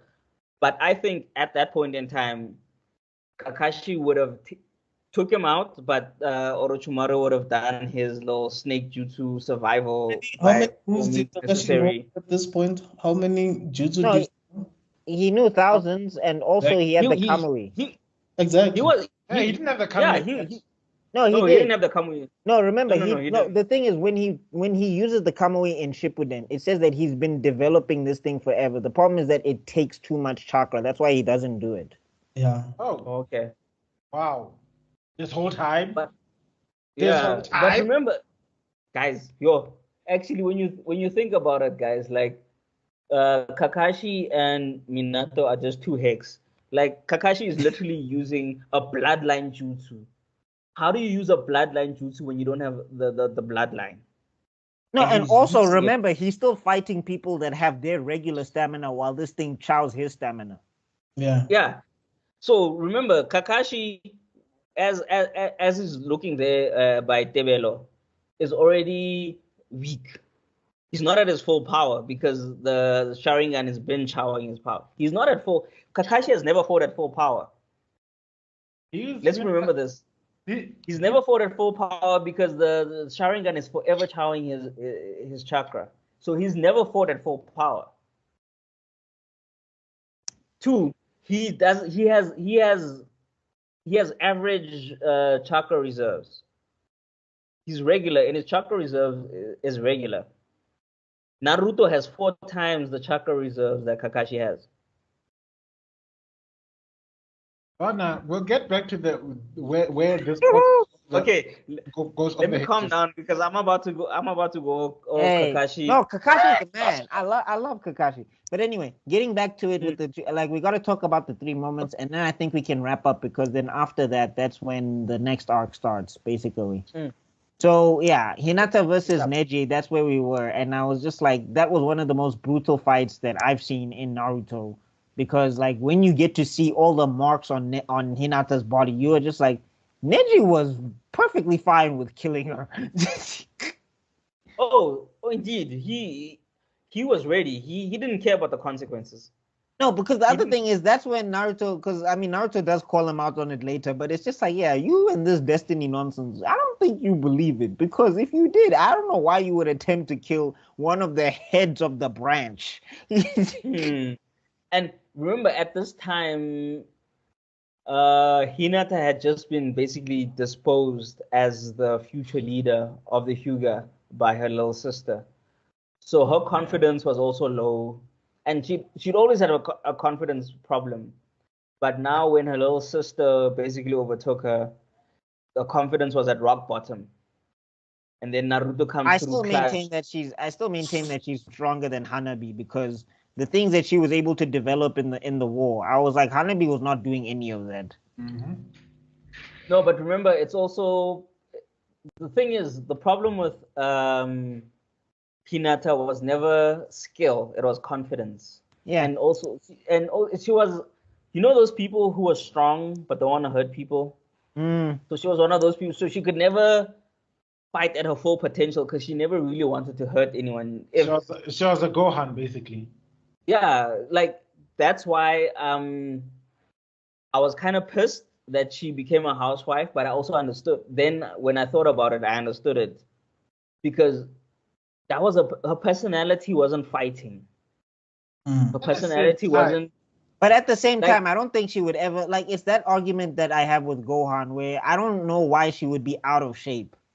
Like, I don't know why she wouldn't. Like, I mean, they do say that she did defeat Hanabi one-on-one before she retired. So there is that. And she is supposed to be canonically the strongest, was this Hyuga after Neji or whatever. But I don't see why she would just, like, I don't see why she wouldn't go the Kushina route. Because Kushina didn't stop being a ninja. True. But that okay, before I get into details, I just wanted to say is like, of the two siblings, she's living her dream life. She married the man of her dreams. But anyway, and she's not fighting but like I said, the reason also she could fight. She didn't want to fight. Yeah. So I think that's why. But the difference is Kushina wanted to fight. She could fight and she wanted to fight. I think that's the difference. But I'm saying, like, the difference here when we're talking about her versus Neji is that she didn't think she had a shot at all. Like, she probably was like, had Naruto not said anything, she probably would have just forfeited the match. Yeah. Yeah, no, she definitely would have, because like I just said, she had zero confidence in herself. And no one in the moment she made him, because the Hyuga is such a high class clan, this is like the margin of error you have, and her errors were like this. And I guess also Kurenai's support was not like she actually wanted specific people to give her the support that she wanted, instead of someone like Kurenai, who was taking care of her, who was raising her, but was still not a human. No, but I mean, even Kurenai was not backing her up at all. Kurenai was just watching quietly as Neji was talking about destiny and fate and everything. Naruto's the only one who was like, you can't just let him talk to you like this. Like, no, I get you, but I think what I'm trying to say is, remember, Kurenai was not just her master. She was like her mom, right? So what I'm trying to say is, she didn't have a mom. Her mom passed away early. Yeah, and then they just gave her off to Kurenai, basically. Wow. So her mom passed away early. That's another factor that she was support, just not at that specific moment, yes, but I think she was already supporting her. It's just that I think that she wanted to listen to specific people tell her. I think also she didn't get the support that she needed. Like Kurenai let her stay in her shell. Like she was like, okay, Hinata doesn't really want to fight, so we'll keep her at the back, and she'll like she'll be like Shino, watch out on the left. Yeah, she'll be like, Shino, watch out on the left, Kiba, watch out on the right, type of thing. So they also they kept her in her shell. She was remember she's got a high contrast. She's sheltered because she's the Hyuga princess, but there's a lot of expected of her. And there's also a lot of like she didn't have to. She's one of those people. She gets up, she's like breakfast, and it's there. Wipe my ass, and it's there. So she's never really had to do anything, and she's sheltered in her home life, but she's berated at home as well because she's not living up to the standard. Right. And then when she goes to the academy, because she's a Hugia princess, no one tries to push her. She's like, hey man, I ain't trying to get in no trouble with the Hugias up in here. So if she's not doing as hard as she can, if she's getting a C, I'll give her a B type of thing. Right. And then Kuruna as well, when she doesn't push us, like, Hinata, come on, dog. I know you got this in you. You can do this. I believe in you. Like, just push a little. Like, okay, you did 10 push-ups. I think you can do 15 push-ups. Like, no one pushed her. No one told her to break out of a little insecurity box into a whole sheltered box. So she was literally in an insecurity yet sheltered box. And no one said, like, man. A future and then- husband. and then enter Databayo. Koko Sakona. And then Naruto was literally the first one who said, like, hey, like Buckmeister said, like, are you gonna really let this dude talk to you like that? Like, you know, grow some ovaries, girl. Grow some ovaries. Like, you know, come on. Oh. The future. No, he was like, you also a ninja. Like you passed, same as him. He can't just talk Yeah. like, ow. Yeah. She was, you remember like the future mother of my children ain't nobody's bitch. You will act like you're nobody's bitch. Do you hear me?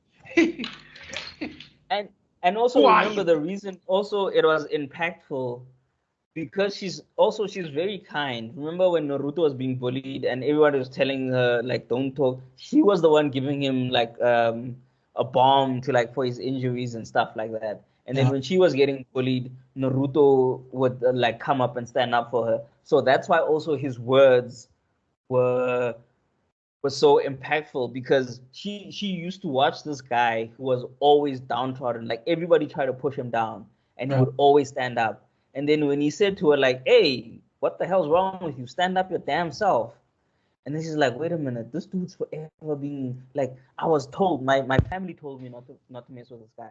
My friends told me not to mess with this guy. My neighbors told me not to. Like everybody was telling me, but this guy never let that thing get him down. I am a princess. I have got this. I've got a dad. I've got like money. I've got status. I've got everything. Why am I? And I think that's why it was so impactful. Besides the fact that she had a crush on him because of the thing, but also just all those other things. Yeah, Pella, even that moment where he picks up her blood and tells Neji, I vow to win. You were just like, yeah, he's big man. That was a boss moment. That was such a boss moment, dog. At that moment, Yara sensed it. Like, I'm sensing boss moment. What has to do with girls? Yo, I have to get back to the village. I think my godson is getting in. My godson is leveling up at last. no, but imagine that, bro. You literally pick up blood, and you basically made a blood vow. Yes. Yeah. And he honored it. It was definitely dramatic because I'm sure Kakashi and my guy and Kura and I were like, what the F is this kid doing? Like, No, Kakashi's used to this because remember he stabbed his own hand in the land of the waves and said, "I vow to never run away on the oath of this pain."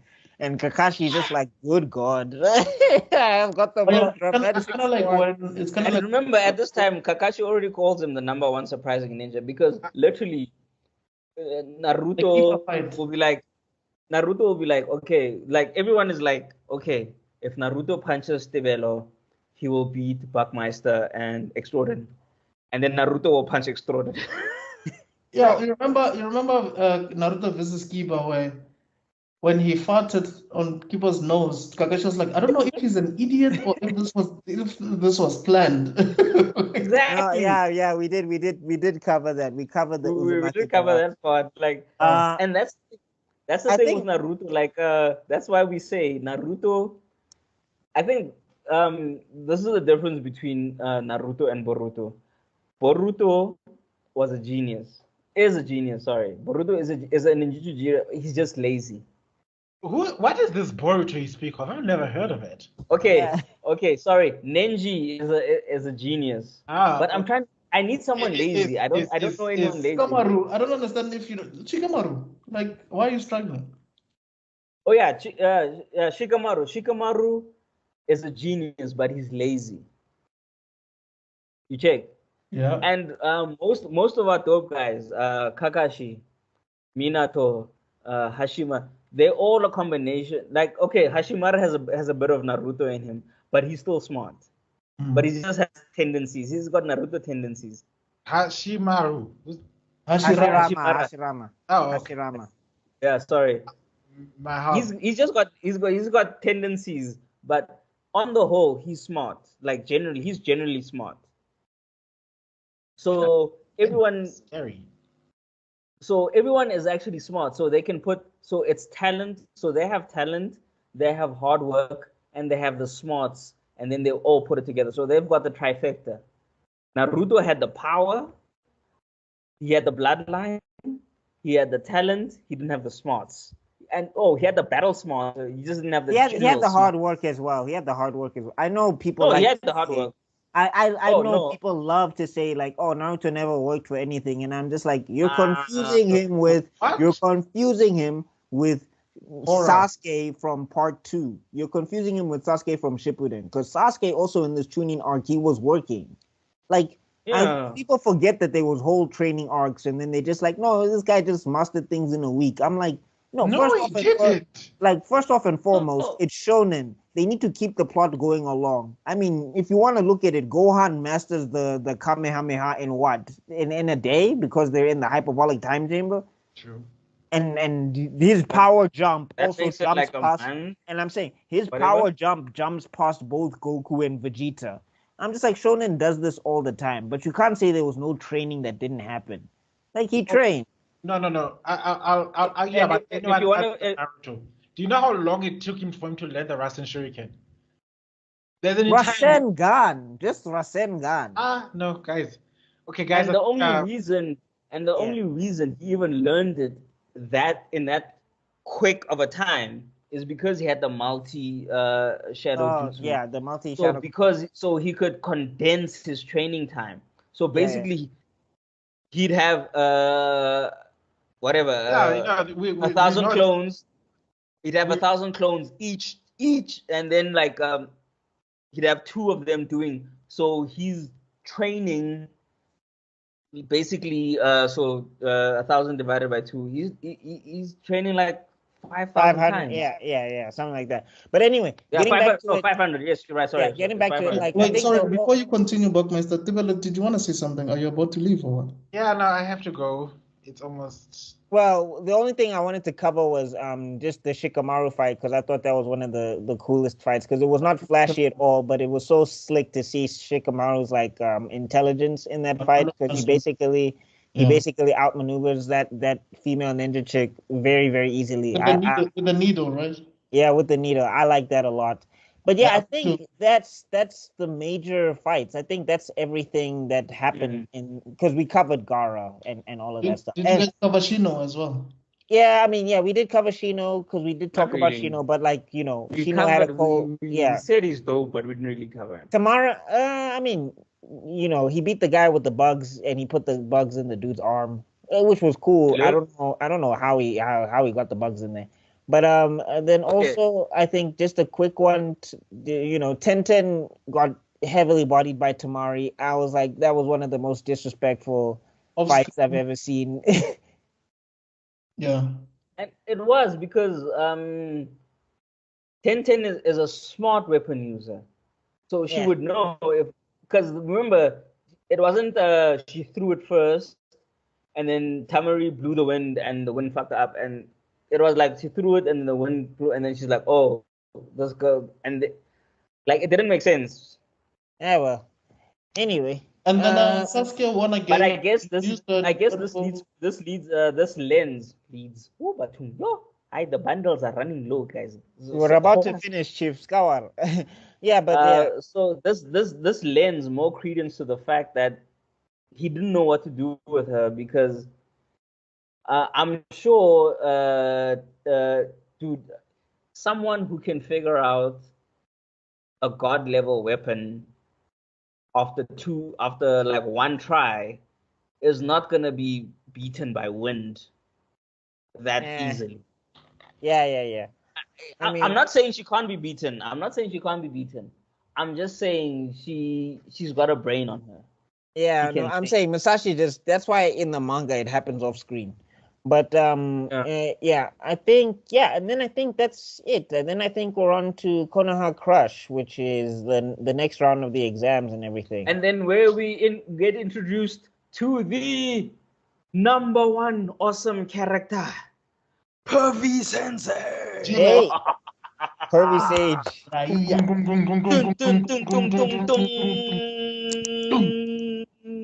Yo. I really want us to do that as well. Like we have to have like some sort of South African anime where somebody just goes, yo. Okay, guys, thank you so much for watching. I'm sure you guys have a lot of things that you would like to text quickly because you feel like, what the hell is happening? What is this guy saying? What is that guy saying? Are they crazy? Did they just say that? If you do have those kind of comments, do Comment put them section. down in the comments below. Comment section. Okay, Isn't so YouTube. there's something that I want you guys to do. There's something that I want you guys to do. First of all, make sure that you follow King Sean Tick because he has a lot of stuff on TikTok to share. Make sure that you follow Buckmeister on Coffee. Trust me, you will not regret it. Also check out his two channels, Buckmeister Cool and Buckmeister Cool Reacts. Sorry, Master Geek Media and Buckmeister Cool Reacts. Check out Nerdgasm. If you want to find out what Taxi Mats is, check that out. If you want to find out what we feel about the Last Airbender live action series, which we did recently, check that out. Because trust me, you will relate with our grievances. If you want to see, we tried, guys.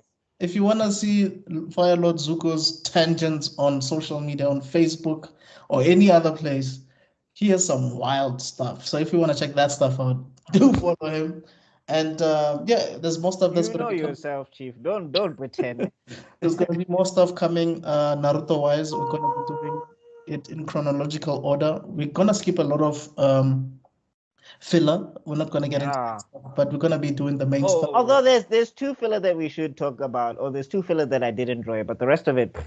But the mission is the mission, all of them.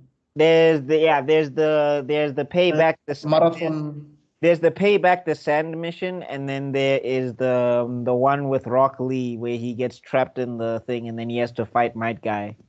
Those are the two that I enjoyed. No problem. I think the only filler I enjoyed was the Minato filler, the Minato Kakashi filler. Okay. And then I hated when they did Minato. They did the Kakashi filler, and then they did the. Oh right, I enjoyed that actually. Yeah, the Anbu filler. Yeah. Who's that? Who's the wood guy again? What's his name? Oh, Yamato. Yamato filler. And then you realize, like, wait a minute, but this Yamato filler is the Kakashi filler, and they just added like 2 more seconds difference or something. Yeah, That's when I got annoyed, bro. Okay. That's when I started. That was annoying. But anyway, yeah, I think Anyway. All right, thanks guys. We will definitely check you guys next week. We're going to be continuing with Naruto, and do check out some of the movie stuff that's been coming out lately. So from myself, and you know what, there's something that I just want to say before we finish. Minato is pillar because he did what he had to do in the beginning and then he disappeared. So either he is Minato or he's Jiraiya, one of the two. He has to be one of those two. I'm more inclined to him being Minato. That's what I think. The Yellow Flash. He's definitely the Yellow Flash. You know what I mean? Because he's on site. He's on site. He don't play. He's on site. Exactly. Okay. I don't know who everybody else is. We'll probably figure that out in the long run. I think I'm a Naruto because when I go back to my schooling days, I'm like, yeah, I could have done better, but I didn't know what I was doing, and nobody was talking to me in a language I understood. I actually thought about this earlier. I genuinely think I'm Shigamaru. I could be wrong, but I think I'm. I'm a Kiba for one reason only. I don't focus. Like I've got all the potential, I've got all the strength, but I don't focus. So Ah, I okay. think I could be a keeper just for that reason. Well, okay. Okay. You guys also just one for me because I have the most. Or Choji, because I'm afraid of my power. I have the most conceited option there is then in that case. Let's hear. Me. Yeah, Orochimaru. Oh hell no. Ew. Oh. Okay, who? Hashirama Senju. I can see Hashirama for him. I can see Hashirama. Okay. Hella Yes, I have changed my friendly, mind. hella I am powerful, Choji. hella friendly. I only Like, relate. yeah, I no, only relate. I only relate to Shikamaru. Honestly, I don't see anybody else. I relate to Choji because he is immensely powerful, but he's afraid of his power. I'm a big Naruto. I run headfirst into a lot of things and then I get my ass kicked. And then everybody has to stop And you. then, Fuckmaster, no! no, but like I'm not gonna front. I think we all need a bit more Naruto in ourselves. Just just that do thing. Just do it and then Rabona copy. Yeah. All right, guys. Thank you so much. I'm shockingly conceited, but anyway. Thank you so much. You guys can do your quick jutsus before we head out. But yeah, thanks once again. This is Africa is Next podcast. Do check us out. I will be creating a TikTok account for Africa is Next, TikTok specific. So be on the lookout for that. And I'm also going to do a WhatsApp channel for Africa is Next. So do check that out as well. All right. For myself, Mr. Extraordin, Bagmeister Cool, Lord Zuko, and Tibelokhala, we will see you guys next time. Peace. I'm literally value of the end.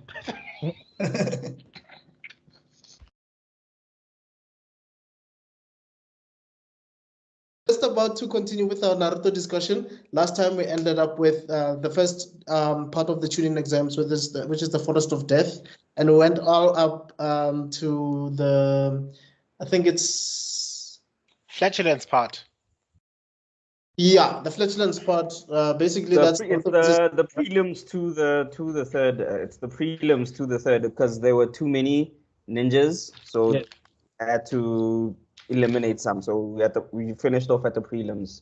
Yeah, so we talked about Naruto versus Kiba. We talked about Naruto, and we talked about like Sakura versus Ino, Tenten versus Temari, Shikamaru versus that chick with the needles. Yeah, we talked about all of that. So I think there's a mini break here before the third. Yeah.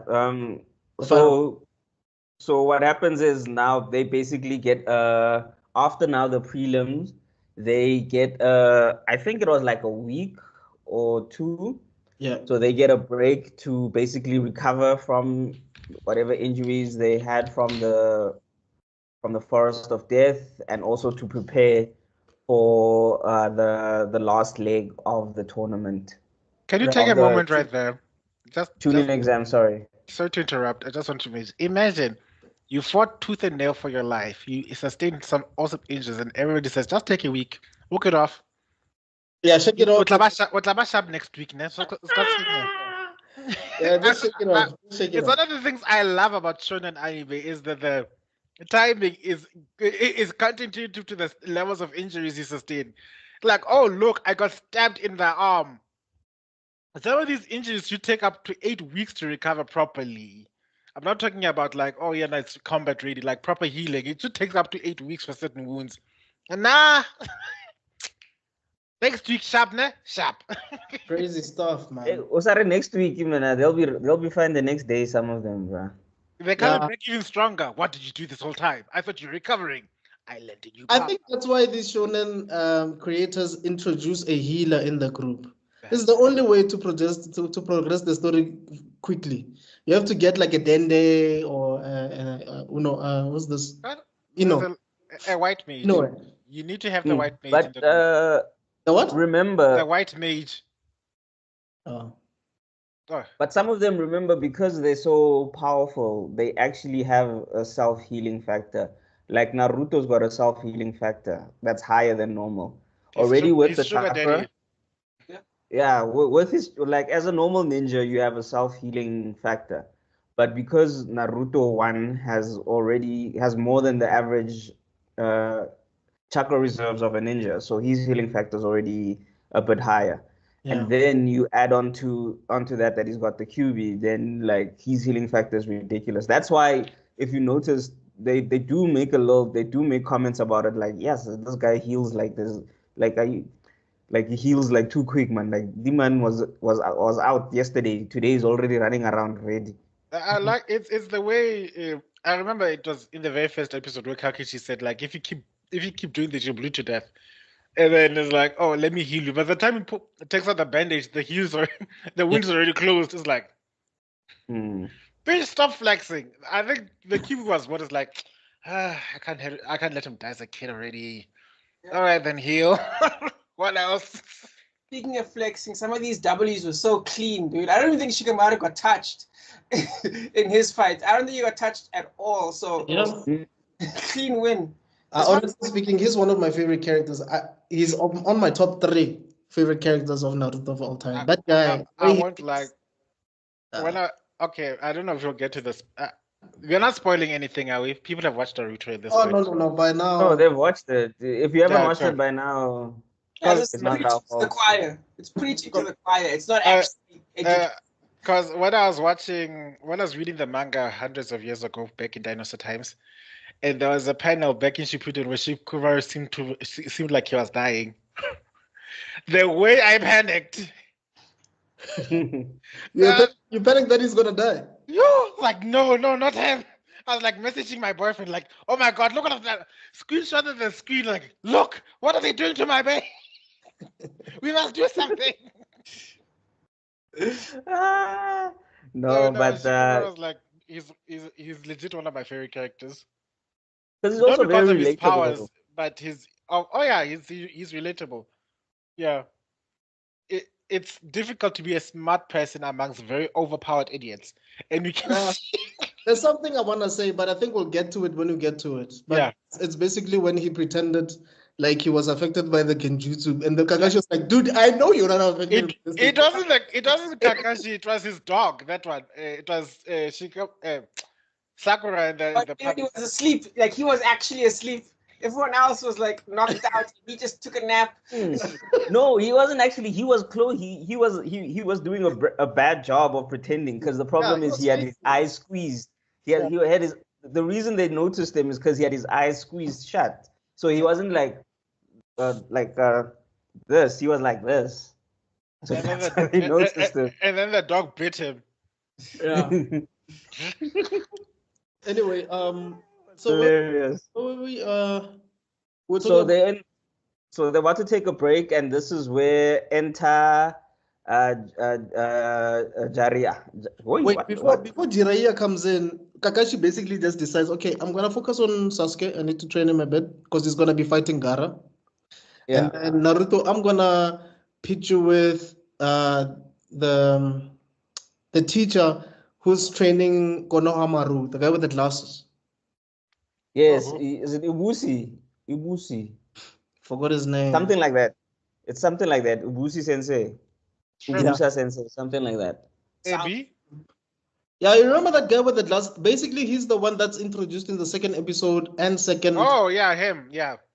Yeah. He's actually one of the people who were hating on him at the start. Yes. So I think they go to, is it the hot springs or something?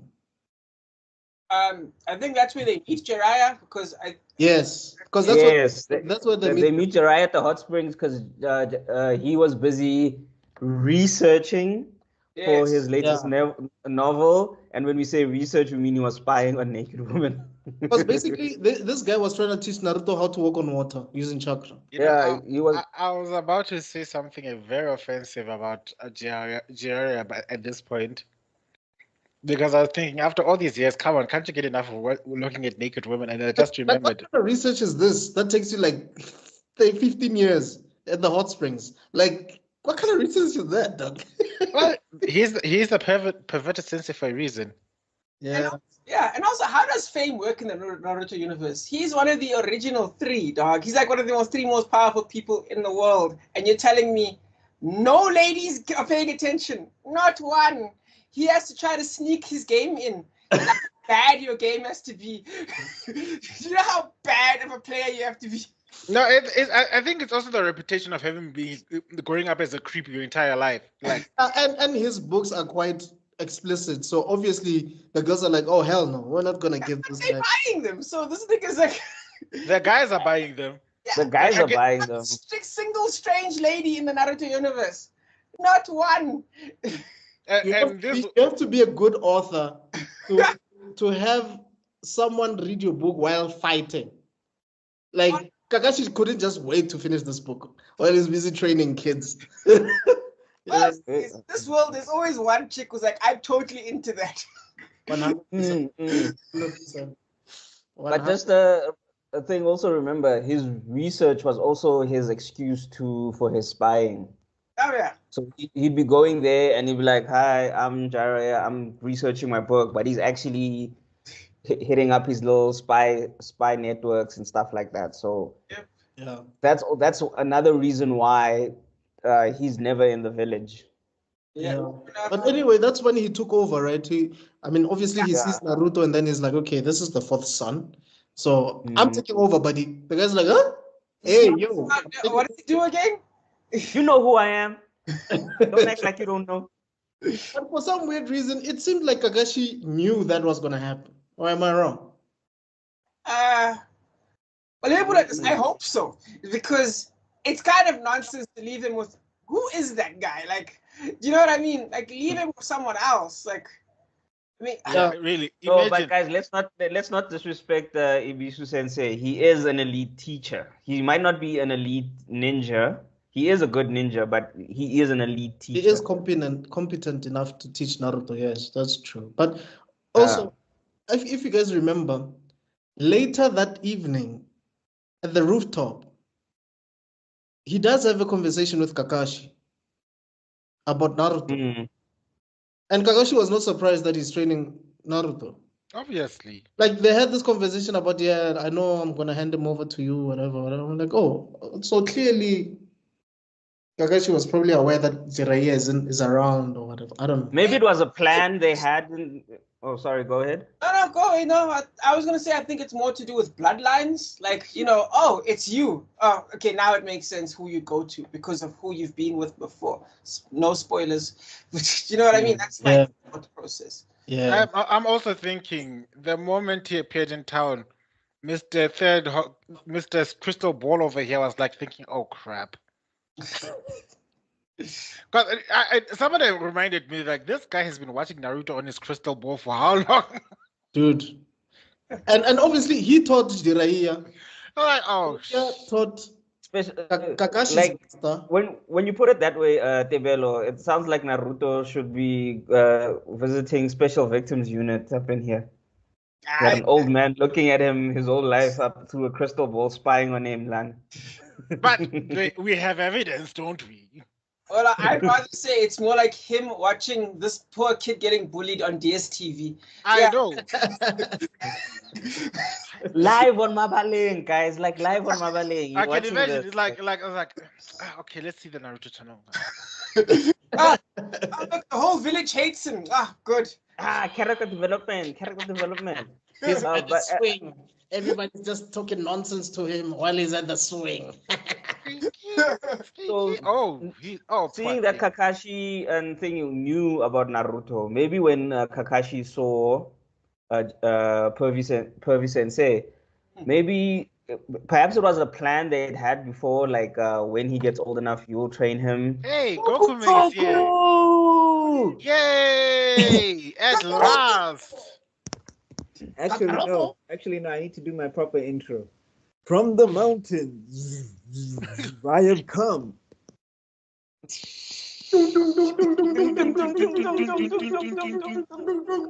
is Buckmeister Sensei. Jiraiya Sensei. Yeah, the perfect sages here, guys. Well, which brings me to the Hide your question. daughters. Oh God. That hand action, like, oh God. Oh yeah, Rob is joining us by the way, Buck. Rob, I bet you remember Buckmeister. So yeah. Yep, it's a good bet. Yes. What's up, Rob? How's it going? I'm good, man, and you? I'm all right. I'm all right. Just need a wallpaper now. I don't know who was talking. Who was talking? I think I it just was. wanted to ask a question. Like, if we had to choose which sage powers would you want to take? Which ones would you want of the three legendary sun and I would rather be Orochimaru. I hate frogs. Jiraiya. Yeah. Jiraiya. Anytime. Snakes, I can't do snakes. And slugs are... I think logically, Orochimaru, in terms of effectiveness, I feel like Jiraiya's only got the best effectiveness, but logically, you'd pick Orochimaru, like, because it's like combination of different moves. Yeah, he knows so many forbidden jutsu, dog. Yeah. Yeah, is it? But not only is it? that, he's like That's Ninja R. with, Kelly. I can't do that. with Pervy Sensei, he's very offense based. Yeah. With the Slug Princess, she's very she's healing based, more defensive. Defensive, yes. And then, but with Orochimaru, he's with Ninja R. Kelly. I'm actually gonna start calling him that. With Ninja Kelly, he's the balance between the two because he can defend and he can attack. But here's my Because- question.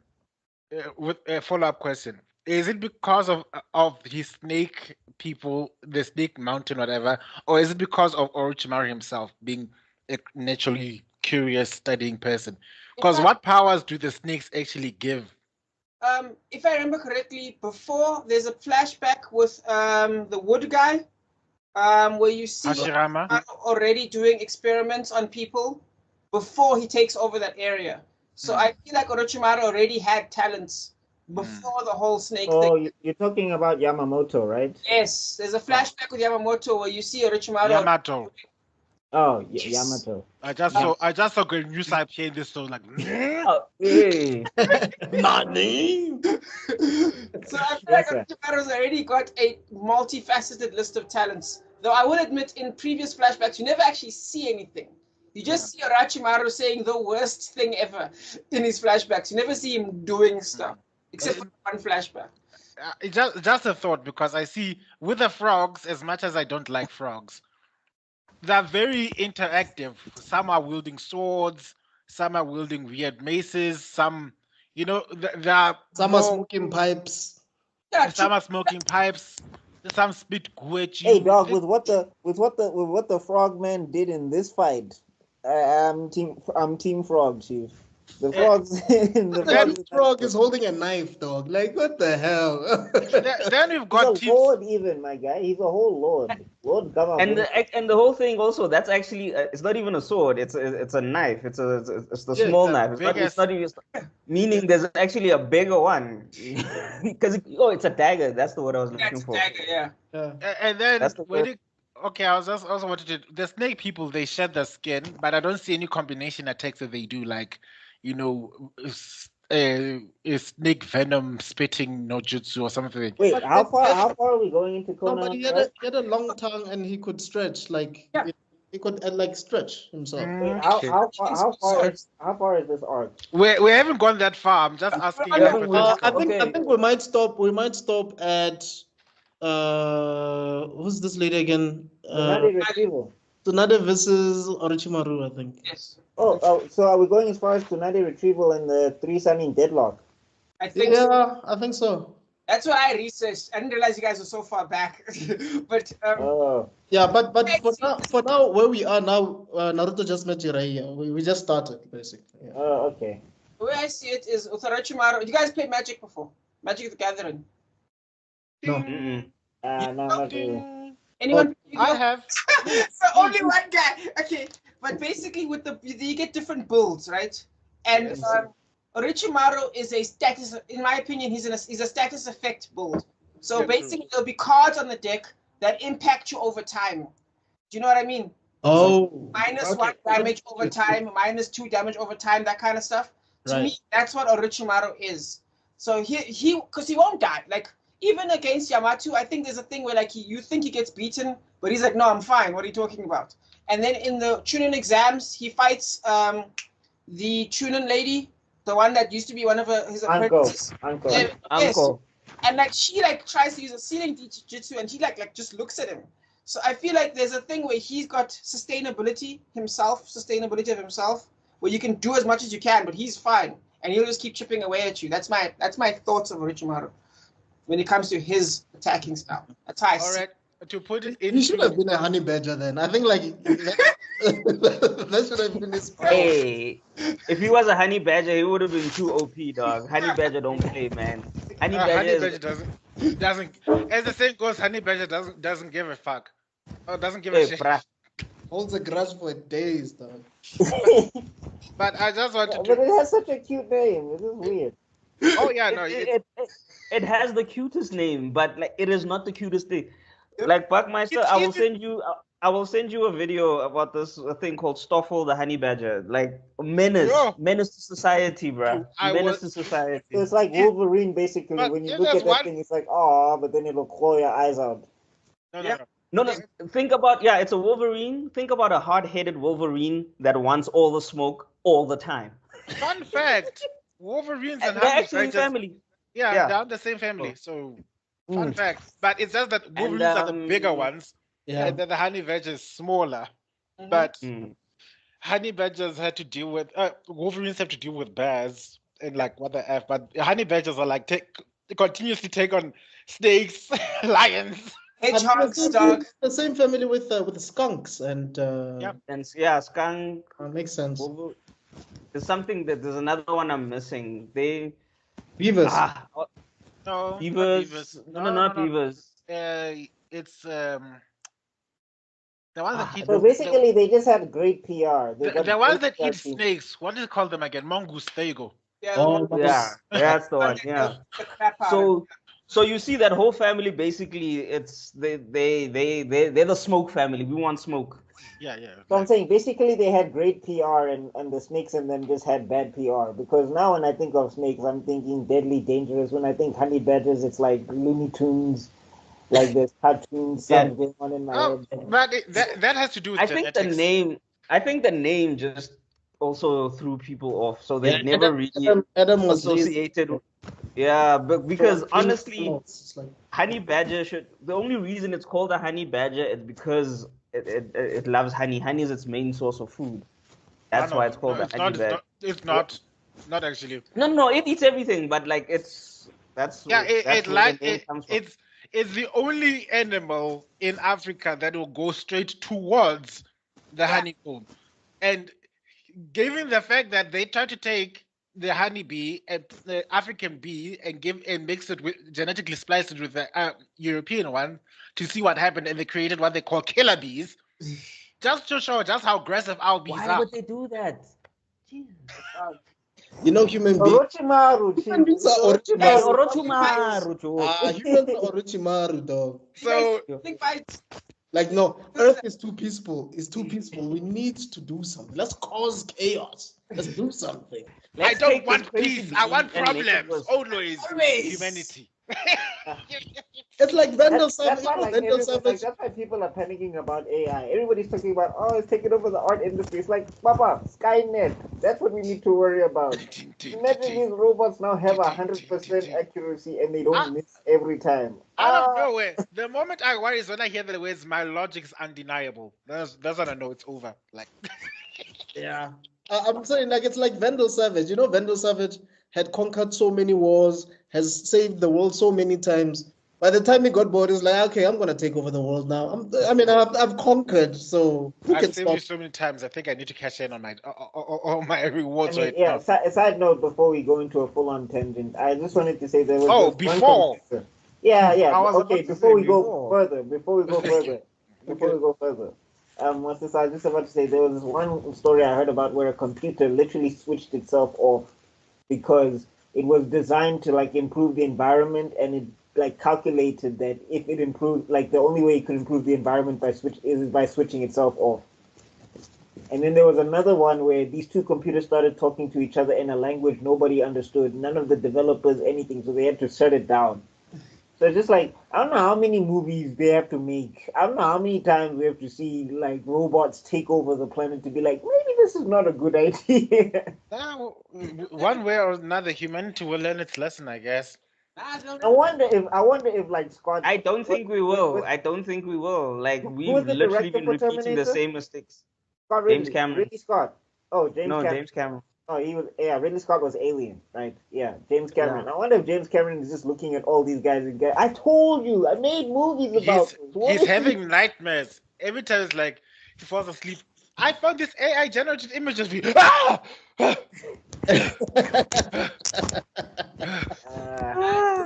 Okay.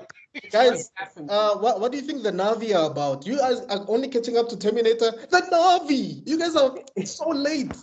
I'm worried about the Navi already. Yeah, the sky people. Is that why he's trying to find some? Is that why he's trying to find like somewhere to live under the water? Because he stays living in the submarine. Maybe he's figured out the robots can't get into the water, and he's like, I'll find Atlantis. I'll live there. It's fine. Hopefully, Anyway, Namor doesn't trip out. Back Speaking to our of regular water schedule style. program. Speaking of water style, so you guys spoke about Jiraiya and Naruto. Yeah, they just met by the hot springs. They just met Naruto by the hot springs. So he just knocked out Ibisu, basically. Yeah. Yeah. What a bad teacher. Ibisu was trash. We just, you know what? These guys are busy giving him his praise. It's like he's a good Jonin teacher, guys. We mustn't treat him. He's like an elite teacher. He was prejudiced against No, Naruto, so I think he it's was. a genuine teacher, but it's just that, okay, guys, don't forget that Naruto's an idiot. Like, don't forget that part. But also, I think it's not easy. I could be wrong, but I don't think it's that easy to pick up where someone had started, like in training wise. Because when Jiraiya came, obviously Jiraiya has more experience. So when he came, he had to also suss out how far Naruto has gotten in terms of his chakra control, everything, But with Ibisu, I mean, he's busy teaching your Konohama rules and stuff, like kids, like people that are younger, way younger than Naruto. And don't forget, Naruto had the seal on him, which was disrupting his chakra flow, so he couldn't form chakra properly. So it's not like he was actually. Jiraiya witnessed, right? Yeah, he realized Naruto couldn't collect chakra properly. So as much as we want to hate on him, let's remember who he was teaching and what he was up against. I just like the way he figured it out and then he helped him sort it out. It's like, okay, do this. This. Hey, dog, knock him out. No warning, nothing. Like, fuck. No. Me, I have beef with Ibisu because basically it was that whole. He had an attitude with a kid that didn't even know that he had this thing inside of him. Yeah. And then like beef, like that's the thing people don't understand about Naruto. Like they don't show it as much. I mean, they do go into the backstory, but I'm saying that was 12 years of everybody hates you, and it's not your fault. Like you didn't even know, and you don't even know why. We were talking And you have no idea why. We were talking about it earlier about how the third Okage was watching that on DSTV. Just 12 years of everyone hating him, just watching on the crystal ball. Like, I don't blame the third for it. My blame goes towards Danzo. Because Danzo told the village, everybody, this is the new Nine Tails. It's basically Danzo exaggerated that he's like, this is the Nine Tails incarnate. Everything that you ever hated, it's in this kid. Which, but still, I think Buckmaster. Your headsets. I think. Oh. Yeah, there's a Can bit. you hear me? not just that. Remember? Yeah. But I think there was some interruption because it was on desk or something. Yeah. Okay. It's fine now. Yeah. Just that. Remember, a lot of people were like victims of the beast attack. Even Tsunade's assistant, the boyfriend, Tsunade's assistant. Shizune, yeah. Yes. Shizune. The uncle was Tsunade's ex-boyfriend, and the ex-boyfriend's sister was killed in the beast attack. Do you know what I mean? Like everyone has like connections to the massacre of the beast attack. Yeah, because the other thing is that people need to remember, other like Jinchuriki, they were experiments. Like people were trying to control this thing, and then somebody died in the experimentation of what was happening. Right. The nine-tailed fox dropped in the middle of the city where no one was prepared for it and took out like thousands. Yeah. I mean, it's tail alone, dog. It's one tail alone did damage, I'm sure. And remember, not to skip ahead, but also after Kurama gets free of the Uchiha control, he decides, I'm sick of these humans. Like I'm so tired of being controlled. I'm so gonna blow up everything. Nah, but he been sick of the humans. Oh yeah. He been sick of us. So I'm just saying, I'm saying Naruto's childhood, in a sense, people always be like, he didn't have it that bad, and I'm like, The child was starving to death. Now that's why you said it's Danzo's fault, and I do agree. Danzo has like 90% blame, but knowing all that and seeing it in his crystal ball, this man did nothing. Yeah, he did nothing. I think this is why Sarutobi had Asuma had a problem with his dad. Like, yo, dad, like, you're too passive, dog. I mean, again, dude came out of retirement, and on top of that, like, you have to walk the line of dictatorship, because remember, Hokage is not a dictator. Right. They don't have unilateral control. So now if they start making rules specifically for people to love and respect Naruto, people are gonna want to put 2 and 2 together, and they're gonna be like, "Hey, We're not saying love and respect Naruto. We're just saying look after the damn kid. Like make sure he's eating. Make sure he's eating. Like get him some clothes. You know, something." There's a bunch of orphans, my guy. There's a bunch of orphans. Remember, it's not Naruto alone. It's like Dumbledore. Dumbledore didn't give a fuck about her. And he was taking care of them. I mean, I remember a vivid memory of Iruka crying over the grave of his parents, and this man came to console him. Yeah. But he also galvanized Iruka to console Naruto. So checks and balances. I should have done more. If he needed to cover it up, he could have opened up an orphanage, like do something, and then put Naruto in there. But then Naruto would have been getting beat on by the other kids in the orphanage. Like you're the reason I don't have a father. I think I realized that heavy is the crown, man. Because it seems like even when Naruto became Hokage, which is way later on, his own son was like, "Yo, where you at? What are you?" So I feel like that one doesn't. Yeah, but that doesn't make sense. Did Naruto become Hokage? What? Where? No, Because- at the end of Naruto, we see him as Hokage, and then after that, it just stops. We don't. There's no story. Really? I don't remember that episode. Maybe I should just check those last few episodes of the manga. Yeah, that's where it happens. Yes, After that, that's- it- Because all I remember is there's this gorgeous fan fiction of how Naruto should have looked like as an adult, and he is so handsome, and his hair is so awesome, He has a and beard. you're like, wow, this man's grew up. Even Sasuke was like, no, that's my man. Anyway, let's continue, guys. So basically, the seal is it's whatever. well, I mean, so we get so what's this? Ibisu gets knocked out. I mean, he's probably playing dead because Jiraiya said, "I'm taking over here." Because I think Jiraiya was always going to take Naruto as a student. He was just looking for the right time. Also, like I know people like to be like, "Where was Jiraiya?" He was like, "Dog, tracking Orochimaru and the Akatsuki." Like I don't understand where people are just like, He "Where had was the hardest Kakashi?" mission. It's like, where was Kakashi during Naruto growing up? It's like completing 1,164 missions or whatever, because he was like the top level Jonin, and he And still trying had to to recover train from other kids. PTSD. And and all of that stuff. I'm just like, you guys are expecting a lot of these guys who are busy trying to keep the village safe from people who can literally destroy it. But anyway, and then after that, that's when they have the whole transformation shenanigans, and then Jiraiya finally decides to train Naruto. Yeah, because I think he was training him summoning jutsu. Summoning the toads and stuff, right? Yeah. That's when he decides to teach him that. Yeah, he was summoning tadpoles. Imagine. Hey man, gotta start somewhere. No, what I find funny is like, imagine you're just a tadpole minding your own goddamn business. Poof, in a pool of water, trying to like, when I grow up, I'm going to be poof.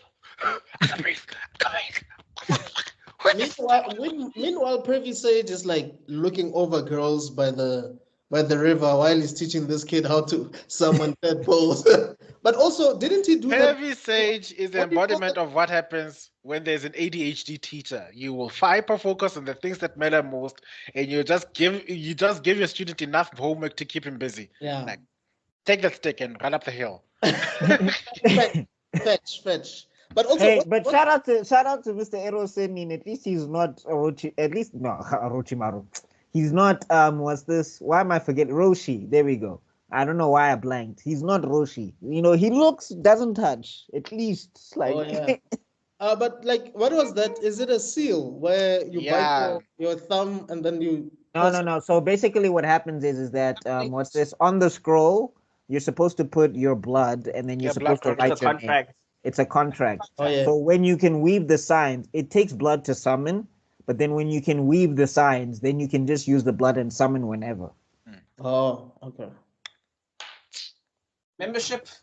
Yeah. Which is wild because it's Membership. just like anime makes it yours. feel like you can just bite through your thumb or through like Attack on Titan. They just make you believe people can bite through their hands. No. Attack on Titan, they actually made fun of that because there is a scene where Levi tells his comments, bite your hands, see what happens. Yeah. And then like they all bite, but no blood came out. And like you see what this man is doing. In Naruto land, I watch him. Everybody has got the most powerful bite force. I think this is actually this is actually when I started watching Naruto for real, because I remember that's when like Jiraiya threw him in some. Hey, I love that episode. I love that episode so much. That was crazy, man. That was crazy. But I don't want to like shoot the first the time I saw it, I kid. was like, "This is witchcraft." I'm watching witchcraft. Like, I was like, oh, I okay, told so you guys. he's Piccolo now. We're back to Piccolo days. Piccolo Yeah. education styles. As he was busy flying down, Gohan was like, first time. I've been there, dog. I've been there. You need someone to talk to, call me. yeah, but at least Like, he finally, you've also got hidden powers. Oh, okay. he finally summoned it. What's that frog's name again? Lord Gamabunta. Gamabunta. Gamabunta Sama. Gamabunta was Yeah. And pissed, dog. Who Jiraiya, the what hell? the hell is going? What? Like, where am I? Why are you summoning me in the middle of a gorge? Like, what is going dogs. Bro. And I love how Naruto was so humble the first time. He was like, "Nah, I was falling. I needed some help. So thank you for helping me out." And then Gamabunta just starts trashing him, and Naruto's like, "Yewen, I will not listen get to off me." your head. I will be the biggest headache of your life. Try me. Try me right now. See what happens. The Nine Tails where everyone's like, boy.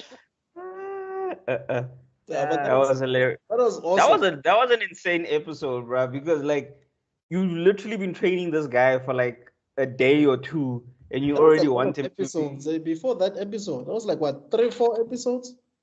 Yeah, but I think in the time, okay, maybe I got my timeline wrong, but still, it was less than a week, and you expect him to go from.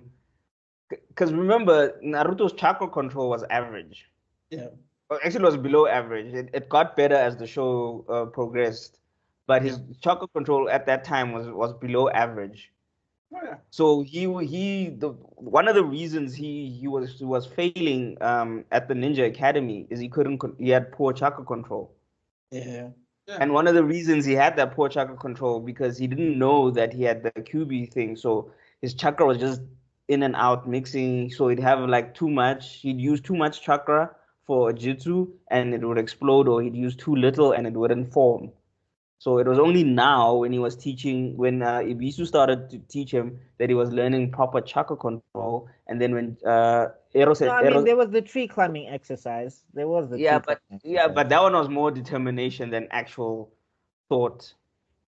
No, I mean Kakashi did explain it in like Naruto and Sasuke, they brute force it the whole way. But basically he did explain that the theory is that if you can control it and walk up the tree, you should be able to master any jutsu theoretically. Yeah. And then the water one is supposed to be a higher version of that, which means that now your chakra control is like S tier. So like it's B tier for the tree because the tree is like a solid object, and then it's S tier on the water because water is not solid. It's always doing its thing. Moving. Yeah. You have to adjust. It's about adjustment, maintenance. It's about, that's what it's basically. So it just teaches you to little too much, little more. Guys, I don't know. Do you guys like the more we talk about Naruto or breaking it down? Don't you guys often think Masashi Kishimoto is a fripping genius, dog. How does he come up with these things?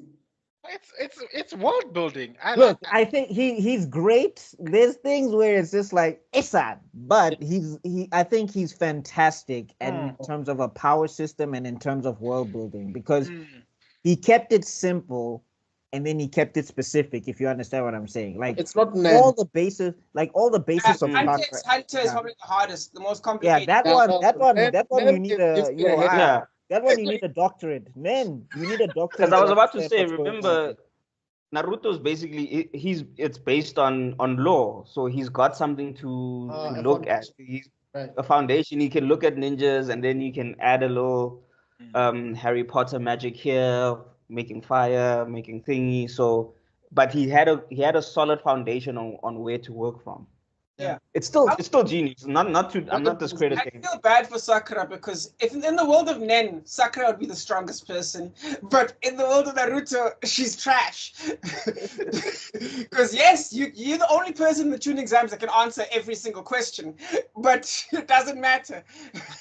Because brute force. Hunter x Hunter doesn't care about smarts. Come on, let's not play that game. I just saw Buckmaster's eyebrow hit the ceiling. I've never seen it out so high in my entire life. I literally did. I almost did the rock. I did the rock now. It's like he was like Sakura praise. Is it because you say? Is it because Gon has to use like a fishing rod?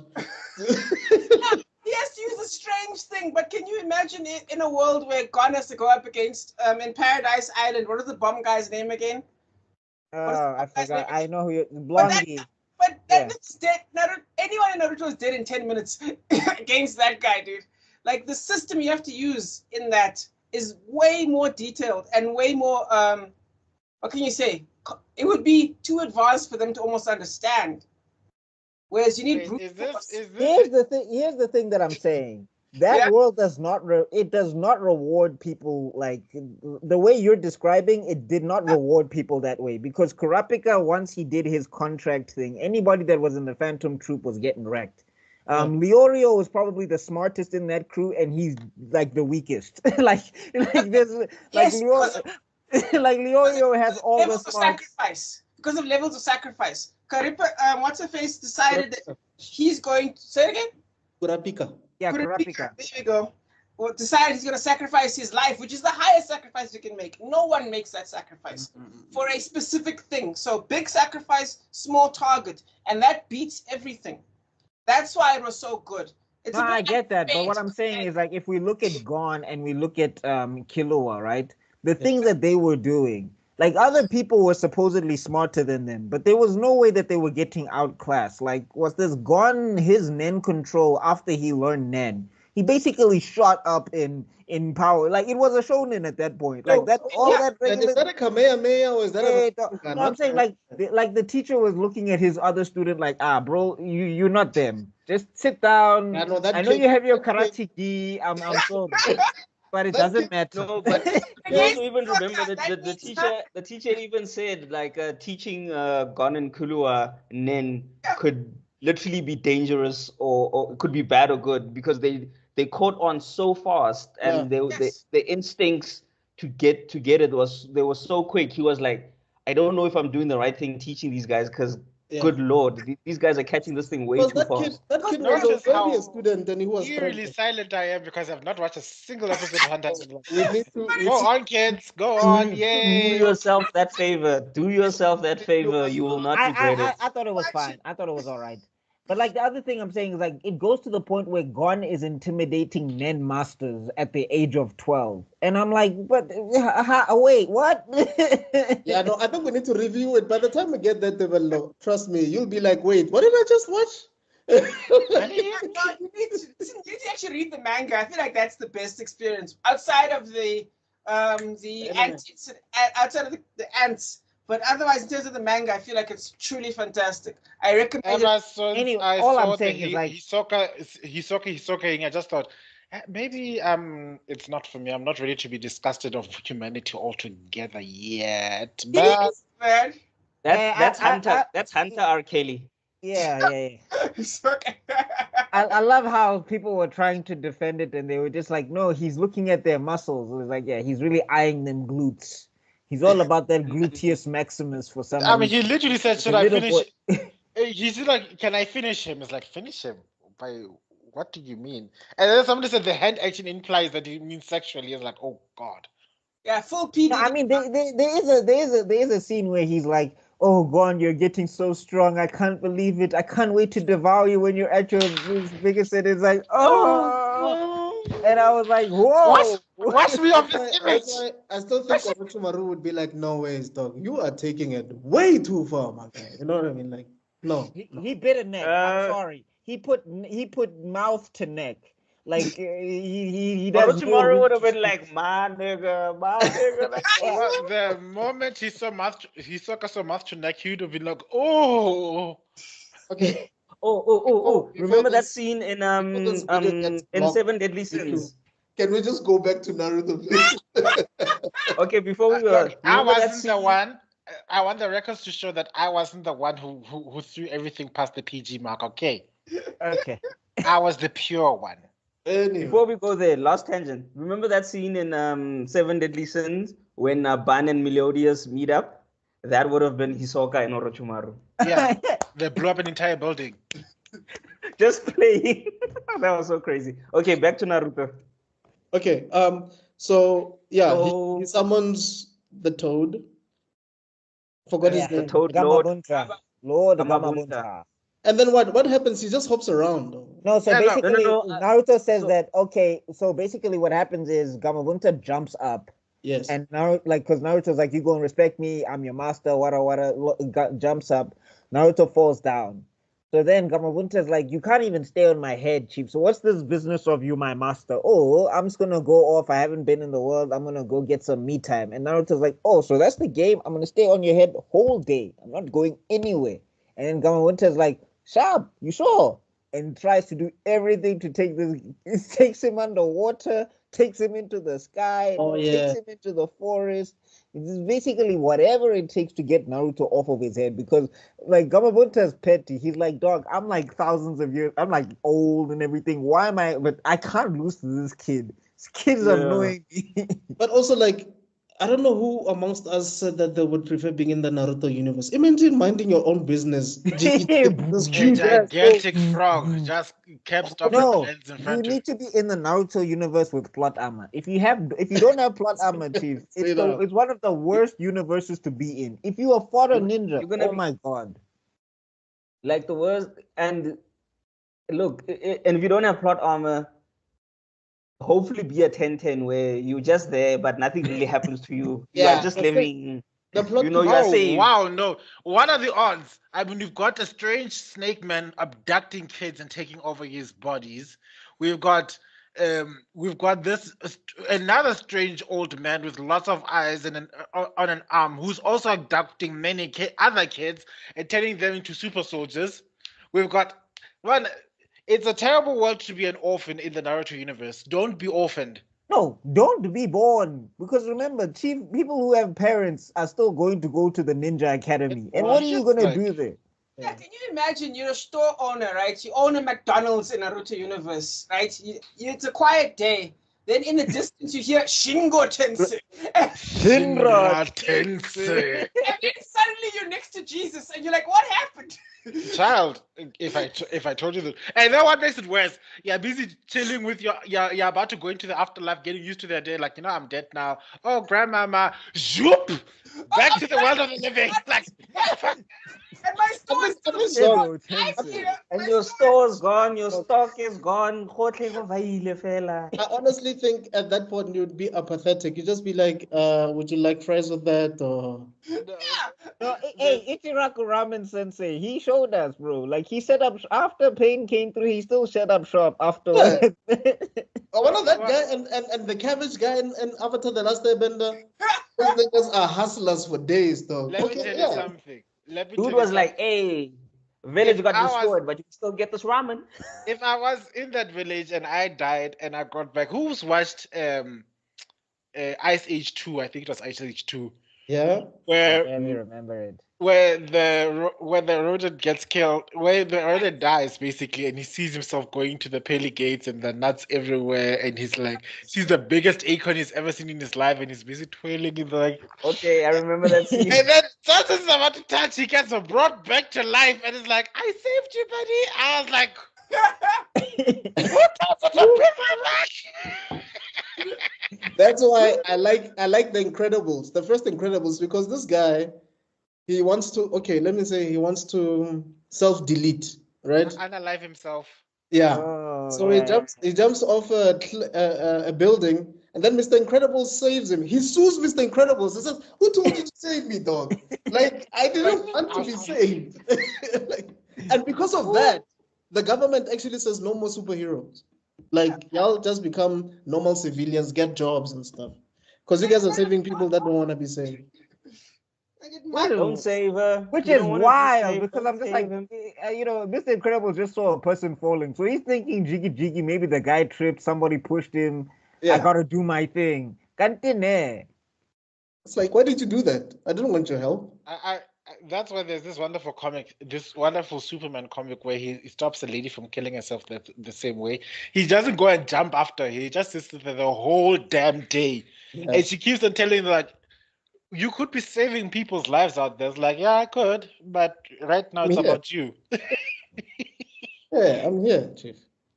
Okay, Anyway. back. We're tangenting again. Yeah. Yo, Yeah. we Whose fault tangented is that? A lot today. Like, I was going to talk about Homelander. Yeah, go back to the tangent. Now Homelander. Oh my god. Anyway. Yeah, back I to actually need to watch that. yeah. Okay, now we're gonna Speaking- really gonna tangent. No. Speaking about Okay. Homelander, I just want No, to no, say, no. I Okay, can't let's wait. come back. Let's Wait, come back. wait, Hold on, let me just finish my sentence. I just can't wait for the intro dialogues he's going to have between him and Liu Kang in the MK1. Oh yeah, he's a playable character now, right? He's going to Yeah. be. He hasn't been released yet. And I think Omni-Man is already in there as well. He's already there. Yep, he's there. Sucks, Mortal but Kombat yeah. is just basically using everybody now. I think the Terminator is there, Chuck Norris is there. Like, what the Yeah, hell? Terminator, Chuck Rambo Norris, is the there, my alien, guy. Yeah. the alien Predator, Rambo. Warner could go on. Bros. There's money everywhere, bro. Warner Bros. is out here got that Lego money. I don't know, man. You know, Okay, so back to it. Yes. Yeah, so after that, then Gamabunta softens up on Naruto, takes him to the hospital. He says a bunch of stuff where I'm just like, but then why were you so salty that Naruto summoned you? But okay, it's fine. But he Uh, proved himself. I And guess. we see a small scene with Kakashi and Sasuke. Because I mean they were off screen, they were training off screen where he's basically like learning the Chidori. mm, Meanwhile, this guy's busy summoning big ass frogs. You're learning like a lightning technique. But anyway. let's not talk trash about the Chidori. That thing looks fire, man. No, it's awesome. Like, it's awesome. It's loud. Oh, yeah. But No, like, that's like what the I, reason, that's the reason I'm my saying this. issue with the Chichori. It's a No. They call it an assassination technique, but it's The so reason- loud, dude. I will hear that thing from like 10 kilometers They- away. What are you talking about? The reason I'm saying this is knowing what Gara is gonna do in the future versus the Chidori, my man. But anyway, yeah. Okay. Well, the thing is, right, with the Chidori, right? Basically, when you're pumping it to be the attack that it's like, the thing is, like, Kakashi can use that, like, basically when he's, Kakashi, he can use that thing instantly. Yeah. Like, so if he's running up towards you and you have some sort of impenetrable defense, he doesn't have to do the hand signs and all of the, like, he did that for Zabuza because he was flexing. He was like, yeah, I want to show you how cool this thing is before you die. Even Zabuza, when he was dying, he was like, this thing looks cool. Yeah, like, bro, like, he's holding the chakra in his hand. Even forgot that he's about to die for a second. He turned No, into a he hype was man. just glad. He's like, I can't believe I'm gonna die to such a cool attack. Yeah, that's so awesome. Finish me off, bro. I think he even looked at the dogs. He was like, bro. Oh, I think yeah, I was gonna he say. looked at the dogs. He looked at the dogs and he was like, bro, are you checking this shit? Like, he's holding, like, bro. I know you biting me. But like, bro, are you seeing this? Can I just mention about the dogs? I don't know if I was there or not. No, I wasn't, but is it me or was one of the dogs biting between Zabuza's legs? Aye, man. Wabana, you see, guys, let's go. Let's continue. Let's not answer that question. We don't want to get cancelled, right? Let's continue. Check out the manga. Check out the manga. Check out the manga. You brought up soccer like. Check out the scene on Oh, no. Question, does anyone know something? This is a question. Oh, Gara. Guys, Speaking of Gara, did Gara already have the ultimate defense, or did he learn that in the gap between? No, he already had it. He's always had it. So he just left it out. You guys know what I mean with the ultimate defense, right? You know what I mean? Like, are you talking about the sand armor? No, when he fights the bone guy, he uses that like thingamajiggy. Did he have that always, or did he learn it later? No. That's later. But that's Sasuke retrieval arc. Did he learn it later? That's what he learned it later because remember now he like basically the way he used the sand before, it was basically just purely out of destruction. Like he never actually focused on defense because his defense was always automatic. And then when he came in, he became more balanced of a person, so he learned more. So using the freezer excuse. You know that I've never actually trained before. So now that I'm actually training for the first time, it's different though because they actually, you know, it's in the rules of Naruto. Frieza breaks the rules of Dragon Ball Z. Like you can't tell me now because he can do a push-up, he's a god now. I actually hit the gym for the first time in my life.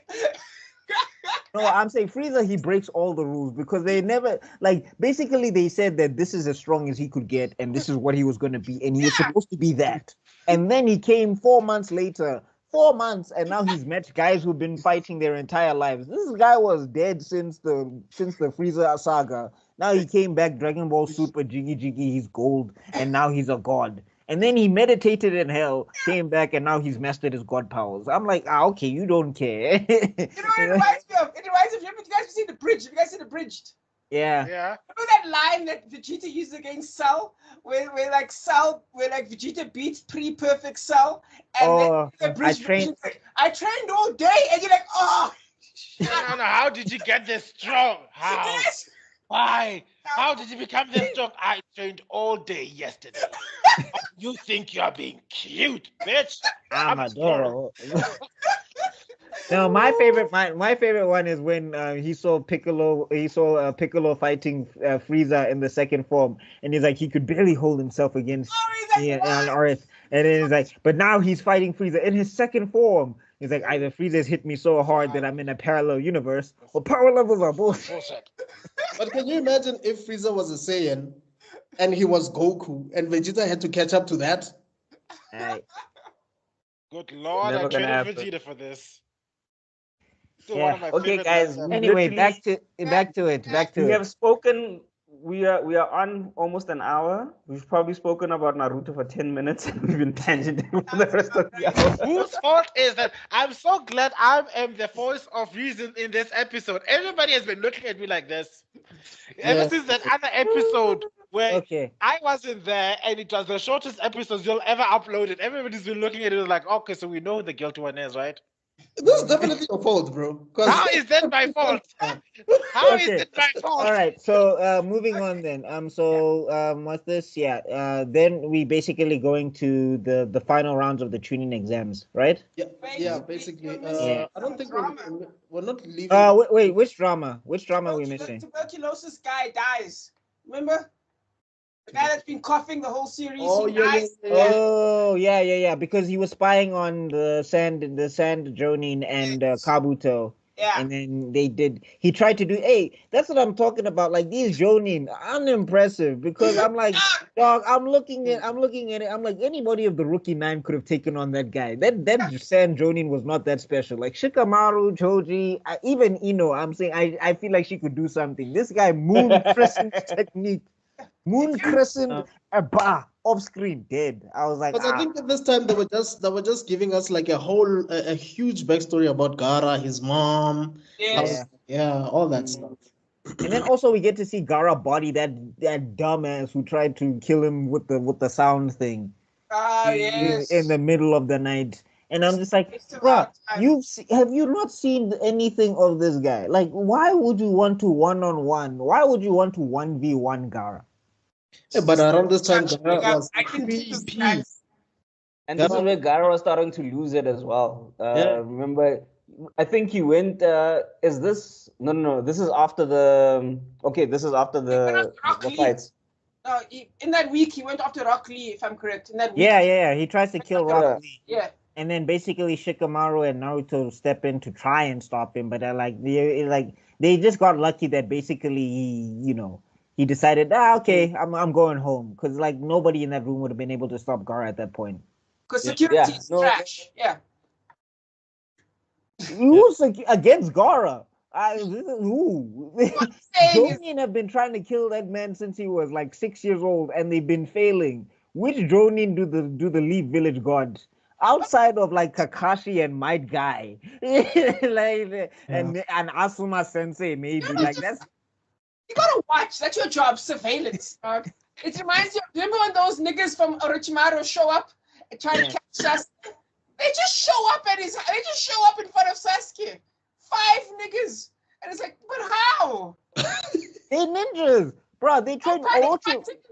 But I'm saying, Rob, Orochimaru was sitting right next to the third Hokage, and Sarutobi didn't know nothing. Yes, you're right. He was right there talking to him like, hey, I'm the Kazekage, we chilling, everything's cool. And he's like, Kazekage, you look healthy today. What's going on? And nobody knew nothing, bro. Like, they were the real even the sand dudes didn't know. Like they knew the dude's mannerisms and things. They didn't notice anything. Can we be honest and just say for this part of the season, the ninjas were ninjaing? Hey, for a show about ninjas. Because we look at Naruto, we forget that this is a show of ninjas and infiltration, all of that stuff. Yeah. But what I'm saying is, the civilian president show up to that event as well? Doesn't he Yeah. Lando. The daimyo. The daimyo. What I'm saying is, if I were him, I'd be like, nah, y'all niggas are trash. No, but remember also, Orochimaru knew the blueprint. He knew the weak spots. So he was also elite ninja. So he had so much intel. There was like no chance. Yeah. I get that. No, I get all that. But I'm also understanding for a story that has to do with ninjas. I'd be thinking I'd also give a little more credence to espionage and counter-espionage. Yes. I'd think like someone would think, oh, Orochimaru was here. He's trying to use the access codes he used 15 years ago. Fortunately, when he left, someone was smart enough to think we should change these access codes. Change these passwords here and here and here, and then make it look like his passwords worked. Yeah. But then when he came in, would know. Someone, trust me, Shikamaru's dad is supposed to be a genius too. Why wasn't he geniusing at this point? Exactly. Have you guys seen Odyssey? You guys know what Odyssey World is? Yeah. Have you guys seen that meme of this? Y'all niggas are trash. I know I'm fired, but I want all of you to know you're trash. That sounds familiar though. No, I'm saying I think the thing is though, it's like you have to also remember, right? With what's this? Because he infiltrated the village early, so he infiltrated via the Forest of Death. So it's very possible, and also he had Kabuto as well, who nobody suspected, who was also again feeding him information on the inside. So even if they had counter-espionage, Orochimaru was so cold with his game, he had already set up counter plans to their counter plans. Yeah, and he grew up in Konoha, so he knows the shortcuts, the routes, No, but I'm saying outside of but he's saying like even if they change them, Kabuto was still there. Like remember that route A that we were gonna use to go in? It's actually been closed now. We gotta use route C. That's the new route that we can use. Which brings me to my next point. It's my same argument that I have with Aizen in Bleach, by the way. It's like, yes, he grew up in Konoha. Rapongi. Are you telling me nobody has been doing that research on somebody that grew up with their entire lives? No, I mean, that's what Jiraiya was doing. Jiraiya was trying to find out what this guy was doing and why he was doing it. He just could never figure out Orochimaru because Orochimaru was... Yeah, which brings me to the case.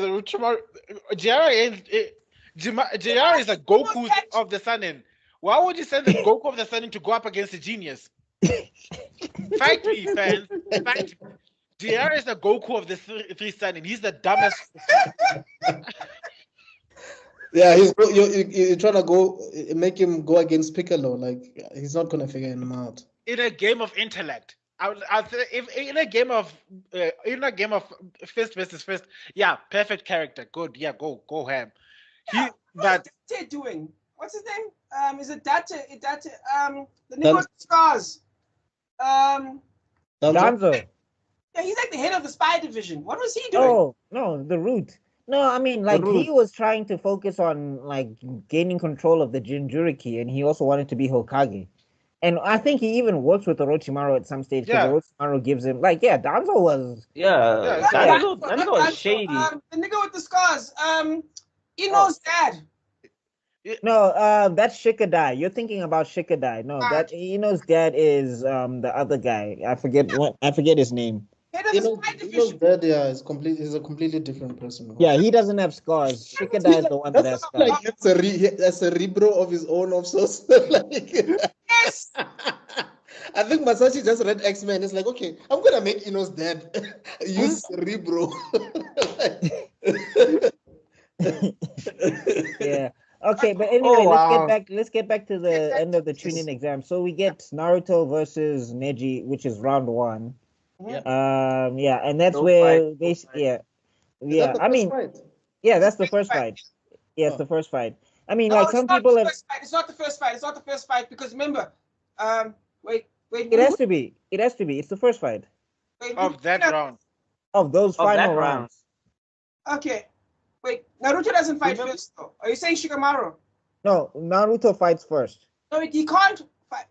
Oh no, you're right. Neji, you're right. Neji, yeah, You're right. Neji. Yes, Naruto versus Naruto does fight first. You're right. Yeah, Sorry. Neji. So basically, that's where we get the whole speech about the destiny, and this is where we get the whole Neji was right, and Naruto betrays its own themes, and it's not as good as you remember, and all of that stuff. This is where grow it spawns up. from. That's This all is my where answer it to that. That's when Neji also reveals his scar, or I know his mark. The first Tattoo. mark. Yeah. And we know in the First mark. manga, it looks like we know what it looks like. I'm not gonna say it. I don't want us to get Swatch sticker. Oh, thank Lord. you, Sibello. But anyway, We should summer be goose stepping as we say it. guys, who invented this whole thing of backstories during fights? Like, which author started this thing? Because we see it in Bleach, we see it in Naruto, we see it in One Piece. Like, dog, you're telling me your life story was supposed to be fighting now. Let's. It's the tuning exams. People are watching us. You're busy telling me about how when you were a kid. Like, dog. Oh yeah, I have the answer to that question. You gotta understand the genius of talk no jutsu. Naruto's like, hey man, I'm not figuring out this guy's Byakugan. Let me get him to talk so I can gather some energy. You know what I think? What you were saying? Come on, Nine Tails. Like, Baba, I'm tagging you. I think it's a reversal of, remember in the past, that people used to yell is eagle fist attack. Remember they used to do that? Yeah. And that's dumb. So I think what they tried to do is they tried to explain the attack first, and then it kind of expanded in a weird direction where they started over-explaining to the point where they included your backstory as to why the attack is there. Yeah, like it's a family attack, it's a family style, this and that. And then it just became worse and worse, and then Naruto just became the embodiment. Yeah, I mean, I think there's other older manga I believe that have done this. Yeah, where they have done the whole giving, like I know in the Fist of the North Star there was like a fight where like this guy was going into his backstory, like I think it was Rao, like he goes into his backstory of how he had to separate from the Hokuto no Shinken and stuff like that, and basically then Kenshiro gives him his one-liner, the 80s badass line, and does his whole star thing and pokes him and then he dies. I can't remember exactly. But the thing about these backstories is by the time the guy's done with their backstories, you don't want them to die anymore. You're like, dog, don't kill this guy. Oh yes, because it's a story. He just needs a hug. He just needs a hug. That's kind of the point. I mean, like if we go back to the Land of Waves, the reason why Haku was so tragic is because once you hear about what happened, you're just like, I know you just maybe bodied Sasuke, but Please leave him alone. Like, yeah, like I just like the fact that Haku thought, no, okay, Naruto, you've won. You can kill me now. Then Naruto was just about to punch him in the face and stuff like that, and then it's like, oh, my boyfriend's about to die. Sorry, excuse me. father figure. Damn it. I think writing is like technology, right? So when it comes to writing and technology, well, it's a technique to get things done effectively. I think we've evolved past that, which is why I want at some point I'm going to try and have a discussion about the Jujutsu Kaisen, Black Clover, and Naruto. I want to ask you guys a question about that, but I think I'll do it later. There's something I want to discuss about that later on. But for now, let's just finish this. But I feel like it's a writing technique where you can exposit effectively. Where modern day nowadays, what we do is we try and like use the backstories of each characters to like wind together to a climax. Whereas them, they reach the climax first and then they wind around, which is, do you know what I mean? Right. They meet the impact and then they start doing the talking. Which makes more sense in like it's more real lifey. I mean, usually it's when you're busy lying there on your deathbed, that's when you can tell your life stories. Like, oh, okay. Like when Vegeta was crying to Goku, telling him, "Yo, dog, kill this guy. He killed our entire race. Yeah. Hey, yo, dog, I'm dying, but yo, please kill this guy." Yeah. Don't show mercy, Kakarot. He doesn't deserve it. Unless we did everything. We did everything for him. We did everything he asked for and more. You took it to the guy who saved your life. Yeah. From Krillin like decapitating you. You're talking about that guy, not to kill to kill this other guy. Good luck, buddy. Yeah, but let's face it, those tears are the only reason y'all are standing Vegeta now, but will not get it.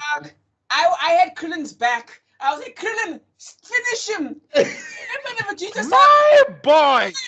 My boy, right here. You see, this is why Rob and I shouldn't be more often. This is why. The moment it comes, I knew that's something in common. We may be in the Protoss and the Zerg. Vegeta haters unite. Hashtag Vegeta is a.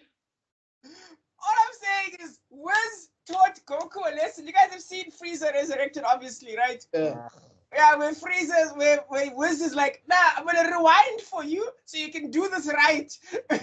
But you know what? I've been meditating on Dragon Ball Z for a very long time. Had Krillin killed Vegeta, Goku was gonna die for because of that heart disease. Because there was not gonna be any Trunks to come and save him. There was also going to both Krillin and Gohan would have been dead because Golda would have frozen time and secured them. So so Vegeta had to be there. But how could they know that? I'm just saying, in hindsight. There's a thing that we're gonna get to when we get into the later arcs of Naruto, because that's also something that apparently plagues the Naruto fandom all the time because people are debating. But anyway, back to this Destiny thing, because I feel like it's a very important thing to touch on. The fight was all right. I don't think it's some of the best choreography. I think it was like decent choreography. I think we got that fight choreography in the anime was stolen from Cowboy Bebop the movie. Oh yeah, when Neji is beating Naruto, clip, yeah. It's bar for bar. It's one for one, yeah. 1 for 1, dog. Stolen. Yeah, but I'm saying it's not the best choreography in Naruto. Like I think it's like decent. I think like the highlight of this particular arc is still from the last one with Rock Lee and Gaara. I think like that's the But like this one, we remember it because of the philosophical debate. Yes. So and then I think the thing is like I'm team Neji is wrong because simply the series proves that he's wrong. Like I think everybody is like, oh, Hokage are made and all of that stuff, and because Naruto eventually gets Jesus powers, everybody's like, no, Neji was right. So this is, and it's like those are two different things. One, those are two different things. Two, Neji's whole point was what you are, you cannot change, which doesn't gel with what the series is, because every villain that we come across are supposed to be these cold-hearted monsters. Naruto talks to them and then they cry, effectively proving that you can change what you are. Fair enough. That's the whole point. And the whole point of the series is to break the cycle of destiny per se. And it also points out that Naruto, his argument that nobody changes, I think the biggest fallacy to that is the fact that all the villains changed to become villains. Naruto just brought them back. Yes, that's true. So the thing Neji's trying to fight, that they should have been arguing about, his argument was really against that everybody's going to become evil, and Naruto is the one person who stood there and said, "No, no matter how hard you knock me down, I'm not gonna change what my beliefs are." And he's the living proof because in his entire life, he's the only person who's been defending the undefendable. But I think also like the people that are on Neji, like the who say Neji was right, don't they realize that Neji also says that he was wrong in the long run? Like No, Naruto. because remember now they're just like, oh, that's just the story, making the Come on. story and Like, what. I think there's almost religious element to it, because I feel like one of the elements that is involved in the talk no jutsu, right, is there's an element of when the villains are like, I don't want to go too religious, but like the element of like, I've gone too far. Do you know what I mean? And then Naruto proves that no, you haven't. You can still You're still forgive yourself and change. Right. You know what I mean? That's why I feel like Zabuza, the Zabuza one is almost one of the best ones. Almost one of the best talk no jutsus is actually one of the first ones, the Zabuza one, where Thingamajigi, they almost feel like they're beyond redemption, but Zabuza breaks because of Naruto's willingness to like I don't want to go too religious. I want to go like his like strength of like. Well, I don't even say you need to say it's religion. He's basically saying that, dog, you're a human being. This business of you being a monster, you're faking it. Like you're making this thing up in your head that you're something that you're not because you had a hard life. I think that the thing that irks Neji the most against Naruto is because Naruto continuously and persistently sees the good in people, despite the overwhelming evidence that comes against it. Like, yeah, I see you, I see the evil, but there's still good in that man. No, I mean like that's why he lost it when Hinata was just like, bro, you don't need to suffer this anymore. Like we can change what the Hyuga clan is. We can figure something out. And he's just like, no. But then that's the hypocrisy of Neji, because if he was accepting of his destiny, he wouldn't have tried to body Hinata in the middle of the tuning exams. Because he's lashing out. Yeah, he wouldn't lash out. It was bitterness though. He was angry there. Yeah, he was lashing out. Yeah, but I'm saying like that's the thing. He can't be angry. Like he's angry at his destiny, but then he's telling people to accept the destiny. So it doesn't. It's like that's the brilliance of that character, in a sense that what Masashi was doing and what Masashi does well is he can illustrate the hypocrisy of a character like to a T. It's just hyper realistic, by the way.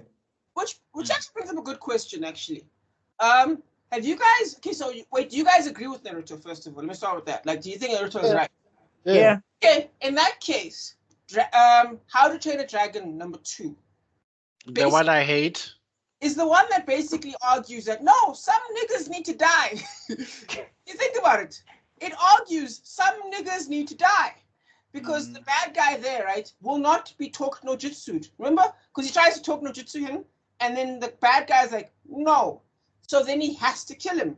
That's one of the main themes. Yeah. So now, if you guys, based on Naruto's themes and the Dragon Age, How to Train a Dragon 2 themes, do you think they were wrong to kind of preach that to kids? No, they were not wrong. Here's the thing. I think the thing that we need to be careful of is that, I think the thing that we need to be careful of as a society is that what we do is that we don't really ascribe value to life. We kind of ascribe value to things. So in the pursuit of things, people will say, okay, I'm allowed to be this way. And it does take it to a point where you don't have an option. But after that choice has been made, there should be some reflection to be like, how did we get here? Yeah. I think that what Naruto does is that it always does this thing of how did we get here? Yeah. So I think if you have the action or you have he had to kill the bad guy said no. But if you don't ever go back into that dude's story to learn how he became this way, you're just going to create space to create another guy like that. Yeah, 100%. It's going to continue until we blow ourselves up. Right. So I think the power of Naruto. Yeah, sorry, go ahead. That's a wise moment for the day for sure. That's your wise moment for the day. Finish the so I'm saying, the power of Naruto is to say that even if something is supposed to be, even if something is messed up, if we don't investigate, then it's never going to change. And if we investigate, there's a chance that we can take something that's messed up and turn it into something better. And on to my comment about How to Train Your Dragon 2, I was about to say, Android 16 communicated the same thing better. Because when he told Gohan that some people who words cannot reach. Yeah. Yeah. So Even Yes. Alfred said it in the Dark Knight. Some people just want to watch the world burn. There's no talking to this guy. no, I Yeah, just but I'm want saying like the thing is that what with Naruto is that what he posits the theory is like you have to look into it. And even Yeah. if you can't reach that person, you have to figure out the mentality that made that person what they are. Because if you don't, then you're just gonna make another one like that. And it's Yeah. gonna I keep mean, happening. he's probably the number one person who could have easily become that person. You know what I mean? no, Naruto had every single right and every single excuse to become the biggest villain of all time. That's Yeah. one I of mean, the biggest memes in the world. You know, have you seen that meme? Where they're but like, if I was Naruto and you see Naruto in a Tatsuki outfit. no. And that's one of the biggest memes. But I think that's the other thing is that that's why like it was brilliant with Iruka and also Mr. Ichiraku Ramen Sensei with what they did for Naruto. It's like there was somebody there to tell him that like they weren't there enough, but at least there was somebody there type of thing. Yeah. And they were there in the most important parts because Yeah. if there's one thing people forget about Iruka, it was Iruka's words that convinced Naruto to come back because it wasn't like everyone was like he's the demon monster, blah blah blah. It's like he's not a monster. I've seen this kid. He doesn't give up. He always keeps trying. He's not the nine-tailed demon. He's Uzumaki Naruto of the Leaf Village. And then you just see Naruto He balling took he took his time though. Like it took you 12 years to tell this nigga that. But like that's and also he wasn't telling that child that. He was telling his opponent. The child no, just but I'm got saying like frustrated. the thing is like the brilliance of it is that Iruka was also like the other villagers until the third had to tell him that the reason why the fourth did that was to be a hero to the village. So you need to be in this kid's corner. Like somebody needs to be in this kid's corner. Can I say And at least, something quickly? yeah. Sorry, Before go ahead. we finish with this situation. Were you guys looking forward to Neji fighting someone else other than Naruto, whether it's Sasuke or Rock Lee? I know the story had changed at that point, but you remember there was a build-up where Rock Lee was like, "Yo, I want to show Neji, I want to show you what I can do," and where we were like, Sasuke is the new smart kid of this year, Neji was the new smart kid of last year, like the new like protege. Yeah. I mean, I wasn't looking forward to Sasuke versus Neji. I mean, yeah, that could have happened, and I would have been cool with it, but it was whatever. Rock Lee versus Neji, it wouldn't have had the impact if we hadn't have seen Rock Lee versus Gaara. Right. So, because remember, at that point, we didn't know what Neji could do, and we didn't know the extent of Rock Lee's abilities. Right. So the whole thing of, and also the reason why the build-up for Naruto versus Neji was bigger is because of Hinata versus Neji. Right. Yeah. And we were also looking forward to Sasuke versus Gaara. Yeah. Right? Yeah. Yeah, that was absolute. That was never gonna change. So Right. I think. Anyway, sorry, Rob.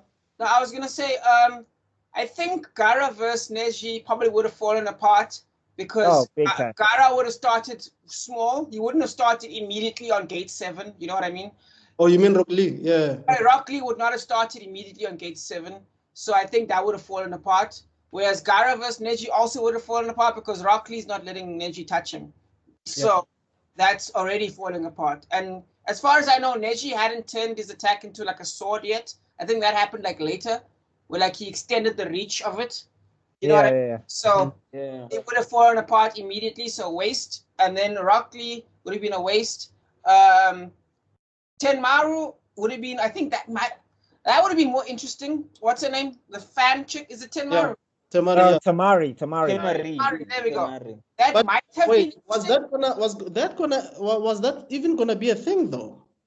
What do you mean? Tamari versus who? Tamari versus Gaara. No. Tamari versus Neji. This is Oh, Neji. Tamari versus Tamari Neji. versus Gari, Tamari bails out immediately, I think. Yeah. Yeah. It's immediately because she knows. She was gonna. Also, it would go against the mission that they had at the time because like their whole thing was them infiltrating the Konoha to execute the Konoha crush. So great fight, and I do like how Naruto. I mean, it like people always want to say that it's a plot hole how Naruto won, and I guess you could argue it, but I mean, I didn't mind it. I was just like, yeah, okay. That's fine. I mean, some What's footballs the are under the fine. ground? Wait, But it just what- shows the Byakugan. Naruto spirit, but also but people forget that one, Neji was exhausted at the time, so it was out of chakra. Remember, it's a Two, nine tails chakra. The It's like, yeah. the Bakugan at that stage, Neji needed chakra to activate it. It wasn't just active whenever. So it's not that yes, if Naruto hadn't used, let's say, used that move, but without the Nine Tails chakra, then Neji wouldn't have been exhausted with the chakra. Then he would have seen Naruto. But he was exhausted, and now his Bakugan was off. And people also, I'm sick of people acting like Neji didn't have an advantage as well. They always go, "Oh, well, Naruto had the Nine Tails." Yeah, Neji had the Byakugan. Yes. It's one of the most powerful dojutsu in Part 1 that it can block chakra points. Yeah. Like, he hits you with the 32 palms and you're a regular ninja. You don't have a chance. Like, that's regular it. ninja. You're a regular person. I feel like Ty Lee should have had the Byakugan in the last episode. Does Neji touch? 8 trigrams. That's my question. Does Neji touch Tenmaru? Tamari, he He can if he makes because the thing is he's also a strategist. So, and remember, he did fight Kidomaru. That's in the Sasuke retrieval arc. So he did fight a ranged ninja before. So I think the only thing he would have to do is he would basically just have to, I don't know if he could move rotation, because he could do rotation in the air. So he basically have to combat her wind powers with rotation in order to try and close the gap. Correct me if I'm wrong. But does Temari know Taijutsu though? Yeah, but he's not strong. Doesn't matter. Remember, but she's not that strong. Yeah, but also it's not the same level as Neji. Doesn't matter because gentle touch. It's Gentle over. touch. Oh, there goes your arm. There goes your other arm. Game over. So what's the point? I just wanted to note at this point, correct me if I'm wrong, but or either in some of the novels or something, they mentioned that the Bakugan can actually pinpoint the chakra points of projected attacks, so they could actually nullify jutsus mid-air. What? That is It was a concept. I mean, he does it. Yeah, I mean, technically, he does it with Kidomaru in the Sasuke retrieval arc. Yeah, so it does count. does make sense, but how do you cut the wind? Yeah. How do you cut the wind? If the wind is generated by chakra, yes, you can. You Because just the only thing I'm thinking just about it. is his force. What's that attack that he does again? Rotation. Yes. Yeah, if it goes against the wind, like if it pushes against the wind or whatever. That's the only. The chakra is here. He's over there. By the time we reach there, it's just wind, isn't it? Yeah, by that time. Well, I mean, it depends because, like, with Gaara, when he's throwing projectiles at you, like something when it's chakra infused, like until the attack dissipates per se, and it's not like sage mode or whatever. Until like if it's like chakra direct, it's supposed to be chakra infused until it reaches the opponent. Like that's supposed to be the idea. Like it's why when you throw a kunai, even if the kunai is still flying, like the chakra doesn't dissipate until it hits the target or whatever. That's supposed to be the idea. Well, I mean that makes sense. I mean it's still a flying object moving at like Mach 1 at your head, but I get what you're trying to say. No, I hear you. Okay, no, fair enough. Yeah. Also, that wind like. Well, I mean, I also see what you're saying. See what you're saying because like I mean, that wind was cutting stuff like trees and. Yeah. Once you reach the third bubble, what are they called? Those three Dots. Yeah, the 3 dots. Yeah, once you reach a third dot, then it starts cutting. I believe. I think it's a third dot that starts cutting. Okay. Anyway, so then on to the next fight after Naruto and Neji. What's this?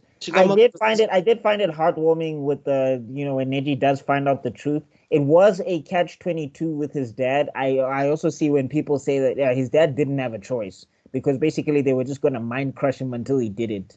But he actually was like, bro, I killed the dude. Like they can kill me, and then we can square it off because like this is bigger than the Hyuga clan. It's the village. So I felt like it was still the brother Hisashi making a choice, but it was limited. It was limited in scope, and like those Leaf Elders. I hope Hinata when she took over the clan, she kicked all of them out. She was like, everybody get out. Yeah. You're lucky I'm not Aizen because I was gonna Central 46. Yeah, lessons. No. If I know Hinata, it's like, okay, honey, who's the Hokage now? Who's married to the Hokage? So let me tell you something. You'll have about 5 minutes. To pack your ish. Why? No, or she just stood in the middle of them and she was like, "Yeah, this was Neji's favorite technique." I just want to ask you something. Let's just see. How's your Bakugan working? So, I want to see if you're gonna see this coming. Okay. 8 trigrams, lion fist palm. Anyway, it's Shikamaru versus. Oh, did you know that my husband gave me a fist bump earlier today? So guess who's infused with certain chakra? Oh, you didn't expect that to happen from my husband? My husband, the father of my children. Yeah. But in terms of philosophy, I feel like I feel like people that criticize that are being ridiculous, because in terms of philosophy, that choice is everything. Do you know what I mean? Yes, you can say the field of choices is narrowed, but welcome to life. But I mean, Sebello, you need to do Naruto. You need to do Naruto abridged, dog. You need to do Naruto. You need to do Naruto abridged. I'm telling you, dog. I'll watch the hell out of it, bro. You're gonna Oh watch my the hell out God. of that, dog. Oh my Dude, God, I that'd swear be to God, hilarious. if I could figure out how to do that filter with the eyeballs and the mouth thing, I swear I would do my own abridged, dude. I would love to do that shit. I just don't know how that filter fucking works, dude. I'll figure it out, or I'll ask the people who can All right, figure it so out. then the next one is Shikamaru versus Tamari, which I think was a brilliant battle. Like, the thing I love about Shikamaru's battles is they're never flashy, but they're always interesting. Like, look, if Shikamaru was in the X-Men, he'd probably be the leader. You know what I mean? He'd be like a Cyclops type, if that makes sense, or a Professor Xavier type. he's too good to his women. He's too good to his women to be one of those guys. Shikamaru says he hates girls. And you're like, he's too good to his women. He's like, I hate these bitches. And I'll never get married. That's your wife right there. Waifu right there. And doggo, he's so loyal, bro. I'm convinced. He's so loyal. Oh I'm my convinced she marched right up to him and said, "You are marrying me right now." I was like, No, yes. actually, fun side story. There was a filler. I think it's canon, but basically they go on a mission together, and then at the end of it, Shikamaru like struggles to ask her out, and then she's like, "So we're going out now, and we're having dinner." Okay, let's go. And he's like, "Oh, Anime only. That must be anime only, because my head canon is her, Tenmaru, and Glasses Girl. You know the glasses with the spiral glasses? yeah." They fought each other, and then one gets to demand to be the girlfriend. The winner got to demand. They were both. They didn't demand. They just told him, Yeah, "You, this is what you're mine happened. now. Let's go." It is anime only, but it's been canonized that's how that works, because they went on a mission together. Alright, fair enough. So he's basically the Naruto version of soccer, I guess. Hey, dog. Yeah. So, I love how he used his jacket to basically he does that thing. You know, when he does this, and I know there was some. You know, there's also people who like to talk, and they're just like, why was Tamari just standing there? Like, she saw maybe a hand sign. She's thinking, hey, maybe is this something from the leaf? What's happening? What is this? Yeah, like people like to think you don't know what this guy is doing. You don't know his jutsu, so you're not just gonna see. You're just not gonna react. It's just not gonna like seeing that. Exactly. Can you I think this is where you see people actually don't understand fighting sometimes. Like, if I see Buckmaster doing something, like even if let's say just doing a kata, so I'm gonna wait to see what he's trying to do. I'm gonna react to it. I'm not gonna attack on it unless I'm attacking first before I give him the chance to do the kata. But if he's already starting his hand signs, I'm gonna give myself time to react to it. And people like to just be like, no, but no, they're trying to see what's happening so that they can react to it. So, and they're also keeping the distance so that they Tamari's not have enough stupid. time. She's a range fighter. Enough time. And don't forget, can you imagine if someone tried that with what's the bug guy's name again? Shino. Shino. Can you imagine you try that, then you run into bugs because you were too busy being dumb? Exactly. You know what I mean? So that's ridiculous. Of course you're gonna Even Naruto has more brains than that, and he's Naruto. Yes, But you also see Even Goku has more brains than that, and he's Goku. You also see how brilliant Masashi is, because usually, like in Dragon Ball, the main character would be the last guy to fight, right? In here, Naruto starts this third leg of the Chunin exams. And we are so invested in every other fight, by the way. That's how good Masashi is, because most of us were like, okay, if this is this good, because- what's going to happen between Naruto and Gaara? I mean, Sasuke and Gaara.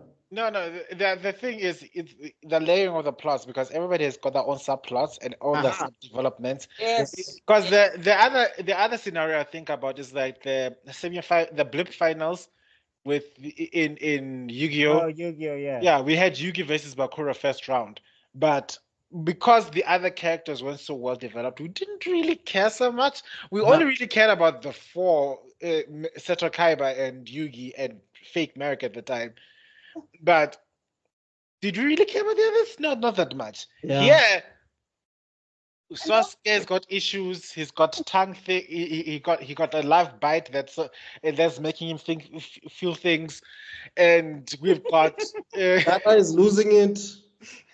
We've got even Shino's introduction was cold, where he was fighting that sound guy. I love the triangle. I love the triangle, because think about it. The first fight, the longest. Then it gets smaller and it gets smaller and gets smaller. It's with Sasuke, and then shit blows up. I think that's brilliant. Wow. Yeah. and I also like the way that what is the name? The big guy of the three group.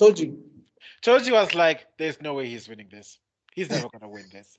And then he starts panicking when he's like, "Nigga, isn't this your best friend?" No, actually, what he says is like he's not gonna finish. He's like, Shikamaru, this is gonna be too much work for him. That's why he's not gonna win. He was not saying that Shikamaru can't do it. He was basically just saying Shikamaru's gonna get tired and he's just gonna quit. I don't know. That's what he does. But I was bored by the fact that the big guy is snacking a lot. I was like, Mashashi, come on, like this is just. He makes up for it later. He makes up for it later. What Choji does later. At that moment, the panic eating was in. Like as this person was like. No, I'm Mr. Extraordinary, I see what you're saying, but like Masashi makes up for it in big ways later. That's why for me I was just like, alright. Because like the things that Choji does later, I was like, okay, you know what? Eat as much as you like, Choji. You the goat. But anyway, getting back into it. So then we get Sasuke versus Gaara. I don't like how Sasuke stole Rock Lee's taijutsu. I was just like, yeah. I was like, yeah. I trained for years, bro. I trained for years. That's when I was. So if you have not watched the series yet, which allows me to say one thing. We just wanted to know that Shikamaru lost, but everybody else was impressed by that decision. Shikamaru quit. Assignment. He quit. He quit. He didn't lose. He was winning perfectly fine, and he just decided that this is too much work, so I'm going home. Yeah. Like he had to get the right. That's what Choji was saying. Choji was just saying that Shikamaru is gonna get tired. He's not built for the long haul like everybody else. He can win this, no problem, but he's not going to because he doesn't want to. Yeah. But they were the only ones who stood on business, who understood the assignment. Shikamaru was the only one who understood the assignment. The rest of them did. Naruto, no idea what the assignment was. He just went to fight. He heard Charlie Brown noises and then said, "Fight him." Yeah. Naruto didn't even know there was an assignment. Yes. Why are we here? Oh, okay. Palpatine was on his shoulders, like, do it. Yeah, that's all. That's all. Yeah, everybody there was there to win fights. Shikamaru was the only one who understood that there's more to this thing than just winning fights. Like that. But at the same time, you get confused. He was the only shinobi doing work. Of the group, and funny enough, who's the only shinobi who managed to pass the exam, the Chunin exams? But you know what? I think he was also impressed by Temari though. Oh, of course, he was having the feels. It's like, you're behaving like my future wife. I'm tuning, but hey, it is what it is. So then we like get my future wife right there. But you know what? Yeah, so then we get to Sasuke and Gaara and everything, and what's this? Talk about a grand entrance. Like Kakashi is so dramatic, dog. Like yo. But right, Kakashi's always he's never on. Sasuke was dramatic himself. They were both dramatic together. Yeah. Like, what is this WrestleMania? Calm down, guys. Relax. What's with the leaves? Like, yo, chill. You just needed like the glass to break, and then they show up. Oh my god! Oh my God! Didn't you guys like And guys? it You know turned what? into a Like, slobber the first knocker. time, the first time I watched this, I was at the edge of my seat. I'm like, are they gonna? Is Sasuke gonna miss this? Like, yo. Like, Mm. are you? Dog, when you're young, dog, you really feel it, eh? When you're You young. feel it. You feel every moment. No, You get stressed, bro. Everything stresses you out, man. there's certain parts that I'm rewatching now because I am just watching it because I need an excuse to rewatch Naruto again for like the 15th time.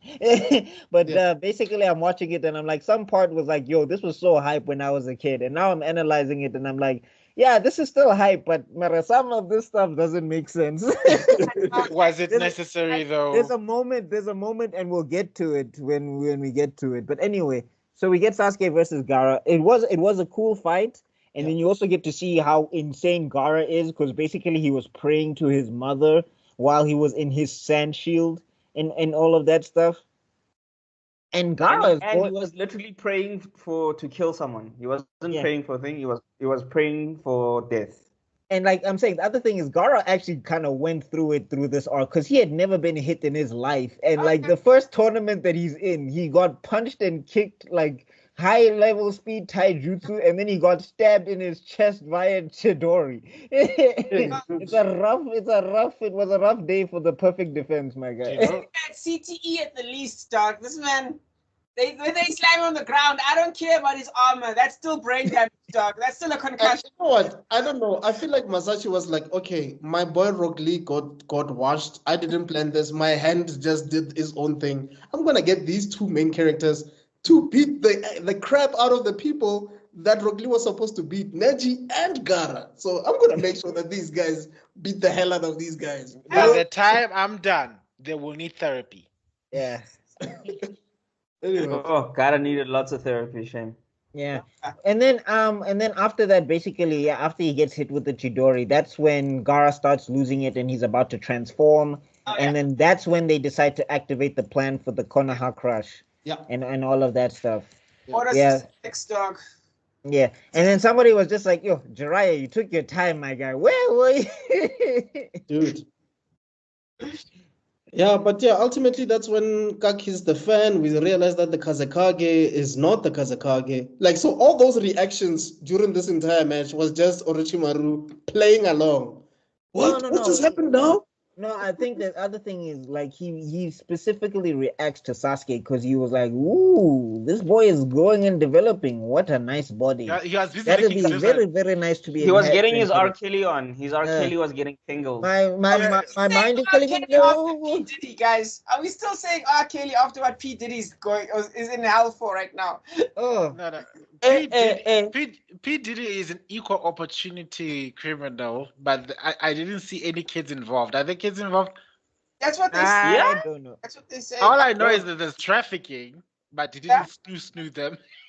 The views expressed in this In this episode, at video. this juncture, at this point, do not. Not the reflect on- views that Yeah, reflect. it. The rumor is Don't get me wrong. Usher back in the day, him and Justin Bieber.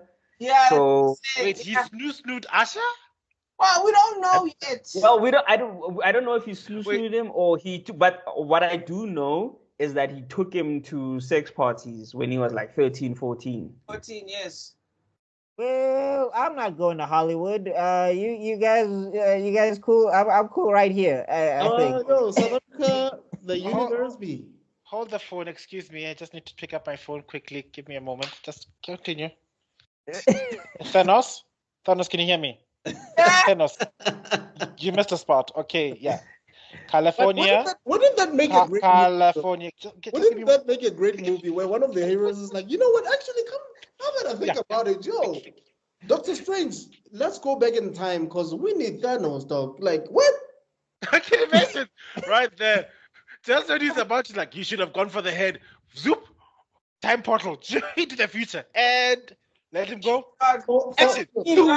What?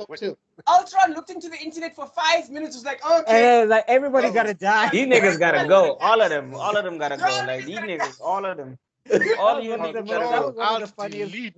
That was like one of the craziest part. Like that's part of the reason why I liked Age of Ultron, because he did exactly what an AI would do. He was just like, yeah, you guys are the problem on the planet. So Yeah, you guys are the problem. Allow me to save you by removing you. Allow Exactly. me to save your virtues by removing your problem.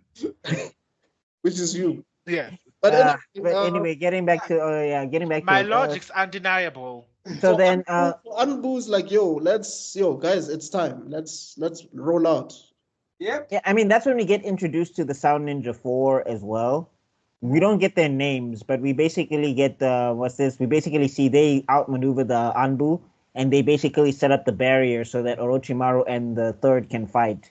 Right. Underrated fight. I think it's one of it's a really good fight. Like Oh, you it's can see amazing. they did a lot of rotoscoping in there. You can see there's a lot of like Yes. movements where you can see that Dog. they were like the budget got kicked up. Those Even animators at the beginning, going I'm hard. saying even at the beginning of the episode, you get to see like yo Naruto and Shikamaru and Sakura. They look different. What's going on here? Correct.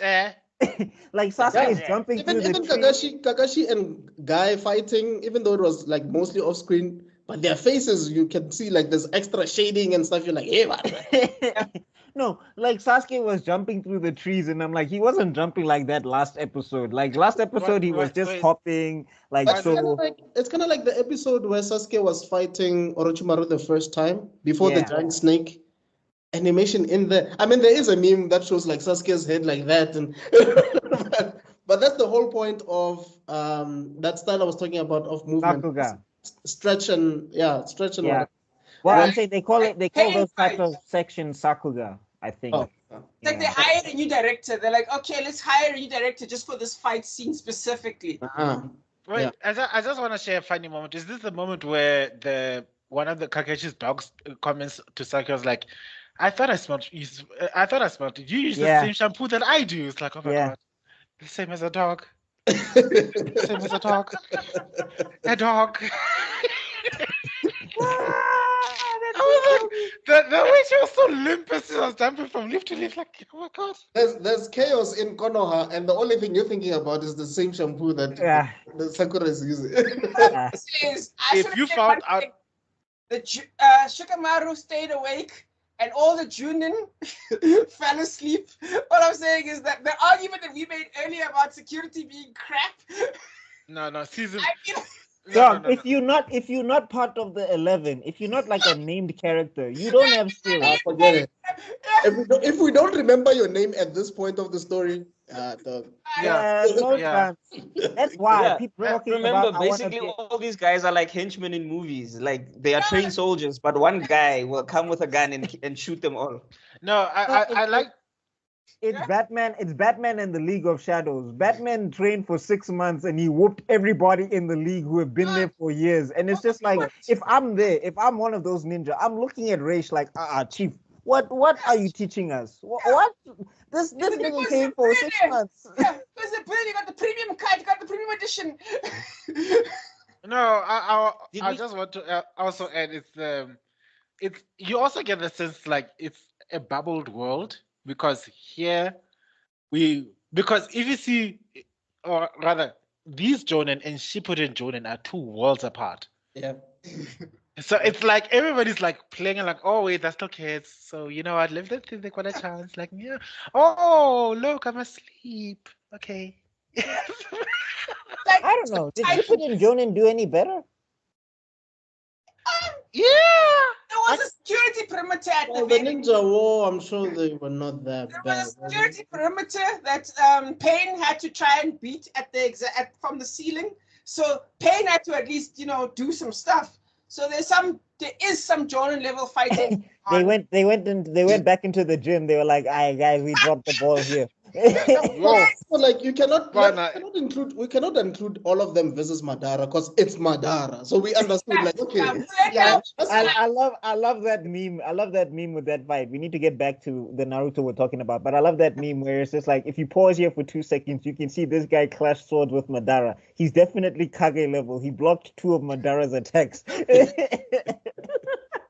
No, yeah, true.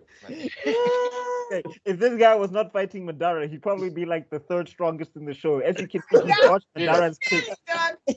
Can you imagine being the guy who was like, okay, I at least gotta get one strike. Next thing you know, there's a bomb piece of paper on you. It wasn't even you didn't No, do anything yet. imagine being the last guy and you're seeing everybody die and you have to go up against Madara last. That's Yo, what's happening in this Kaisen right now. Like, this guy is only left with Sukuna. It's like, yo, this is like the only guy left here. This is Sukuna, dog. It's like, is there hope for this guy? Is this how I die? Is this how it ends? oh my god. Anyway, getting back to it. So Yeah. Sasuke chases so basically, yeah, we get the fight with the three Kage. We get to see that the Kage level combat is kind of insane. We don't get to see like the full extent. Because at this point, everybody thought that the first Hokage was just a regular ninja that used trees. Like no one knew what the first Hokage was capable of. It was just like, nah, okay, he's a and we also saw Use that trees. basically we also saw that basically Orochimaru had access to Minato Namikaze, the fourth Hokage, because like what's this? At that time we were like, yo, the fourth Hokage has to be the strongest Kage because Sarutobi was like, he cannot let him summon that one. No. I'm pretty sure he figured like if he finds out what I've been doing to his son, he's going to kill me. He's gonna break free of the Edo Tensei and kill me just as is. But also, I think Shikamaru was showing off a bit, like so many jutsu at the same time, and like you transforming into a woman and laughing, and I was like, that's the second time I was like, this is witchcraft. Oh yeah, Like, Orochimaru. what the hell Orochimaru, is yeah. going on here? This show is way too witchy for me, man. I was like, no. Witchy, dog. You're like Satanism.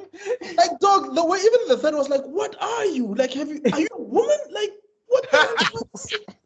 No, he was pissed off because he got to see the full extent of how lost Orochimaru was. The weird stuff, yeah. And Orochimaru was just having fun, though. And Weird what I also like is when when Enma was summoned, it's like, Sarutobi, what are you doing? Why are you holding back? Guy, I know you. What the hell?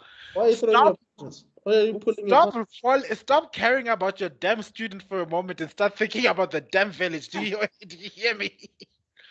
It's like Imagine that, dog. Your whole village is about to die. You're still like, oh, Orochimaru. Oh, Yeah, but it's like,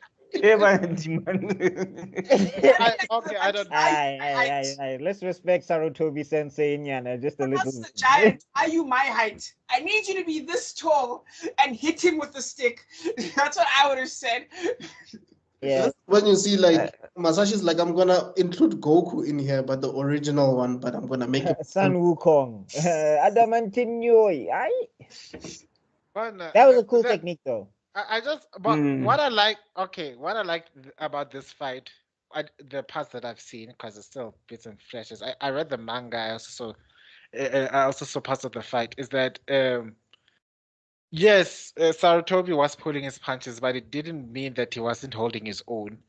And yes, Orochimaru was being petty as all F in this fight because he was like, look at me now, look at me now.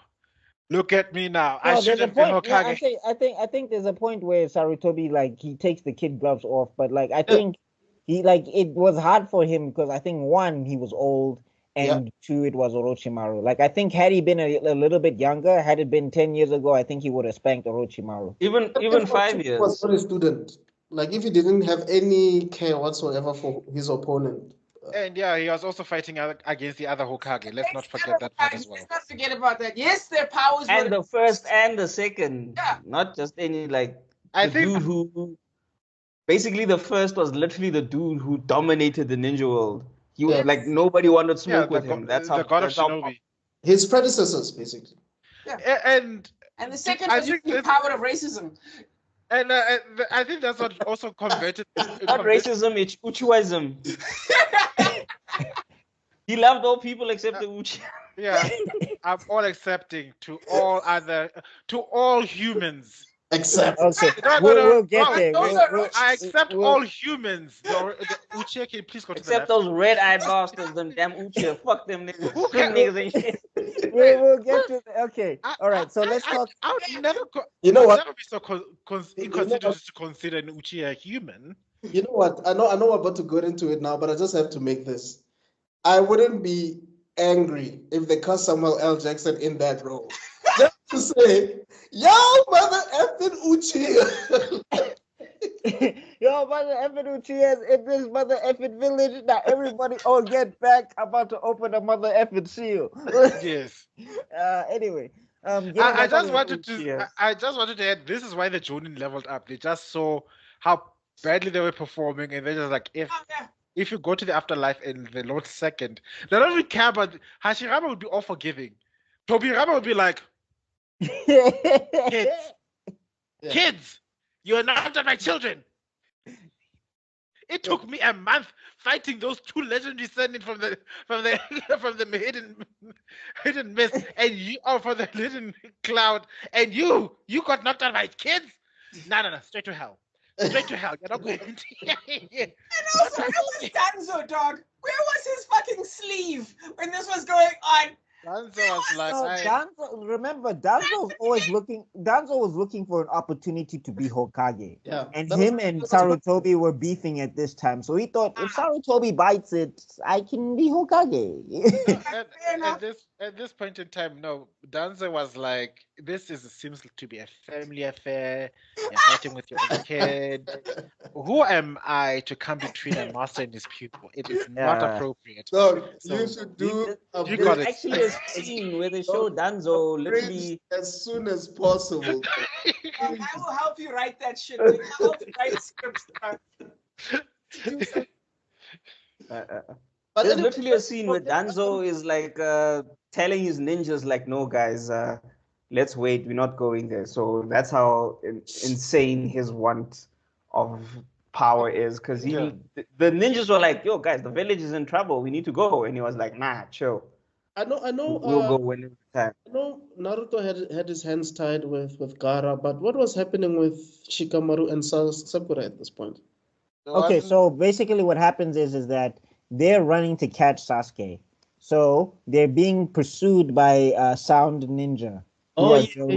Sound so then, so Shikamaru basically makes a quick assessment. We get to see how brilliant he is. And then he basically tricks them so that he can catch all of these Jonin. Again, showing that if you're not named, bro, use if you're not named, use he caught all of these Jonin level ninja and basically used a simple deception with paws and feet, led them in the wrong direction, and then cast a whole shadow possession jutsu on 8 of them. And remember, he did this when he was tired. If he had the chakra, they were done. Like if he had the chakra, they were done. If I was Shikamaru's dad, I'd be the proudest father in all of Konoha at this point. Like, not only did he survive getting knocked out while you Jonin, we were in the same class. You all got past and my boy figured it out, fell asleep. But yeah, sure, he's lazy. But honestly, knowing his dad, his probably would have thought the same thing because his dad is basically like an older version of Shikamaru. But the more evolved shadows. The way I would be flexing on the other dad, Ino's dad at this point in time, like my boy. Maybe Choji's dad, dog, because Ino's dad is smart as hell as well. Yeah, that's the reason why I'd go to Ino's dad. Exactly for that reason, because he's so smart. He'd be like, "Did you see what my genius son did today? How many Jonin have you killed in the last 48 hours? Don't worry, I'll wait." Isn't this the part where all the dads show up, actually? This is the part where all the dads show up. The senseis of the dads. Yeah. No, remember what happens is they do an evacuation first.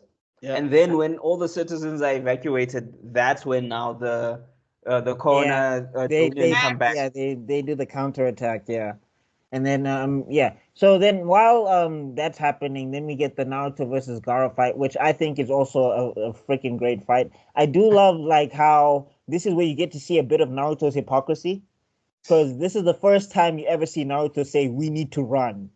Like we cut our losses. Gaara's insane. We're running now, and you're just like, Mr. Nindo. Mister, I'll never go back on my word and I'll never run away. First time. No, but remember, remember when he was in the hospital, Gaara scared the bejesus out of him. So he was still getting over that fear of, because I'm sorry, Gaara was scary as fuck. Yeah, he was. No, I'm just saying, like you go from the land of waves where he didn't run from Zabuza, and you're just like, yeah, he was here before, but like this, the first time, like Gara put the fear of Gara Hey put the fear guys, of there's half levels to Romo this in. thing. There's levels to these things, man. I bet you. I agree, actually. I bet you. Kurama was so pissed. It's like, how dare you run From the from one take? Shukaku? Shukaku. One tail? Come on, dog. You turn around right now. I swear for God, this seed is not strong enough to kill you, keep me from killing you. You turn around. Oh my God, wait, fourth Hokage, what have you done? Oh, I think Well, that I- would have been the oh. one time. Like that would have been the one time Kurama would have been like, okay, I hate you, but we gotta team up because there is no way. No way. my My reputation. pride. my street My cred is reputation. My rep is at stake here, man. my street cred is gone. He's only got one tail. I'm the 9 tails. 9. 1, 2, 3, 4, 5, 9. At the And same you're time, running away. Ah. At the same time, Shukaku was all about that. Like, look at him go. Nisama, what you got to say now? Yo, but and Shukaku was about that smoke, bro. He wanted to get out there like crazy. Yeah, But no, guys, we skipped over Asuma saving Shikamaru. Oh yeah, That, Asma's. That's that why was a I hype mentioning the scene. sensei thing. Yeah. That was a hype scene, bro. When he lands there. What? How was it described again? They said it's the most what in Konoha? What, Who? Asuma? Yeah, because remember at a point they were describing all of the like that's how we knew that Kurenai is the best genjutsu user because like when they were introducing these sensei of the Rookie Nine. I forgot. I forgot what. Yeah, I because don't remember as Asuma, it well. was something about I don't know. I'll check it out. But it was probably like a power type because he's a proper fight. You saw how he bodied those guys, bro. He took them down like they were kids. Yeah, yeah. He was like, "Your dad is here."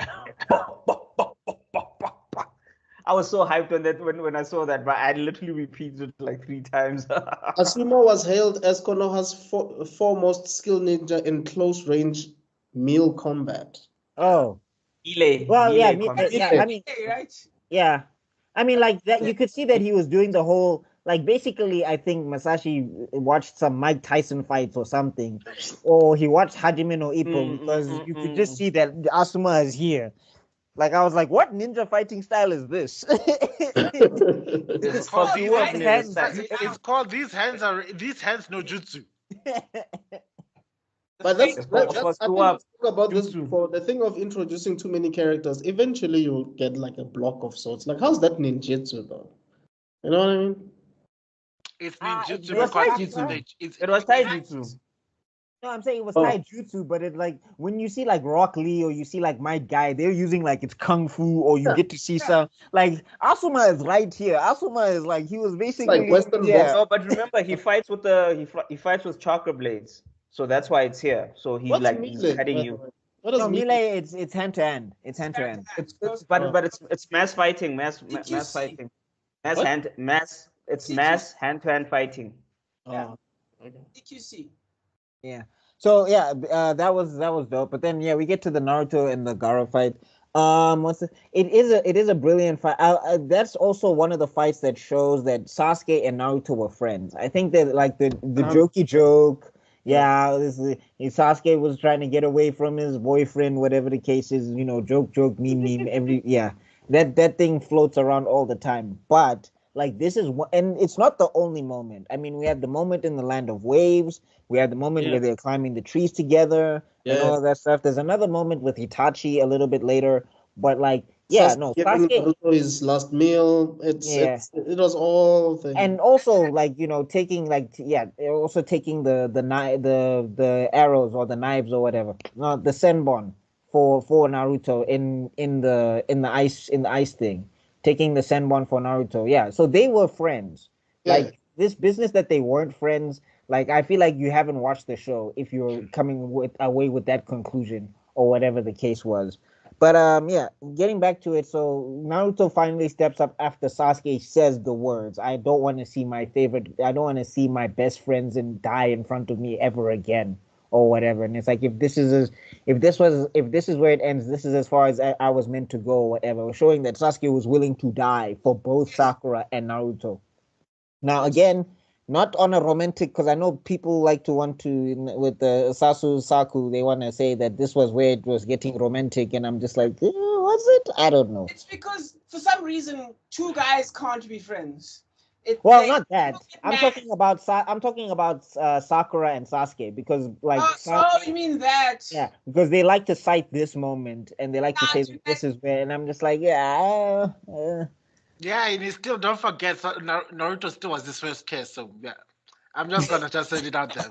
First of all, Sakura and Sasuke are completely unjustified, at least especially in the manga. They're more justified than Avatar 2, in my opinion. The coupling at the end of Avatar 2, what's it called again? Legend of Korra? What's that? I've never heard of that. Oh, Korra and Asami. I like it. Who's that? Is that some fan fiction you're talking about? We don't speak about that here. I see. What did Develo say? Just like no jutsu. There is no Korra season. There is no Korra season. There is no Korra here. Wait, there is no Korra in. More justified? No, yeah, you were saying Sakura and Sasuke is not justified, which, I mean, Musashi did try to set up some sort of plot threads, but he dropped it really early. Yeah. Because they kind of bond in the Forest of Death, kind of. That's true. And then also, she's the only one who really worries about him with the curse mark. Yeah, so because they she witnessed it. She's the only one that witnessed. And also, Sasuke did break that dude's arms because he was picking on Sakura. And he does say, Sakura, who did this to you? But then afterwards, it's just like, afterwards, he was just like, I'm sure that's enough. I can put these 2 characters together now. And it was just like, no, okay. Okay, here's the thing with that, right? Because I am a big fan of hating on Sakura, but because she's. Oh man, if only she was written today, everyone would think she's one of the most garbagely written characters in the world. Zoro, where are you? If only Zoro was here. Minato. Yeah. Zoro. Dog, even Hinata is more justified than Sakura, because literally, do you guys see my TikTok? Nobody. No. Where is this TikTok? So I need to watch it multiple times. But basically, I talk about the hospital fight, right? And the hospital fight. I rewatched the anime just now because I thought we were gonna get there in this.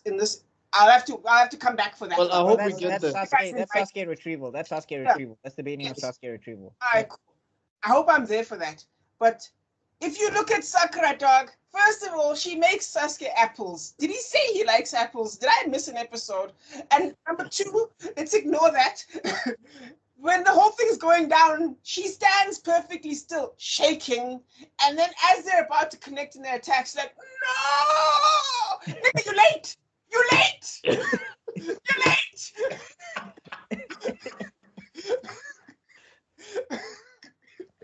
You should have stopped them before they started throwing fists. Now you want to jump in the middle of Rasengan and Chidori? No way. Like Kakashi just appears. I'm saying Kakashi was probably like, Sakura, what are you doing? That's Rasengan and Chidori. Do you not see them holding chakra? Okay, let me step in here. Otherwise, yeet! She would have been the water basin that exploded. That would have been her. No, she would have been exploded and impaled, and then now, oopsies. And that alone would have been grounds enough for Naruto to become the next. Would have been worse than Obito, because it's like, imagine. Yeah, like you guys are worried about Sasuke. Worry about that dude right there. Just watch. By the time we got to Shippuden, and Obito would be the one coming back to the village, like, we've got to protect the world from him. Yeah, like screw my plans. Yo, Kakashi, I'll explain everything later, right? I don't have time to explain my plan now, but screw that plan. Like, This guy. I just wanted to turn the world into a Genjutsu. He wants everyone to die. We need to stop. Yeah. He would have taken over the music. His theme song so basically he would have taken off his shirt and gone shirtless and put on a coat. Tatakai. Yeah. Dude, Madara would have been like, at last, I'm back. And No, I no. shall wait. Whoa, what? Whoa, Whoa, what? what? Like, Where is everyone? you Oh, just wait. see Naruto. You just see Naruto sitting on a rock like I've been waiting for you. Like, wait. Where's Hashirama? I need you now, dog. Like, Don't worry. They're all, even the old sage, the sage of the sixth part will be like, ooh, I thought I'd intervene, but it seems like, you know what? Yeah, good. Beware of the Otsutsuki. Oh, wait, you killed them too? Okay, you know what? Bye. Everybody's gone. Anyway, Everybody's so getting back to it, I do love I love Gamabunta and Naruto's team up. I love the transformation. That was one of the I like how Gamabunta decided to help. It wasn't like, oh wait, okay, I suddenly just respect you now. It was like, why did you summon me again? yeah. Oh wait, Dad, he threatened me. He threatened my son. Okay. You dare threaten my son? All right, just this one time, we're gonna work together. Yeah, he went into dad mode. Did Naruto summon both of them at this time? The kids? Yeah, so he tries to do the summoning the first time when Gaara's in his first mode or whatever, and then he summons Gamakichi by accident. Yeah. And then when he's about to get crushed by Sand Coffin, that's when he manages to figure out how to, because remember he had just hit Gaara with Naruto 2K. Uzumaki Naruto Randa. Yeah. 2K version. The 2K barrage. Yeah. Which is insanity. What's basically. the 2K version? No, basically 2,000 2,000 clones clones. punching you at the same Damn. time. All right. Like And that kicking guy is a gang, bro. Naruto's a gang by himself. Japanese nigga no jutsu. This is a gang sign. This is not a hand sign. This is summoning the mafia. This is summoning the triad. He is the triad. And like He who got the got my back? We all do. And we also start. We see how he's starting to use his clones as well when he gives Gaara the 1,000 years of pain as well. Oh yeah. Also one of my favorite scenes because boom, another one. Oh yeah, he's Boom. yeah. I And think then at this that's- point, Gaara is That's like, also one of the like, that's also one of the how I do- coolest I kick him the my coolest butt. when I he just puts want him to with ask. the enema, and then everybody just like their face just gets all depressed. Like, really, dude, all that for an enema?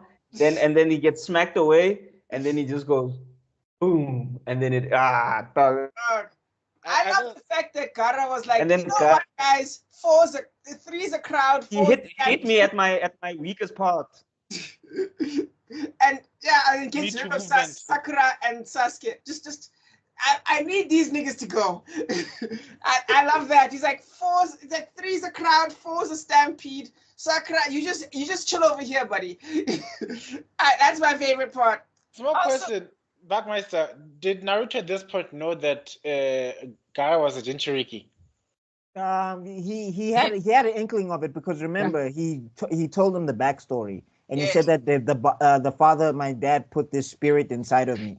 So they Yes. don't say the words Jinjuriki, but basically it was the same thing that Naruto went through. So that's why Naruto was freaking out because he was just like, I could have been this guy. Yes. Yeah.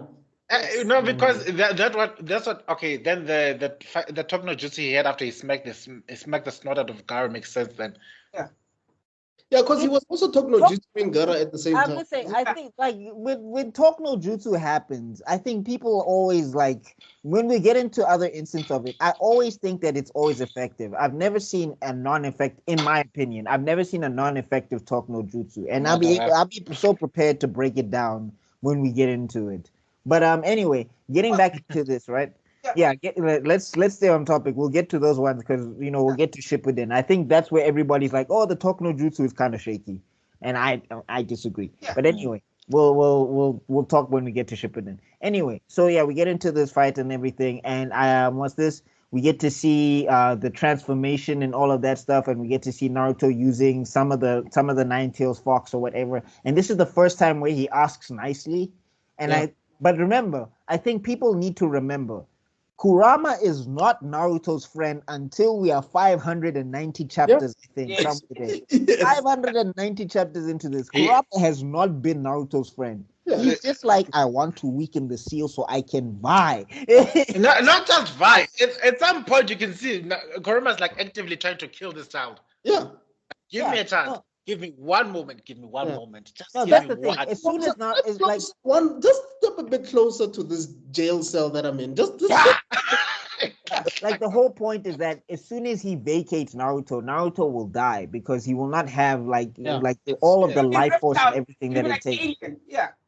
Yeah, all of that stuff that it takes to hold it would take his life force. Like Naruto would be dead. Yeah. Like, because remember, he's also a half Uzumaki. He's not a full Uzumaki. right. Yes. So he doesn't have all of the life force that a full but- Uzumaki has. And canonically speaking, the moment you lose the Jinchuriki, you die. It doesn't matter whether you use it. Only one case it's seen where it's lasted longer than it ever should have. Yeah, but wait. No, it's the die, difference right? is that in Uzumaki, because of their sealing techniques, like, okay, skipping ahead quick to Kushina, right?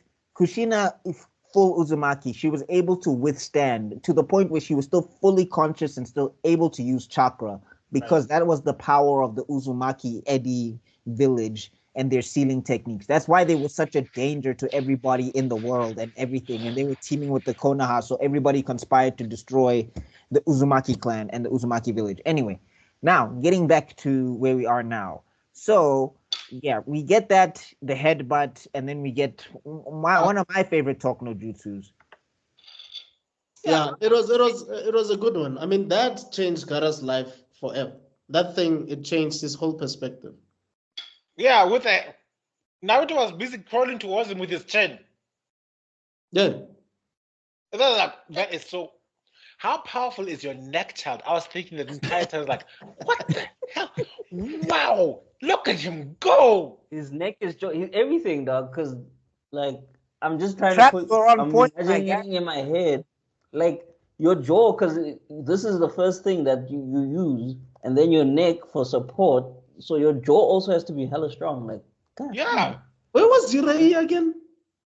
minding his own He business. was what's this? He was like he was defeating the snakes that were rampaging in the village. Oh, okay. I mean, Oh, I thought it was oogling girls. And I think this is where Sasuke is like, wait, Naruto can summon that? Yeah. Hey, Sasuke was like big, like he was half hating, half impressed. Yeah. Yeah, He was, he was like, "What? He This was is that intimidated. He Naruto?" was It intimidated. was at that moment that Sasuke realized he's in love with Naruto. Like, what is this? feeling? no, don't, I hate him, don't, but do- I'm so impressed by him. don't. do What? this. I've never felt this way before. Oh Could this no! be? Ah, Jesus. Another abridged moment, but okay. Do you think Jiraiya, right, when he looks in the corner, sees the one tail, right? Because remember, it's a giant at this point. It's like what? Yeah. No, they were far from the village. I think How like they were far out do you have to be to see a 50-foot tall to not see a 54-foot tall? But are you telling me that you can't sense that level of chakra? No, remember everybody's also wrapped up in their own thing. So like if you're not see a kaiju. You can't see a kaiju. well, nobody saw it because remember nobody knows Naruto defeated Gaara. Because remember, Like it's Yeah, a nobody rumor. saw it. remember, Right. remember, it turned into a night tails. Remember, so Um, it's the night tails. I am pretty sure Freaked out. people know, but they kept it to this. They didn't want if the village knows. Hey, dog, I think the village is That kid- minding its own business, dog. If they got No, fed by remember the that villages have kid. been put into bunkers, so the villagers didn't see it, but the ninjas definitely were supposed to But are see you that and thinking feast. that they didn't hear anything? Those things are huge. No, no Jurassic Park type shit. No, I think they didn't care because there was no Bijutama. If they had a tell beast bomb go off, instant. Even Orochimaru's like, you know what? Here's an. I was just playing, dog. Guys, let's like, I'm out. Like, I apologize, my Also, ass. I think everybody was preoccupied with the third Hokage's life because remember he was actively fighting Orochimaru at the time, and they're trying to figure out the barrier. Yeah. Because also like Jiraiya's trying to figure out the barrier as well. Like everybody was trying, how do we get the third Hokage out?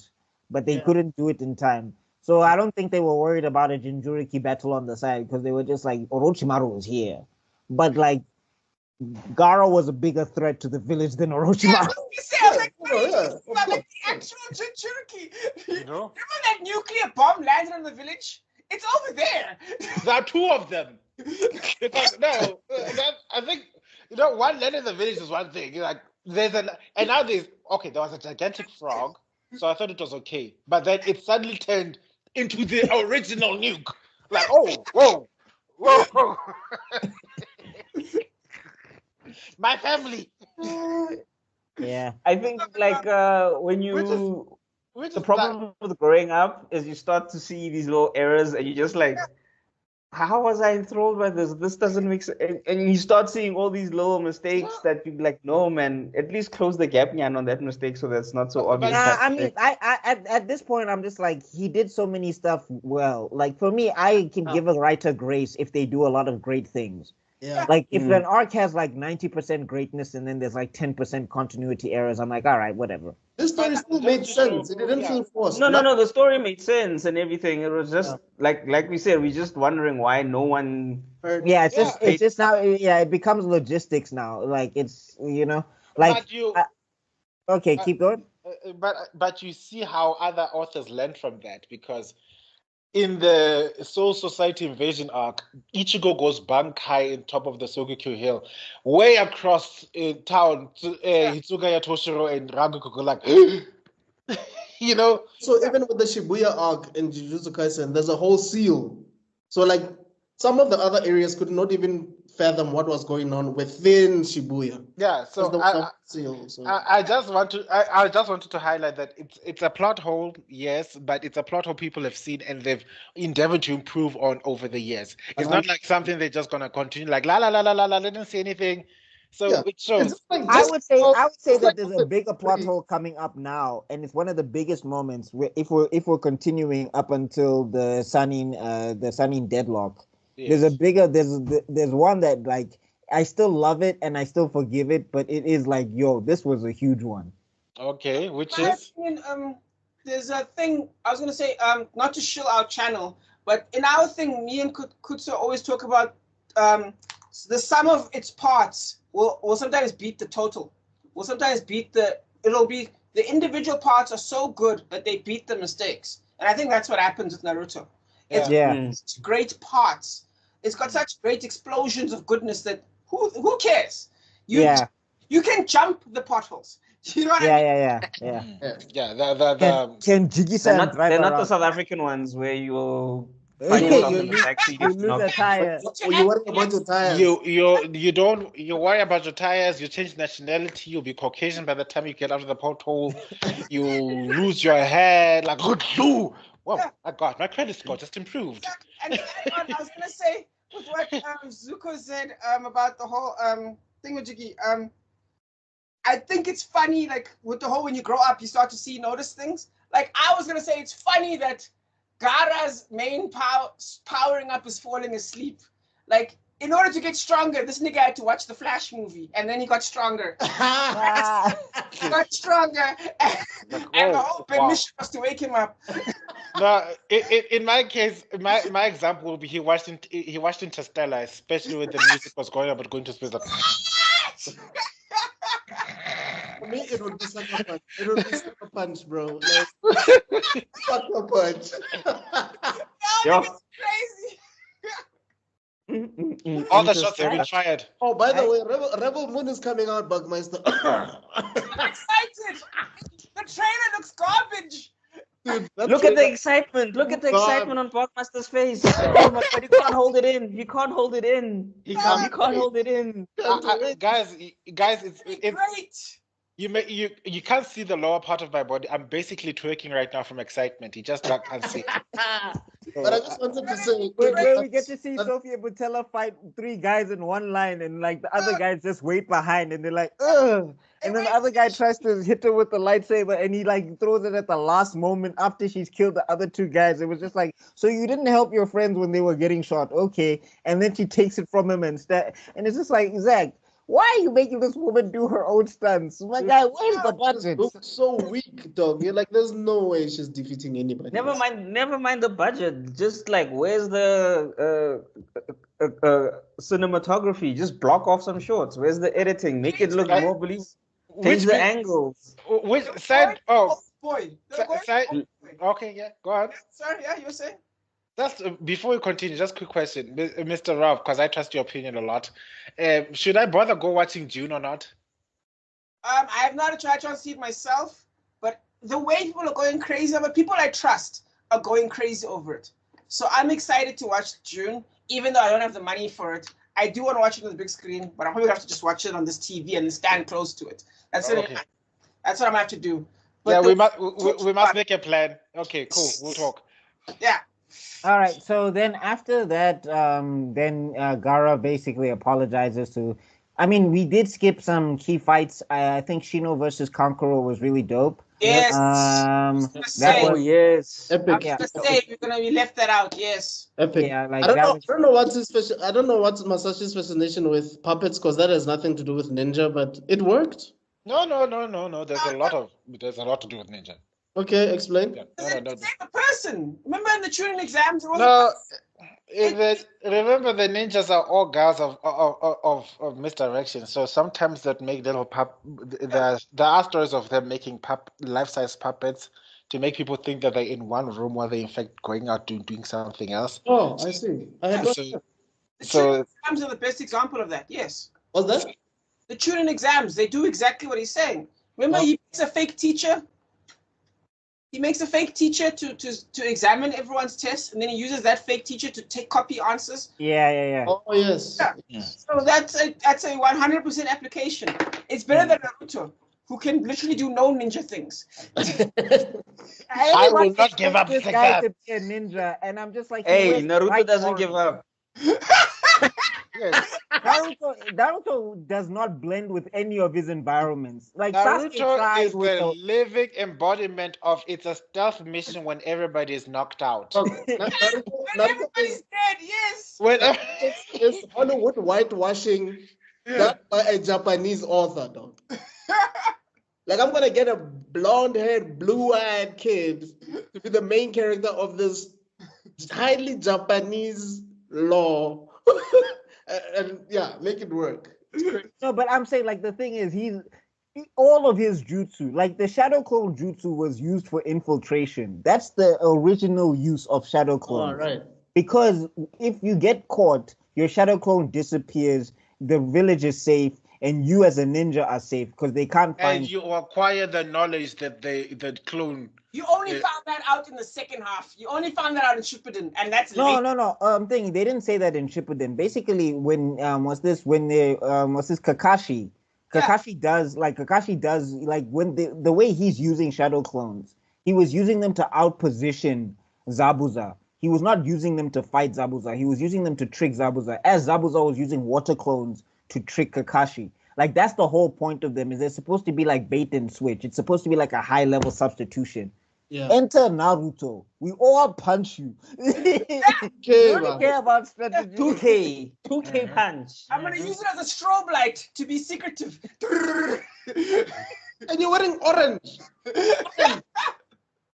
Orange A whole overalls. ninja. He doesn't blend with his environment at all. He's the last person to be a ninja. Absolutely. Yeah. Anyway, Yeah, I think then if we are gonna stop, this is not a bad point because this is the Yeah. Konoha crush.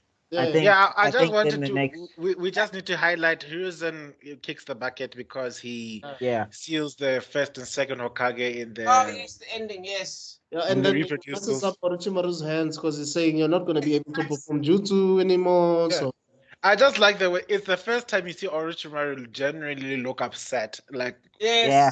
It's the and first time- yeah. and that gave me such catharsis. It's like you deserve this, suffer, bitch, suffer. But yes, and like the movie 300, that works. Remember in 300, Xerxes doesn't die. It's about does a god bleed? yeah, Like Batman, do you bleed? There's an You actual will. movie that actually shows him getting cut, and that's enough. Mission accomplished. And But- that's Except like if we're talking about 300, sorry, we just have to go off. I'm like Leonidas, bro. When you went to go have a conversation with this guy, you didn't take a knife because if it was me, I'm stabbing him. We're not talking. We're not having a Leonidas. conversation. Let us reason together. Let us reason. You must have the pose. let us reason together, unite. It's like it's fortunate that there was no Exactly. there was no Kenbachi in his soldiers. If Kenbachi was there, it was like, yo, neither summer. I'm killing this guy. Yeah. I'm in there. Like if I was Leonidas, I would have had one guy posted up by the mountain somewhere. As soon as he does, let us reason. Yo, arrow. Like I would have done a signal. Because then the army collapses. Because that's the thing. That army, like, it bends backwards for Xerxes. And I'm like, dog, we 300 guys versus 1 million. You kill him. Have you guys seen Serenity or Firefly? Have you guys seen Serenity or Firefly? I've seen Serenity. I've seen Exactly. some I've seen Firefly. both, but I don't remember them for some reason now. Well, there's a scene, right, where Nathan Fillions' character and Yeah. then, the other character is like, I'm unarmed. Let's Yeah, talk. he's like, oh, good. Yeah, exactly. Oh please! I've got an even more funnier scene than that. Who's watched Fifth Element? Yeah. Yeah. There's like one more shot and you start killing hostages. Like that's the leader. Like Oh, I gosh. that's the consequences because like mind if I go in? Oh okay. We are sending somebody to negotiate, and then like walks in. Like, Yes. and then that's supposed to negotiate. Like, when did they negotiate like that? And then the president is like, oh, the rhythm. I wonder. Yeah, that's what you do. Yes. Like you don't talk when you have the chance, Chief. Like, come on. But yeah, bring it back. I just want to say one question before you guys close up. I just want to ask Aye. a question, right? Now, Aaron, you guys know Game of Thrones, right? Yeah. Mm. You guys What's know that? Rings, right? Up But until season which 6, season? yes. Yeah, which season? That's the question I need to ask. Lord of the Rings doesn't have seasons. Oh no, you mentioned Game of Thrones. I wanted to Season 1 to elaborate. 4. 1 to 4. Okay, because Right. Because for me, it ends. I always want. I love the fact that it ended with Daenerys on her boat going to Westeros, and then Yes. they canceled the season there. Then I wish they continued, but you know what? That's how it ends. That's life. With Jon Snow defeating Ramsay, right? That's where it ends. Yeah, that's how it ends. Like that beautiful song. Like You stronger than me. I'm like, nah, where Tyrion kills his dad in the toilet. That's where it ended for me. yes. But point is, that Lord of the Rings, right, came out, and then George R. Martin made Game of Thrones as kind of a response to Lord of the Rings, where George R. Martin's like, yo, man, what's Aragon's tax policies? I don't know if you guys have heard that. thing about- Yeah, I remember the discussion, and I was like, "You dumbass motherfucker." Anyway, I know what you mean, yes. like all my respect for J.R. Martin was like, "We come back, don't go." Yes, Yeah, that's what happened.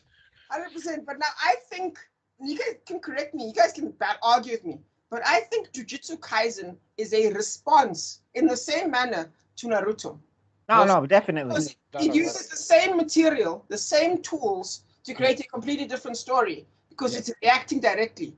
But No, well, it's Black Clover twofold. It's is twofold. not. It's twofold. I would say that Jujutsu Kaisen is a response to Naruto and to Bleach. Yeah, There is a bit of Bleach in there. I mean, you would there's a say- lot of Bleach. in Like that. the whole domain expansion is basically like another version of Bankai. Fighting on Get that. you. That's And true. it's also set in it's more of an urban environment. Yeah, that's true. Yeah, which screams Bleach. I mean, There's it's more. I would say it's more parts Naruto, but Yes. there's Yeah. a lot of Bleach in Yeah. there. 3 antagonists, 1 female.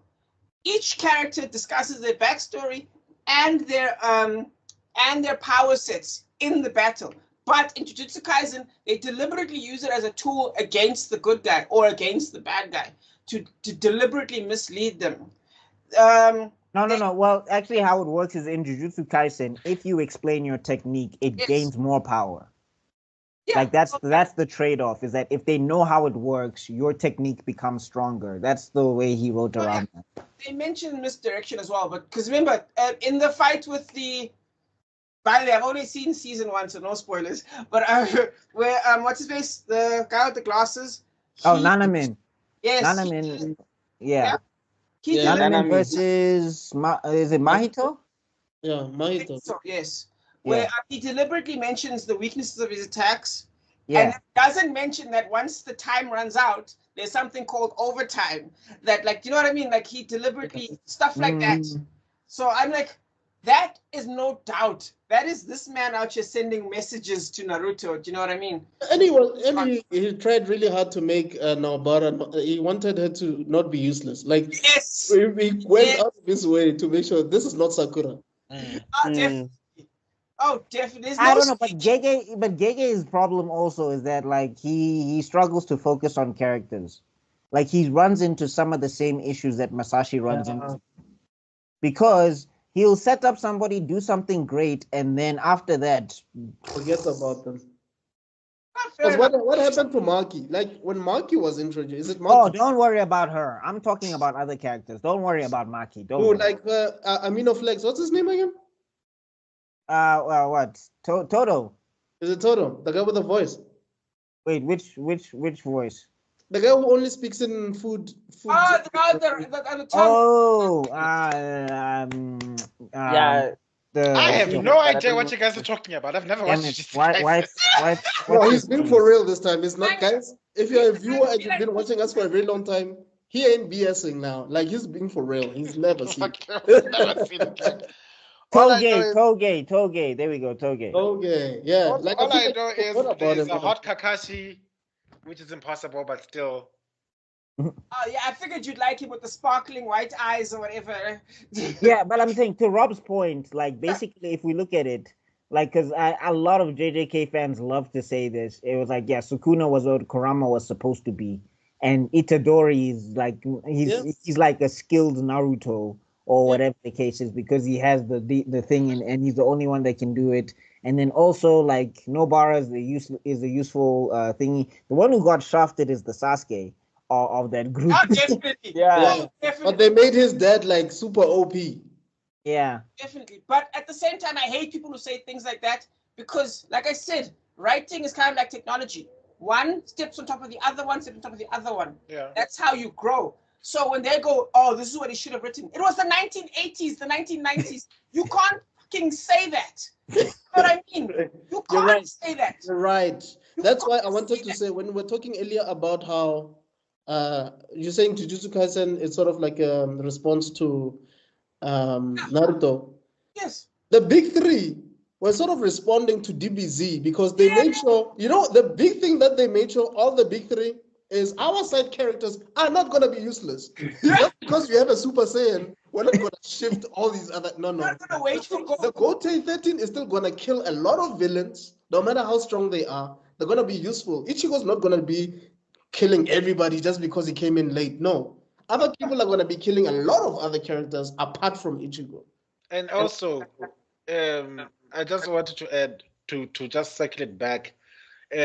Dune picked up from well, some people would argue Dune picked up from where Lord of the Rings left off. Tolkien hated Dune. I don't blame him, but The person, guys. I don't think you guys know the Dune expert here, right? By the way, is actually Zuko. Oh, why? Zuko-sama. Yeah, like Zuko. You know the entire lore, don't you? Like you even know the event. No, I watched the original series like years back in high Did you school. read the books? No, There's like 10 no. books, eh? Or maybe it's someone else then. So, someone else. You got me confused, bro. from what I've spied from all my wonderful my hyper focus technology, there's Dune inspired Star Wars. Yeah. Yeah, Right. so Yeah. Actually, like, George Flash Lucas Gordon as bit a well. Believe it or lot. not, you guys know that stupid movie, the Valeria Thousand Islands? That came before the movie Star is stupid. Wars. The manga is not stupid, but the movie is Yeah. stupid. Okay. But George Lucas knew that before. That came first. George Yes. Lucas actually followed that. And Valerian is old. and Flash Gordon. Yes. And of course, Seven Samurai, Kurosawa. And Yes. then all like 4 or 5 of those things became Star Wars. yeah, And Zack Snyder tried to do the same thing with Rebel Moon and And then he took shit. And then he was like, guys, I brought my toilet bowl and here's Star Wars. You're giving me Vietnam flashbacks here, my guy. Yo. They will sing praise songs of us today. Woo! Anyway.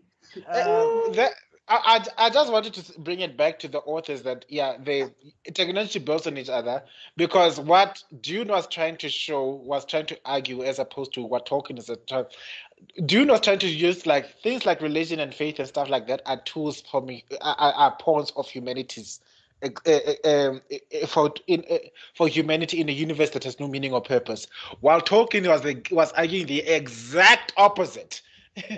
Yes, the spiritual. Yes. Which is actually interesting because, as it turns out, I've been doing some research on the philosophy of Dune, right? Because remember, Dune is like 7 to 10 books. It's not just one book. Yes. So what happens is it expands from him. What happens is he takes all that spice and he sees the deep future, right? Yes. And using all that spice, he realizes like the meaningless of the cycle of war, which is very Tolkien. Yes. So but then there's an element of AI, right? Because there's a reason that they don't use AI, right? You guys know that, right? There's a reason, because there used to be a war. Kind of like the Foundation. There used to be a 40K. war. 40K as well, yes. Where basically, and there's like 7 other series where like, yes, they don't use AI anymore because AI turned on us at some point. Every time, all the time. But anyway, what happens with Dune is it actually expands, and it turns out that a part of what's his name? Besu Generate? Whatever. Atreides. A part of his mission, him and then his sister, because remember they have another kid. The mother has another kid, and they're like the sister, because the sister ends up being a basically what happens with her power is it turns out that she's absorbed the spirit of every single person that's ever died ever. Wow. Yeah. That sounds unpleasant. I know. I was about to say that. Talk about multiple personality disorder on Yes, another that's level. exactly what You know, happens. even Gara's looking at her like, "Hey, you need some help."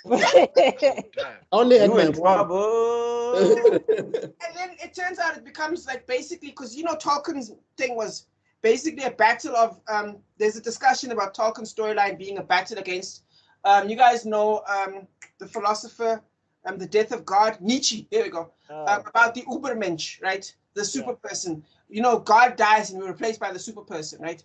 So now what Dune does is takes an angle of that and says, hey guys, beyond the super person, there's going to be the machine. So basically, the story carries on from an angle of he wants to use this mass death that he ends up that he sees is coming, and he's like, I'm going to use that as a way to improve people, to force evolution. And then it turns out that the AI comes back, and now because of these evolved people, there's now something to fight AI, and that's basically what kind of happens in the other books. Yeah. So you could almost say that. And let's not forget gigantic worm person.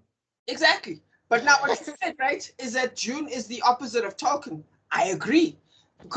But at the same time, I would argue that not only is it the opposite, but it's an evolution of Tolkien. Yeah, So it's successor and it's antithesis at the same time. It's antithesis and and it's a successor.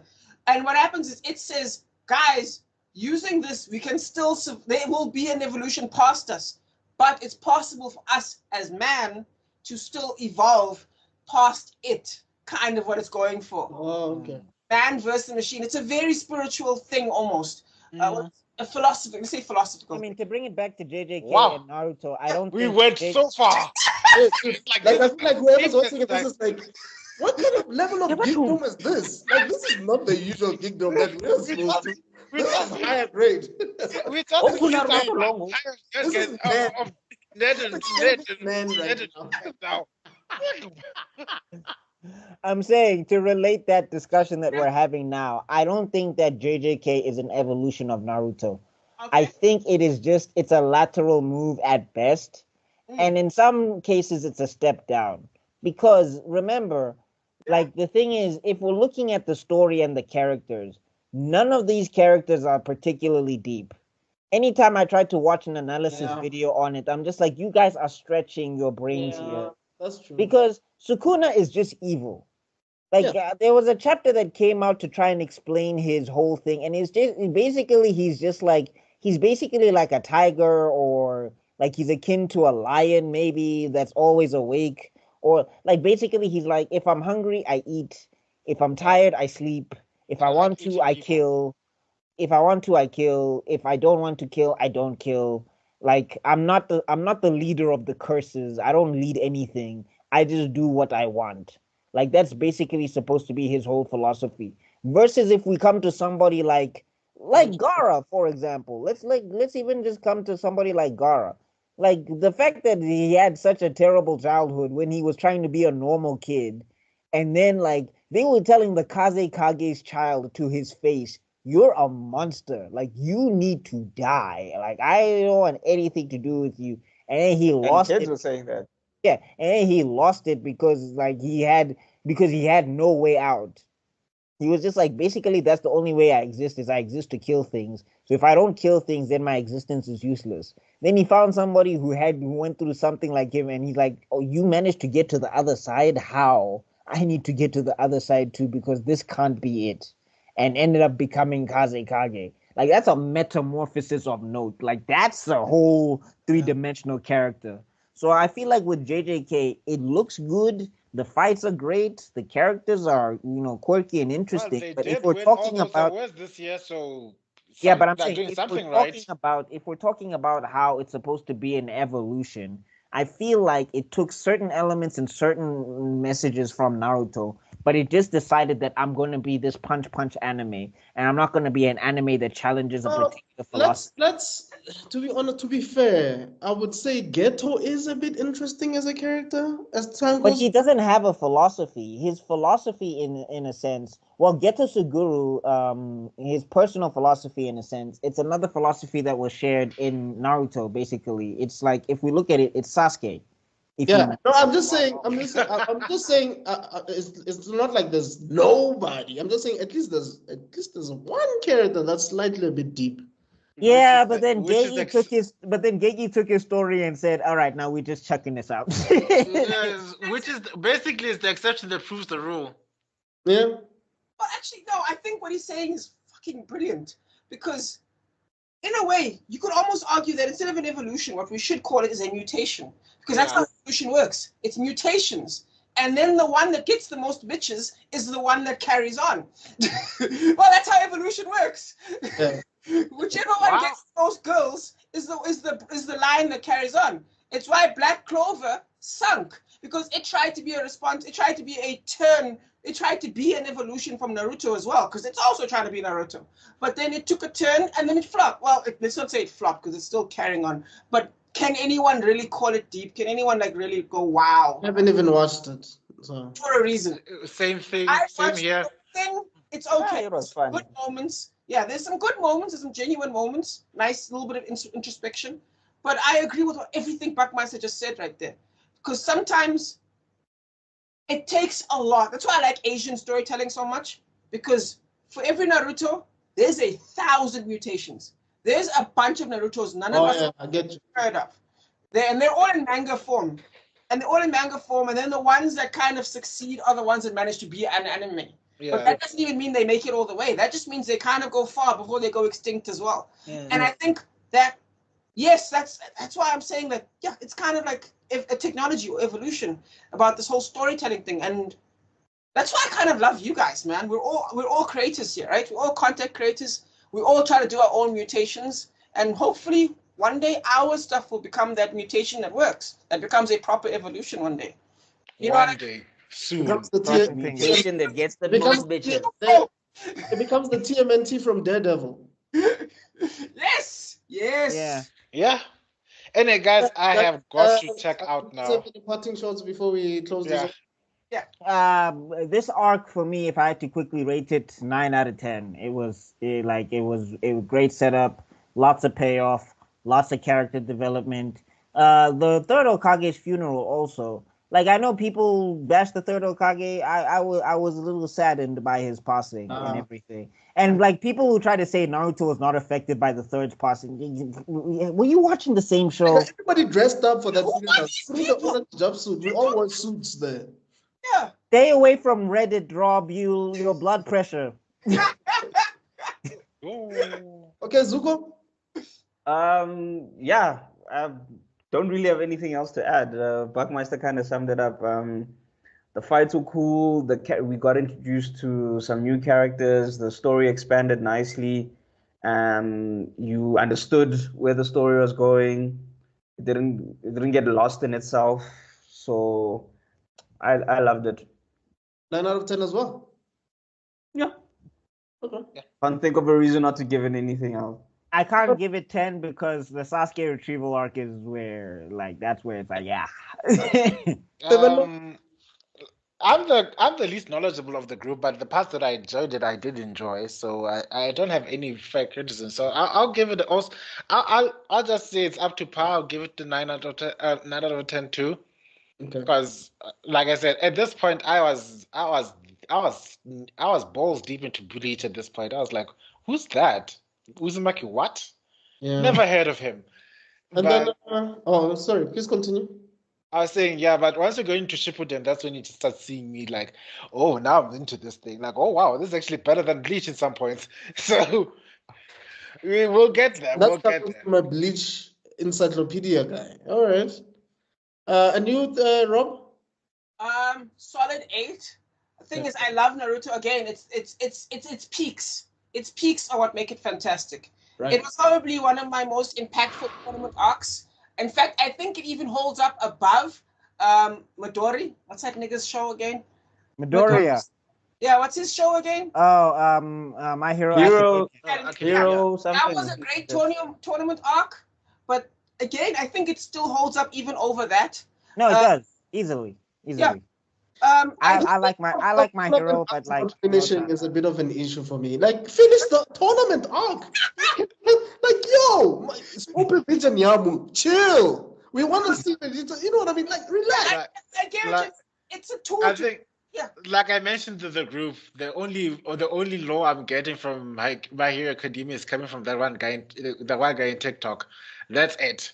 I'm not really paying attention. I don't know if I'm ever gonna watch that thing, dog. But yeah. First 3 seasons, no, first 4 seasons are great, man. No, first 3 seasons are great. 4 is pretty cool, and then 5 is where the plot kind of goes crazy. It falls off.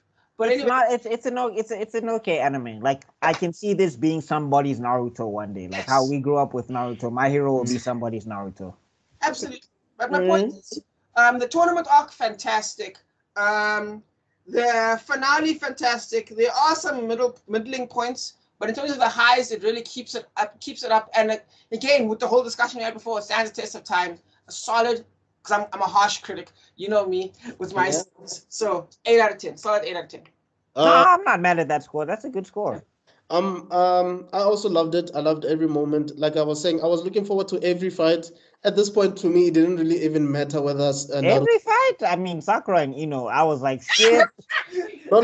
But we did that previously. Remember, we didn't.